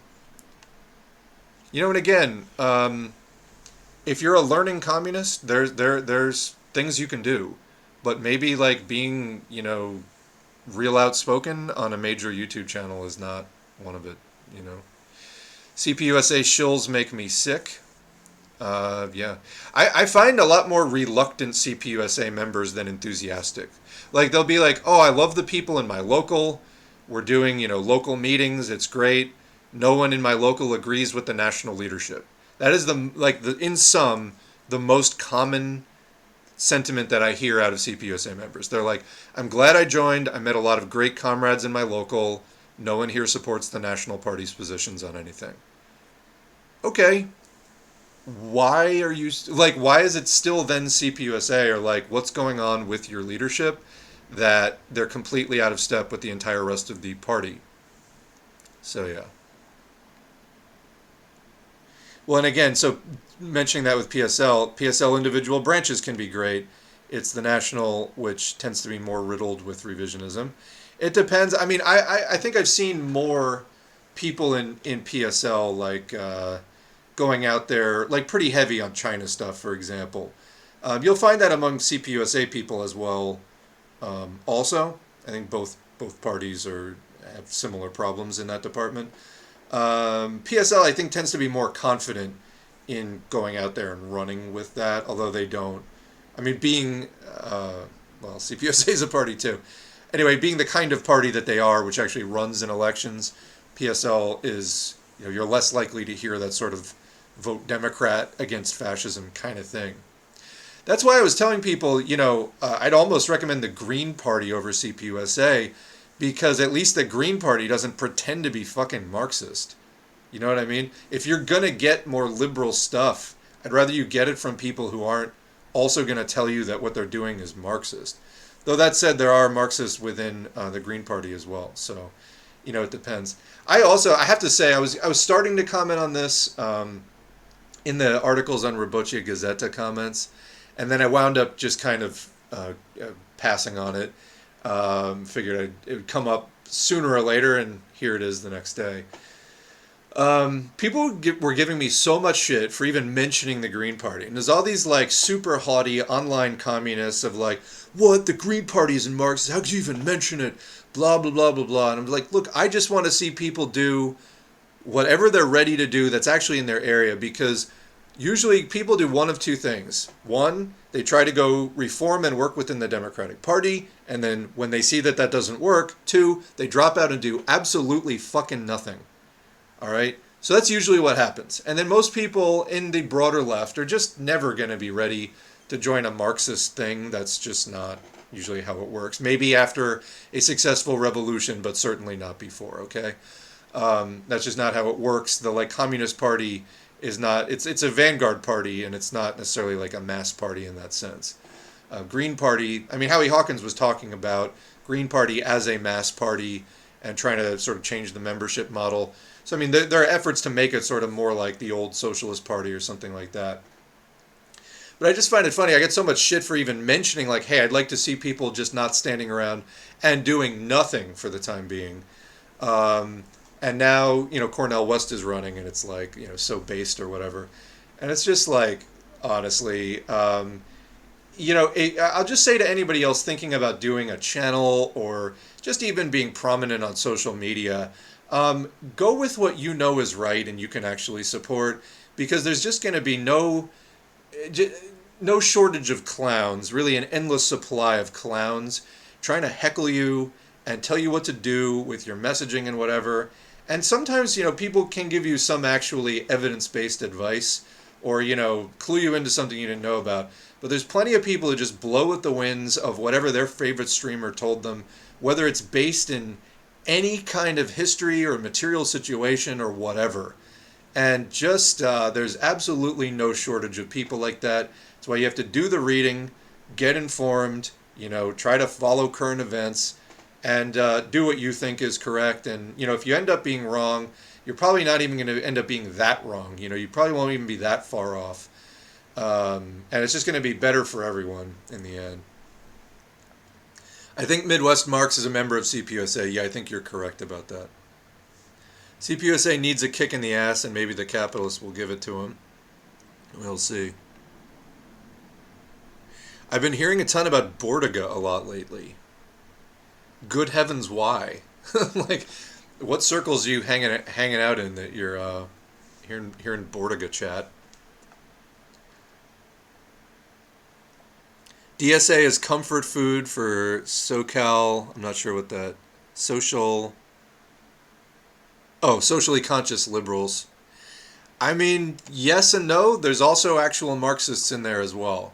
So it's a big tent. It's a big organization with a big membership count. So, I mean, there's tens of thousands of people in there. Some are liberals. I mean, this is just like, go back to the Russian Social Democratic Labor Party or the German Social Democratic Labor Party that we were just talking about, in the circa 1900 stuff.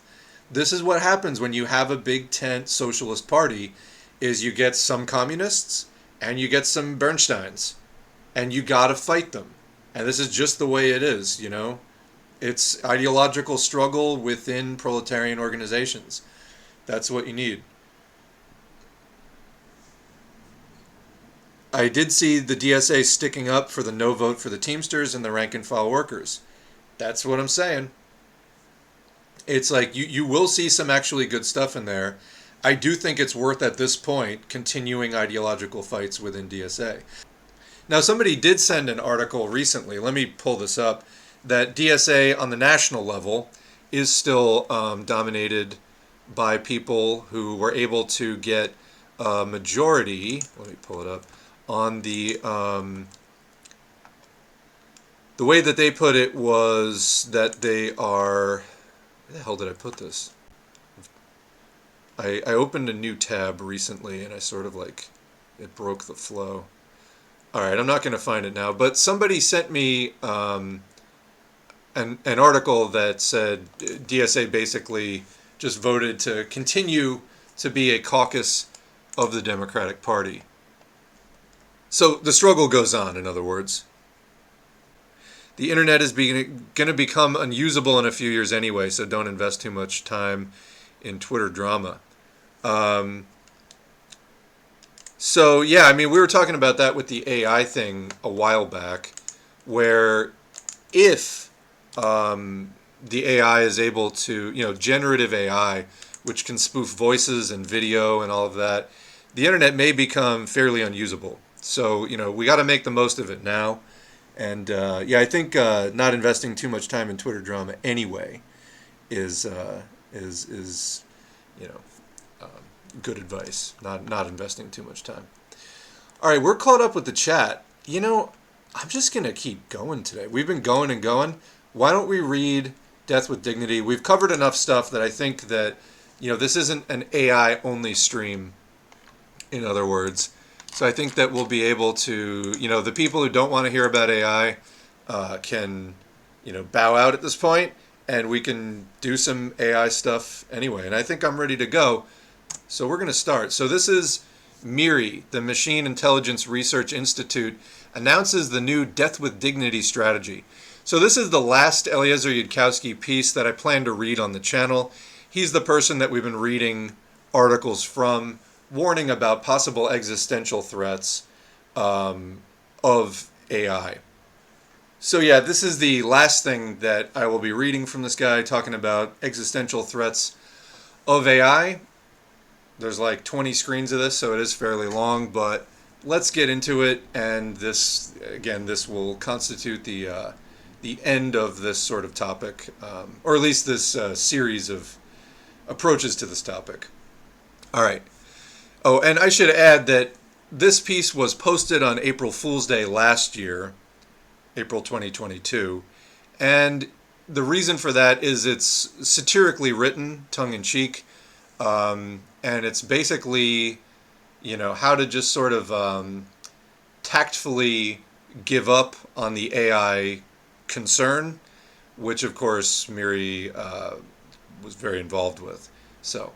Too long didn't read. It's obvious at this point that humanity isn't going to solve the alignment problem, or even try very hard, or even go out with much of a fight. Since survival is unattainable, we should shift the focus of our efforts to helping humanity die with slightly more dignity. Well, let's be frank here. MIRI didn't solve AGI alignment, and at least knows that it didn't. Paul Christiano's incredibly complicated schemes have no chance of working in real life before DeepMind destroys the world.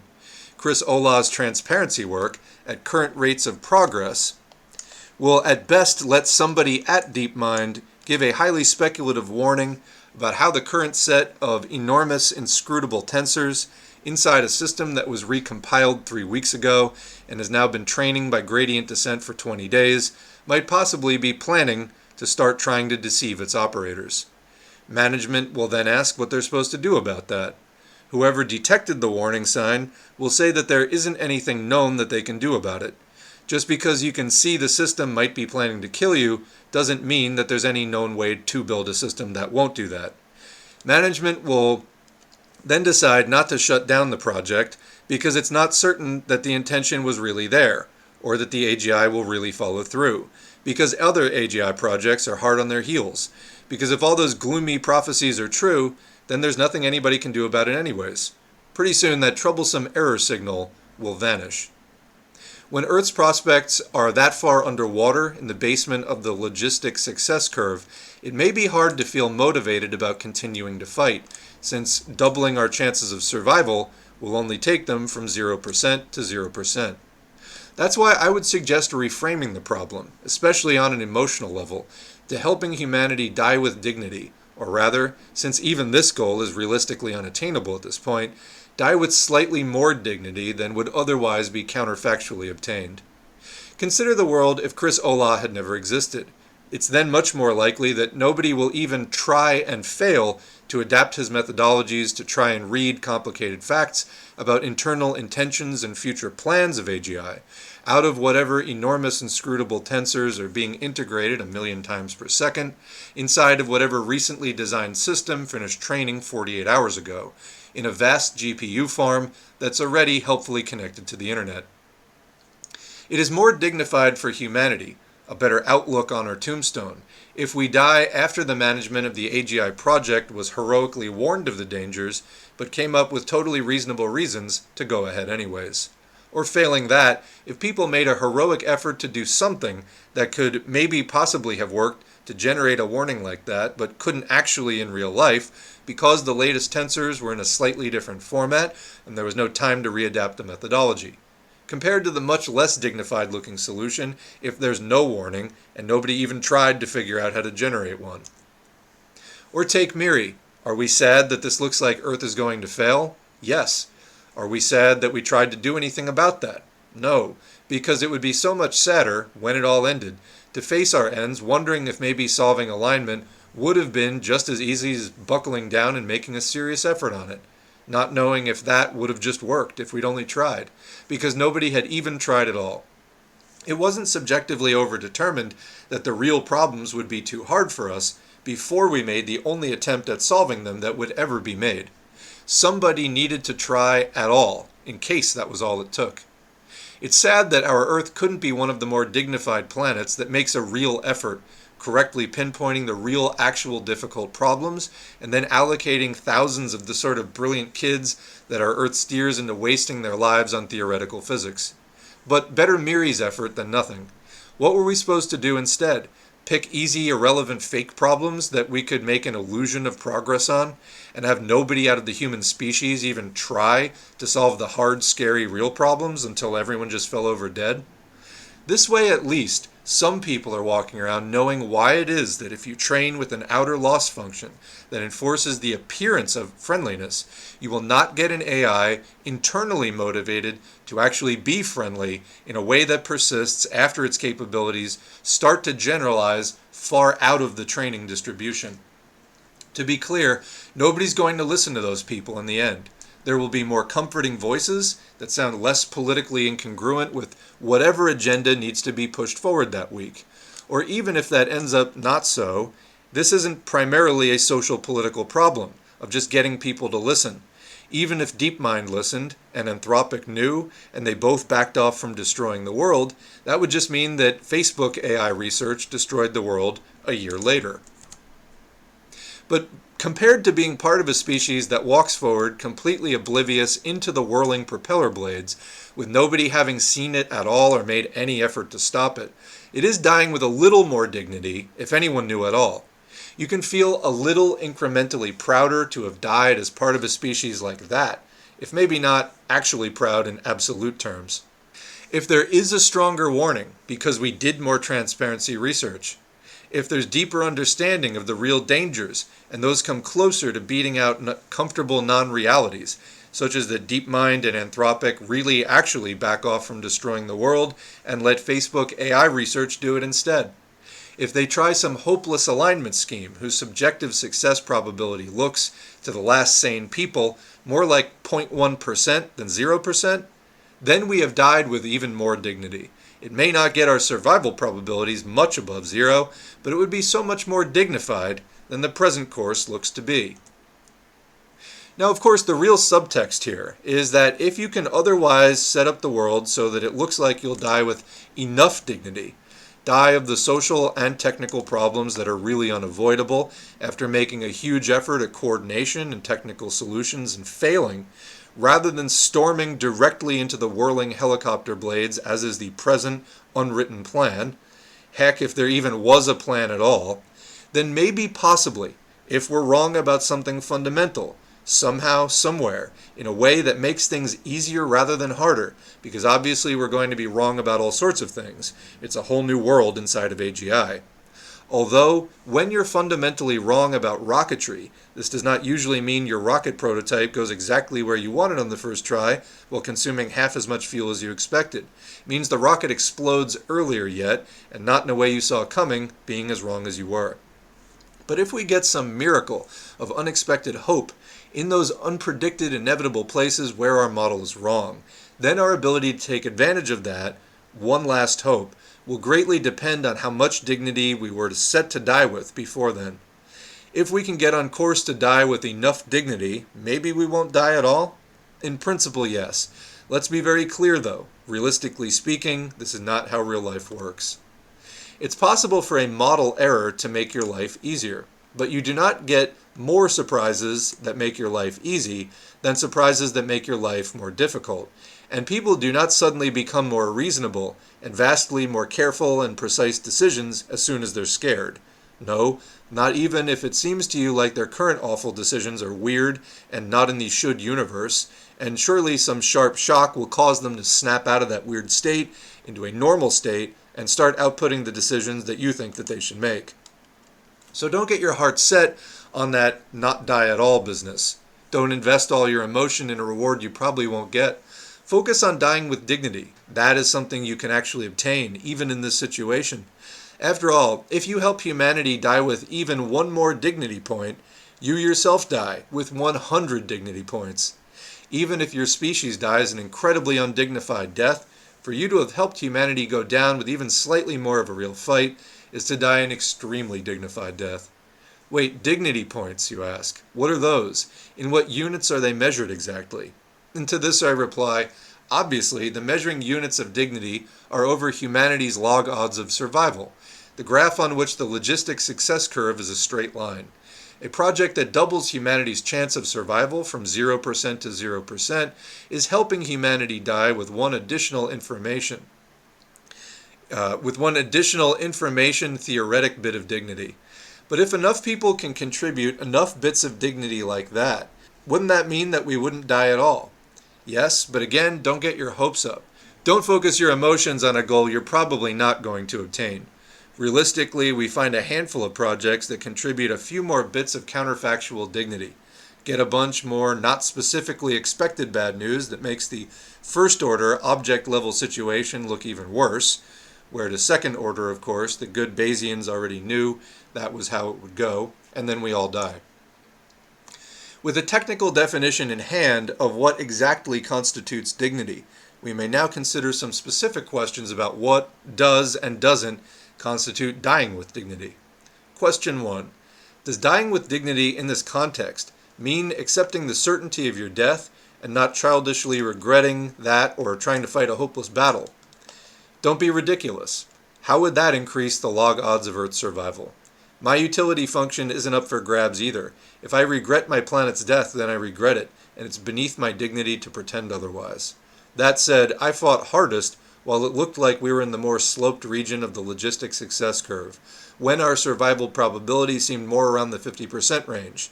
I borrowed against my future to do that and burned myself out to some degree. That was a deliberate choice, which I don't regret now. It was worth trying. I would not have wanted to die having not tried. I would not have wanted Earth to die without anyone having tried. But yeah, I'm taking some time part ways off, and trying a little less hard now. I've earned a lot of dignity already, and if the world is ending anyways and I can't stop it, I can afford to be a little kind to myself about that. When I tried hard and burned myself out some, it was with the understanding, within myself, that I would not keep trying to do that forever. We cannot fight at maximum all the time, and sometimes are more important than others. Namely, when the logistic success curve seems relatively more sloped. Those times are relatively more important. All that said, if you fight marginally longer, you die with marginally more dignity. Just don't undignifiedly delude yourself about the probable outcome. Question 2. I have a clever scheme for saving the world. I should act as if I believe it will work and save everyone, right? Even if there's arguments that it's almost certainly misguided and doomed. Because if those arguments are correct and my scheme can't work, then we're all dead anyways, right? Answer. No, that's not dying with dignity. That's stepping sideways out of a mentally uncomfortable world and finding an escape route from unpleasant thoughts. If you condition your probability models on a false fact, something that isn't true on the main line, it means that you've mentally stepped out of reality and are now living somewhere else instead. There are more elaborate arguments against the rationality of this strategy, but consider this quick heuristic for arriving at the correct answer. That's not a dignified way to die. Death with dignity means going on mentally living in the world you think is reality, even if it's a sad reality, until the end, not abandoning your arts of seeking truth, dying with your commitment to reason intact. You should try to make things better in the real world, where your efforts aren't enough and you're going to die anyways, not inside a fake world where you can save more easily. Question 2.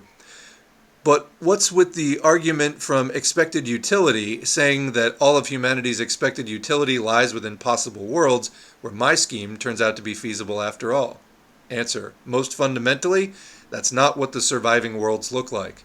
The surviving worlds, that is, worlds that survive the creation of AGI, look like people who lived inside their awful reality and tried to shape up their impossible chances, until somehow, somewhere, a miracle appeared. The model broke in a positive direction for once, as does usually not occur when you're trying to do something very difficult and hard to understand, but might still be so. And they were positioned with the resources and the sanity to take advantage of that positive miracle, because they went on living inside uncomfortable reality. Positive model violations do happen, but it's much less likely that somebody's specific desired miracle that we're all dead anyways if not ... will happen. These people have just walked out of the reality where any positive miracles might actually occur.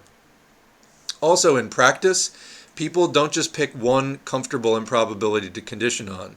They go on encountering unpleasant facts true on the main line, and each time saying, well, if that's true, I'm doomed, so I may as well assume that it's not true.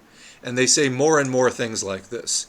If you do this very rapidly, it drives down the probability mass of the possible world that you're mentally inhabiting.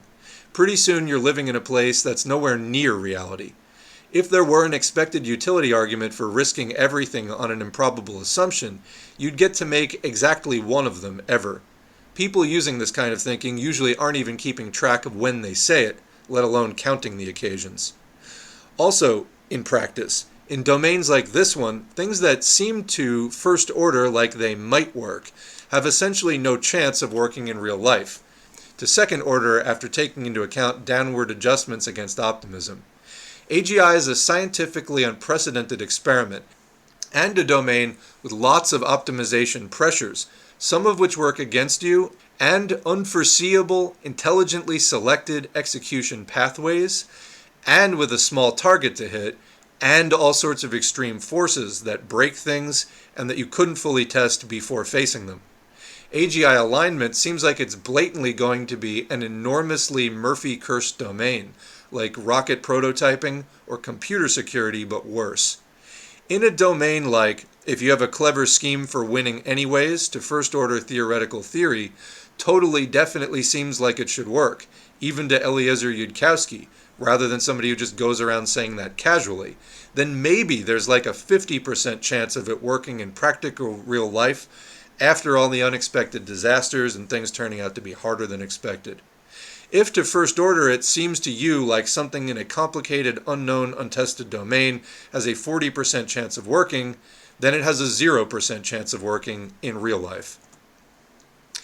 Also in practice, harebrained schemes of this kind are usually actively harmful, because they're invented by the sort of people who come up with an unworkable scheme and then try to get rid of counter-arguments with some sort of dismissal like, well, if not, then we're all doomed anyways.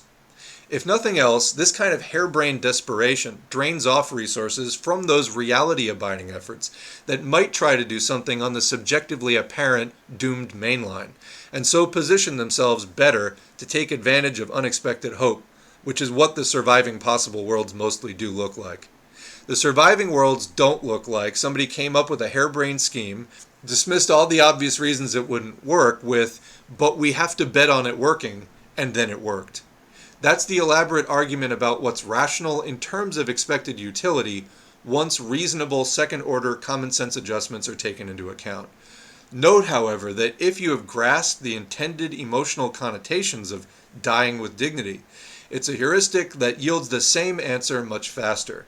It's not dignified to pretend that we're less doomed than we are, or to step out of reality to live somewhere else. Question 3. Should I scream and run around and go through the streets wailing of doom? Answer. No, that's not very dignified. Have a private breakdown in your bedroom, or a breakdown with a trusted friend if you must. Question 3 continued. Why is that bad from a coldly calculating expected utility perspective, though? Answer. Because it associates belief in reality with people who act like idiots and can't control their emotions, which worsens our strategic position in possible worlds where we can get an unexpected hope. Question 4. Should I lie and pretend everything is fine then? Keep everyone's spirits up so they go out with a smile unknowing. Answer. That also does not seem to me to be dignified. If we're all going to die anyways, I may as well speak plainly before then. If we go into the dark, we must go. Let's go there speaking the truth to others and to ourselves until the end. Question 4. Okay, but from a coldly calculating expected utility perspective, why isn't it good to lie to keep everyone calm? That way, if there's an unexpected hope, everybody else will be calm and oblivious and not interfering with us out of panic. And my faction will have lots of resources that they got from lying to their supporters about how much hope there was. Didn't you just say that people screaming and running around while the world was ending would be unhelpful? Answer.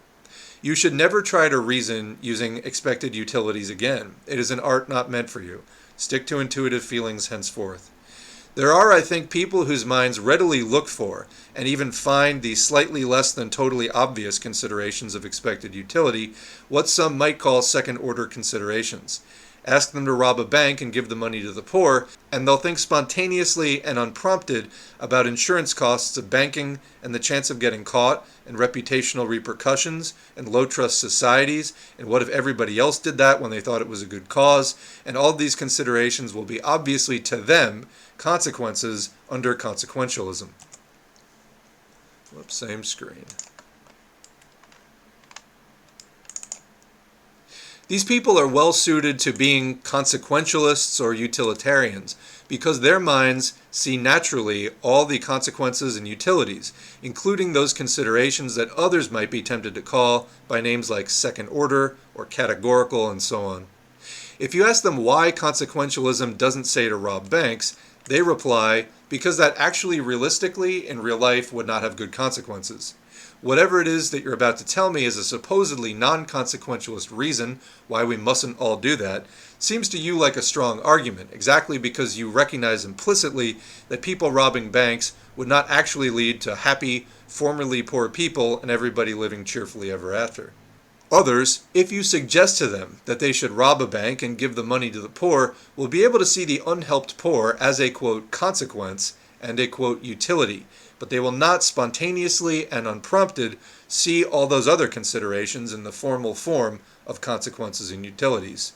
If you just ask them informally whether it was a good or bad idea, they might ask, what if everyone did that? Or isn't it good that we can live in a society where people can store and transmit money? Or how would it make effective altruism look if people went around doing things like that in the name of effective altruism? But if you ask them about consequences, they don't spontaneously, readily, intuitively classify all these other things as consequences. They think that their mind is being steered onto a kind of formal track, a defensible track, a track of stating only things that are very direct or blatant or obvious. They think that the rule of consequentialism is, if you show me a good consequence, I have to do that thing. If you present them with bad things that happen if people rob banks, they don't see those as also being consequences. They see them as arguments against consequentialism. Since, after all, consequentialism says to rob banks, which obviously leads to bad stuff, and so bad things would end up happening if people were consequentialists. They do not do a double take and say, what? That consequentialism leads people to do bad things with bad outcomes is just a reasonable conclusion, so far as they can tell. People like this should not be consequentialists or utilitarians as they understand those terms. They should back off from this form of reasoning that their mind is not naturally well suited for processing in a native format and stick to intuitively and formally asking themselves what's good or bad behavior, without any special focus on what they think are, quote, outcomes. If they try to be consequentialists, they'll end up as Hollywood villains describing some grand scheme that violates a lot of ethics and deontology, but surely will end up having some grandiose benefits. Yup, while everybody in the audience knows perfectly well that it won't work. You can only safely be a consequentialist if you're genre savvy about that class of arguments, if you're not the blind villain on screen, but the person in the audience watching, who sees why that won't work. Question 4 continued. I know EAs shouldn't rob banks, so obviously this isn't directed at me, right?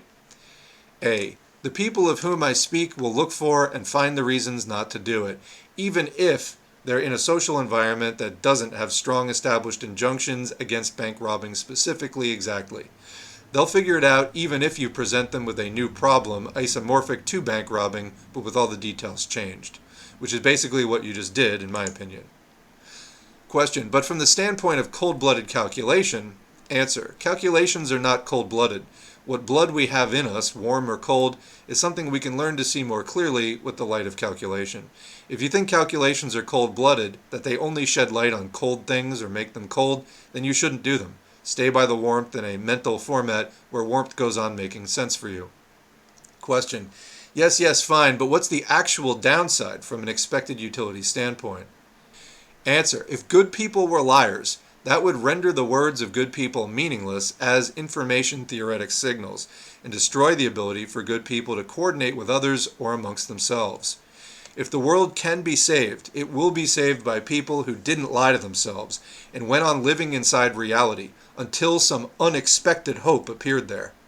If those people went around lying to others and paternalistically deceiving them, well, mostly, I don't think they'll have really been the types to live inside reality themselves.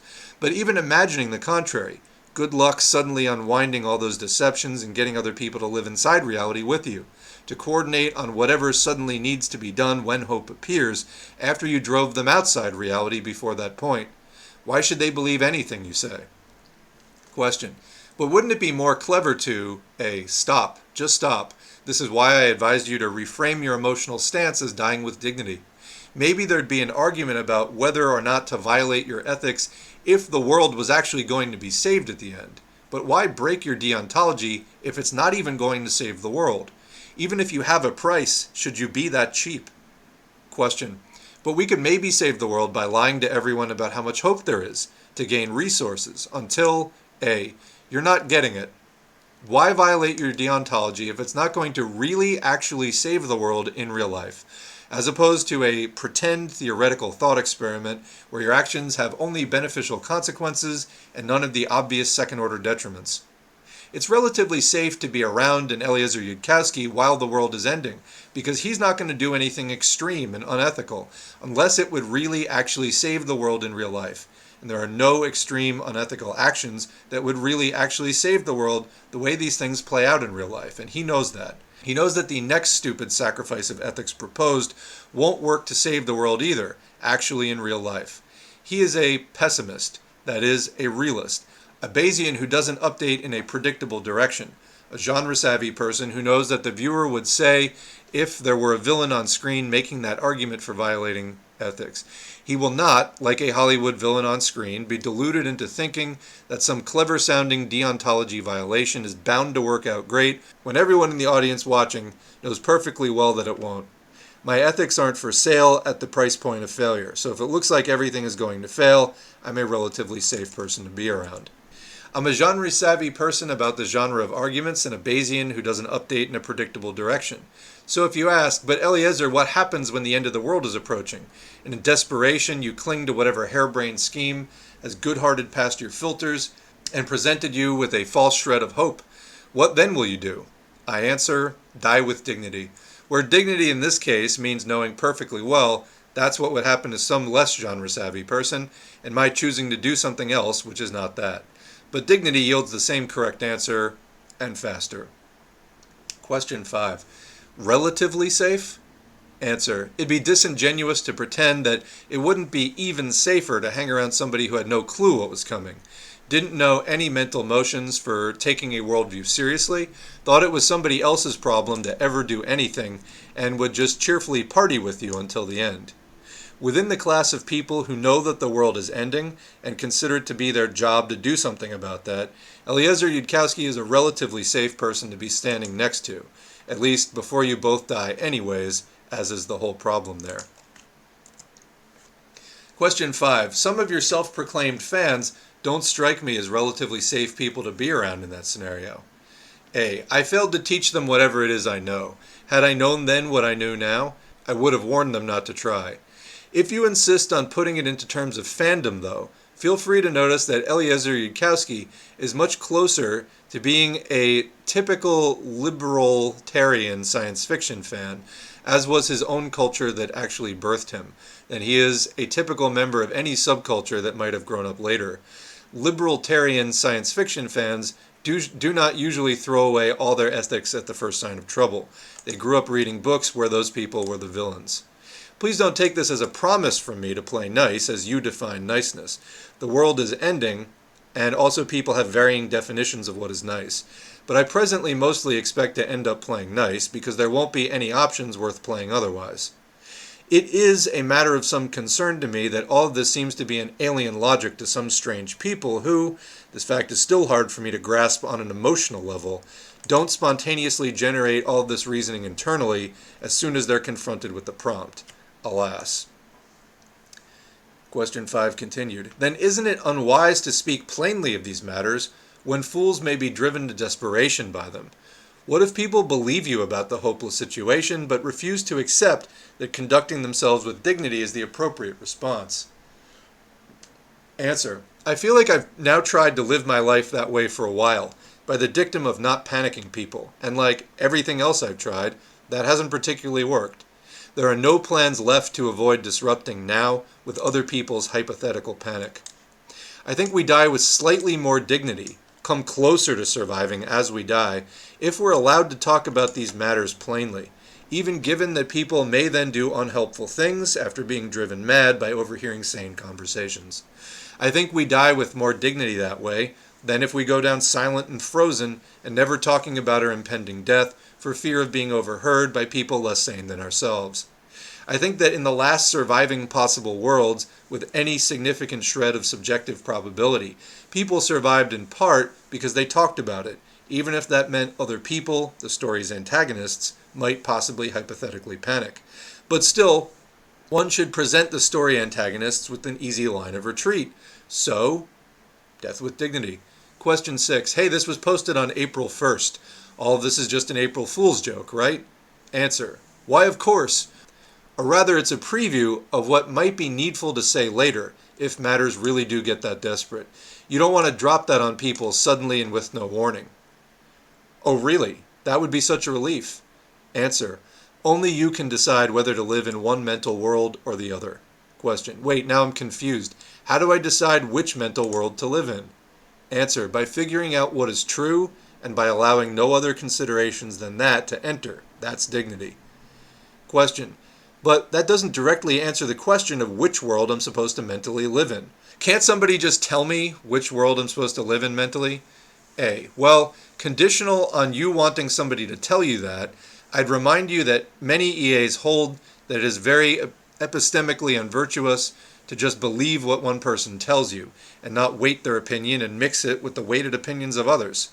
Lots of very serious people will tell you that AGI is 30 years away, and that's plenty of time to turn things around, and nobody really knows anything about the subject matter anyways, and there's all kinds of plans for alignment that haven't been solidly refuted so far as they can tell. I expect the sort of people who are very moved by that argument to be happier, more productive, and less disruptive, living mentally in that world. Question. Thanks for answering my question, but aren't I supposed to assign some small probability to your worldview being correct? Answer. Conditional on you being the sort of person who thinks that you're obligated to do that, and that's the reason you should do it, I'd frankly rather you didn't. Or rather, seal up that small probability of my being right in a safe corner of your mind, which only tells you to stay out of the way of those gloomy people, and not get in the way of any hopeless plans they seem to have. Got it, thanks again. You're welcome. Goodbye, and have fun. And if you're interested in jumping into that conversation, that's the end of it. There are 333 comments underneath it, very active comment section, if you want to look at that article and get into it. All right, so that's the last that I had planned to read. It's a bit off the beaten track of what we're talking about here with socialism, and Yudkowsky is not a socialist, so there's that as well. I've heard him basically people ask him, what do you advocate for, and it's basically like write your congressman type stuff, and that's what you would expect from people who take the social political system at face value to say. So it is what it is, and he's not in the realm of sociology or political science or anything like that, so I'm not unduly surprised, although STEM people take note. There's a reason why not everything can be solved by engineering and mathematical framing. Anyway, let's finish out with the chat. I think we're going to finally call this stream for the day, having gone, how long do we do here? Like 6 hours almost. Wow. Who's ready to pull a Terminator 2 on these AGI labs? I mean, people have talked about that with him, and he has advocated basically for countries forming regulations to prevent these, and then to track GPU sales, and to literally do like military strikes on places that would still be building them.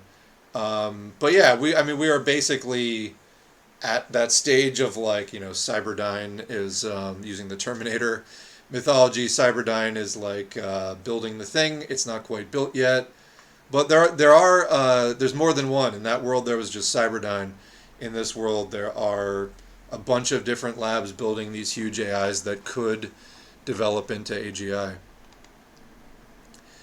Dignity points are the same points we use to calculate the prices of commodities produced under market socialism. What a coincidence. There you go. I'm digging this. Also applies to climate change, huh? Yeah, I mean, I think climate change is easier to solve, to be honest, in this case. We already know that there will be a certain amount of climate change at this point, no matter what we do. At least if there's a way to completely stop it in its tracks, we haven't figured it out yet. So it's, as far as we know, we don't have unlimited information, it seems impossible to completely stop climate change on a dime. However, it's possible to change it, but capitalism cannot do it. So you need to end capitalism and do that. What he's saying about AGI is that the technology is impossible to build as technology without it having the outcome of becoming dangerous to people. That there is just literally no way to build a super intelligent machine like that that would not be able to just fulfill its goals in ways that very likely would be, almost certainly be harmful to people. So his question is more, if we can't solve the alignment problem, can we at least stop people from building this thing, and then maybe 50 years from now we figure out the alignment problem? But he's basically saying it's impossible, that it's a foregone conclusion if you build AGI. In his estimation, there will be no way to control it, and it will become antagonistic to us. But yeah, I mean, a lot of the logic of facing a very large problem definitely does apply to climate change as well, and all the sort of factors of denial and retreat from reality that goes on in this case, which is so frustrating to deal with. I mean, really, really frustrating to deal with. I've talked with people. I remember back in the 2000s, doing anti-war stuff, talking to people about like 9/11, which we mentioned, and it's just like, there's no possible way that the official story is true. And sometimes, people would get it. They oftentimes get very upset. But, watching people just check out mentally on difficult questions, I've seen it many, many times. People who've dealt with, bad family dynamics have seen this as well. The human capacity for facing difficult realities is just not usually that great. And people, depends on what your psychological foundations are, but people can often want to retreat into fantasy kind of at the drop of a hat.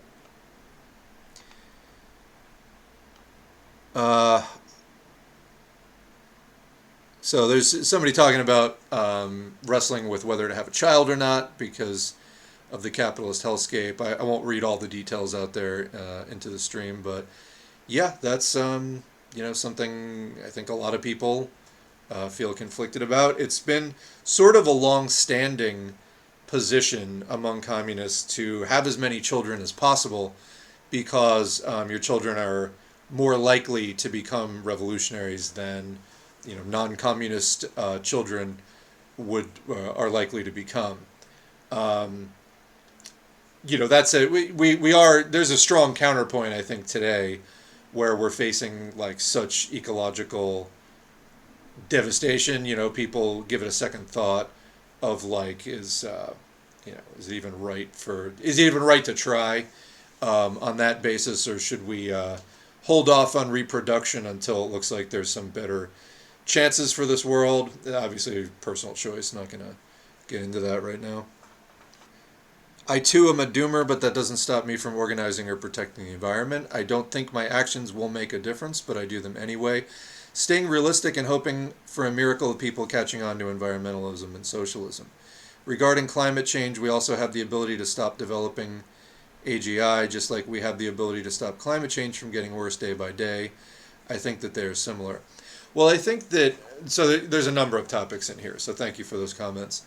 I think with socialism now, there is a proven track record of socialism to work in different historical contexts, and I think that sticking with it, the more people do it, the more likely it is to actually work, and I think you can already see the movement of class-conscious workers growing today. So it makes sense to just stick it out because this is what we have to do, and already, you can see like year by year there are positive changes, in my opinion. On something like, I want to handle each of these separately. On something like climate change, the difference between that and AGI, we have the possibility of stopping both. Here's the difference. AGI is a really specific phenomenon in itself. Could we stop building AGI and still have the world that we have now? Yes. The current world that we have is not built on AGI. It's not even really built on AI. We could go back to 5 years ago, before there was really much of any functional AI, and really be fine. We have enough technology to do, tons of useful shit, and that would be completely fine. So the world does not need AGI, as evidenced by the fact that the world exists without it right now. Climate change, though, is not being fueled by any one particular thing, except generally, or it's not fueled by any one application. It's being fueled by the burning of fossil fuels primarily. So the harder thing there is, you could stop climate change, but you have to stop so many other things in order to stop it. And that's where, stopping AGI, relatively surgical operation compared to the kind of massive system-wide changes that you need to stop climate change, because fossil fuels are everywhere, whether it's fuels, whether it's plastics, like whatever, they are completely a part of the world as we know it now, and it will take radical, wide, across-the-board efforts to uproot that from life as we know it today. So in that sense, AGI is simpler to stop than climate change. The difference also is that there was a certain amount of sort of, fuel we could burn, whatever, without it having catastrophic effects on the environment, as I think partially evidenced by the fact that a lot of these changes really started showing up about 50 years ago with climate change. With AGI, Yudkowsky's position at least, and I don't know if it's correct, I'm sort of assuming there's a decent chance of it being correct, is if you build it at all, we're just screwed. Even one AGI is one AGI too many for the human race to survive. So some differences there. Socialism is very doable if you go through and apply the methods and do all of the things that you need to do. Climate change, not going to be solved under capitalism, could be solved under a non-profit oriented system. But, and this is another thing, China is sort of making, as far as for the China defenders, this is another, I think, sticking point in sort of defending China's retreats into capitalism. They're trying to do a big campaign about green and sustainable efforts, but they're also doing huge amounts of cars and refusing to sign on to some of the climate treaties and protocols, while not really providing specific alternate guidance per se, kind of just looks like a different flavor of capitalism to me on the environmental front. Anyway, interested in hearing rebuttals to that if anyone has them. So, do another 30. I got a long walk home. Okay. We'll keep going till we're out of comments here. So say something interesting for me to respond to. I don't know what you're saying here. Compare it to COVID. Compare what to COVID? COVID was also said to be word ending, basically. The word I see in the comment is WORDENDING. Is this supposed to be world ending? It's a serious disease. I mean, I'm not sure anyone actually did say it was world ending. So, just we're adapting. So you can't actually, so you can only adapt within certain limits. You can't adapt, for example, to taking a bullet in the head. By the time the bullet enters the outer layer of skin, or by the time you hear the gunshot, it's all over, basically. There is a level of change that we can adapt to and a level of change we cannot adapt to. And these changes are happening faster than we can adapt to them. So that's how that works. No, I mean, COVID's a serious thing. It's also still going. I don't know where you've been on this stream, actually, Jumbo Jack 5000. Look at what I am doing right now. What are you talking about? You were talking on a PC. What are you... You don't understand what happens in climate change? So you think, oh, this person is... We got a climate denier in the audience. Wow. So they're going, oh, you think 1 degree will kill us? Friend, look up ocean oxygen levels, and there's so much here that I don't know where to begin. Yes, even if the oceans warm by a few degrees, there is the potential for the ecosystem within them to collapse. The coral dying, here's how life works. There are apparently different organisms, but which actually are in close relationships with each other in a food web and other kinds of mutual relationships, that one organism depends on another type of organism for its survival. So you coming in here just like some ignorant fucking dumbass. Yeah, you are talking on a PC right now on the internet. You're on the internet and you're living in 2023 and you don't even know the basics of fucking climate change. You should be ashamed of yourself. Yeah, go look up what happens when it warms by 3 or 4 degrees. Are you dense? Have you been living under a rock? What are you doing? You're spamming up the comments with climate denial shit. You're just ignorant. Like, what's supposed to happen? Get warmer by 1 degree? Dumbass. So the biosphere, the areas of the earth that life exists within, is actually a fairly narrow set of conditions that organisms that do not have technology, like everyone except for us, have adapted to the sort of narrow zone that they can live within, and that the other species they eat for food live within. If that gets disrupted, even by a few degrees, it can have catastrophic collapse effects for the overall ecosystem. So I don't know where you've been, playing too many video games, I don't know, but you need to get caught up on climate change. Just incredible. Yeah, 1 degree of global warming will cause massive human suffering, especially in warmer climates in poorer countries. It's just incredible. It's literally, this person just trying to see the bright side. More heat. I'm sure we will figure out some benefit from it. Have you noticed, the increase in drought and wildfire in recent years? There are some kinds of things you can't actually benefit from. Like if your country burns down, there's nowhere to live, genius. There's no way to just benefit from that. Okay? You're just done. Incredible. You can't solve human suffering. Are you having some kind of meltdown? No one is talking about ending human suffering. We're talking about concrete problems that are within people's control to end, like not having ecological collapse due to human industrial pollution. And you're trying to reframe it as human suffering. Dumbass. No. Who got you on this track? Where did you get this from? Are you like a Fox News viewer? What are you doing? Wow. So they're talking about you can't solve human suffering. If you could, there would be no hunger. And as Guerrilla Post points out, we can solve hunger, like literally. Person says, okay, then why isn't it solved? What's the name of this stream? Just tell me what the name of this stream is. You know, the problem of hunger is a problem of improper distribution of resources.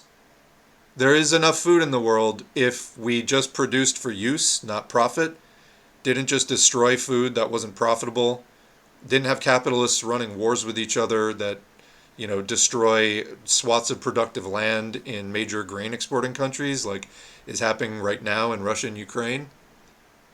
What is the logic exactly? We need socialism to stop climate change because... All right, here's what I need you to do. You need to get off your high horse because you sound like a fucking idiot right now. You're very uninformed, okay? So step one, I need you to accept you're very ignorant. There are actual answers to these questions that you're posing like they're just these crazy rhetoricals. Why do you need socialism to stop climate change? So capitalism is a system where industry is operated on a for-profit basis, and that's really the only consideration. It is basically anarchic. There's no plan to production beyond what individual companies produce for themselves, and then they just compete with other companies, and it's just basically sheer chaos. So there is no short-term profit incentive to stopping climate change. What they need to do is keep producing in cheaper and cheaper ways to increase profits. That's what capitalism is all about. If you have lower profits, you eventually go out of business due to the ruthless competition among capitalist firms. All right? If this system could solve this problem, it would have done so already. It cannot. It can talk about this problem, but it cannot solve it. Therefore, I mean, you could go into this in more detail, but off of just this problem is not going to get solved under capitalism. There is only one other choice. Capitalism is when the capitalist class is in charge of society and directing production. Socialism is when the proletariat, the large dispossessed class of workers that capitalism has created, is in control of society and operates not on a private property for-profit basis, but operates for use.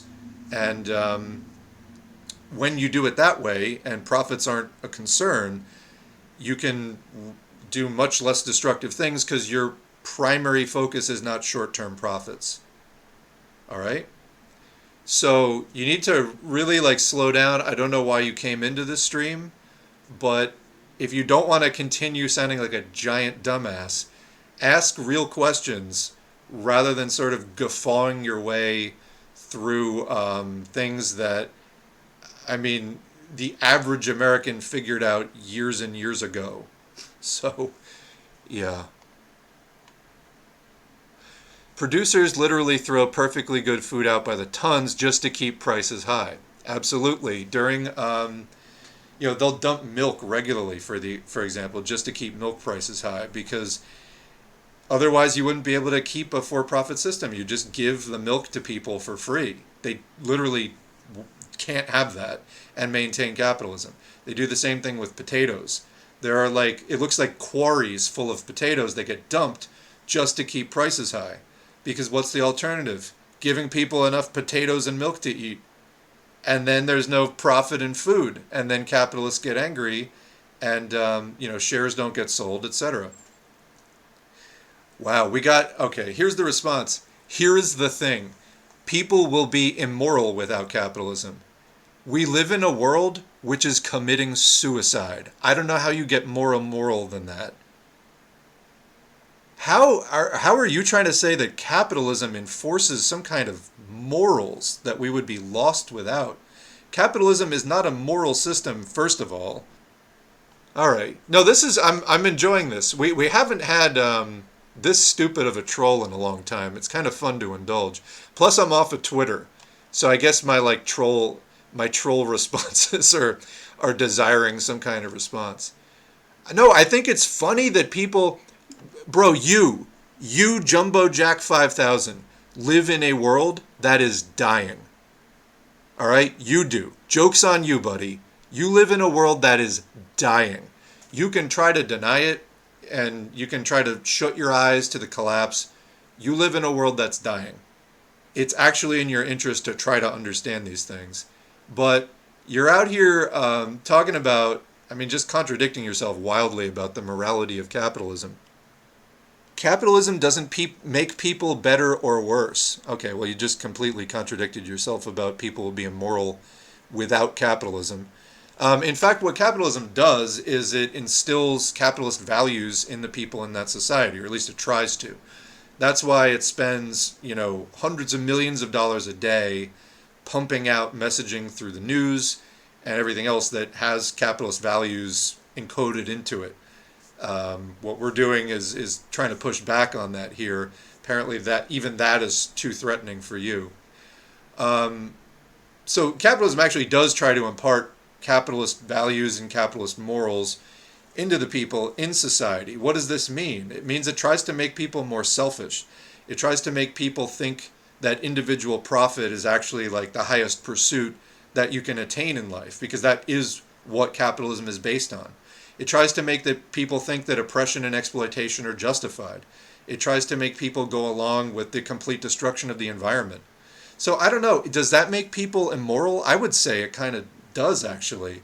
I don't like being, courted by bourgeois values. In fact, I've spent most of my life trying to decolonize my mind from that. So, yeah, I think you're really barking up the wrong tree here. You will not solve any problem. As soon as someone who shows up says something different to what you agree, that you mute them. I'm actually addressing all of your comments directly. So, yeah. I don't know exactly what you're talking about there. You have failed to present anything making any sense, or that is in alignment with any of the actual evidence of the world that we live in. So you're just kind of making stuff up. What is a climate? You don't know what a climate denier is?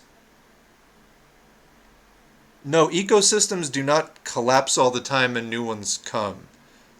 No, the ocean life does not just completely die out. There's a finite amount of species of life on Earth. If you look at the extinction rate, here you go. This is a story from September 10, 2020, from NPR.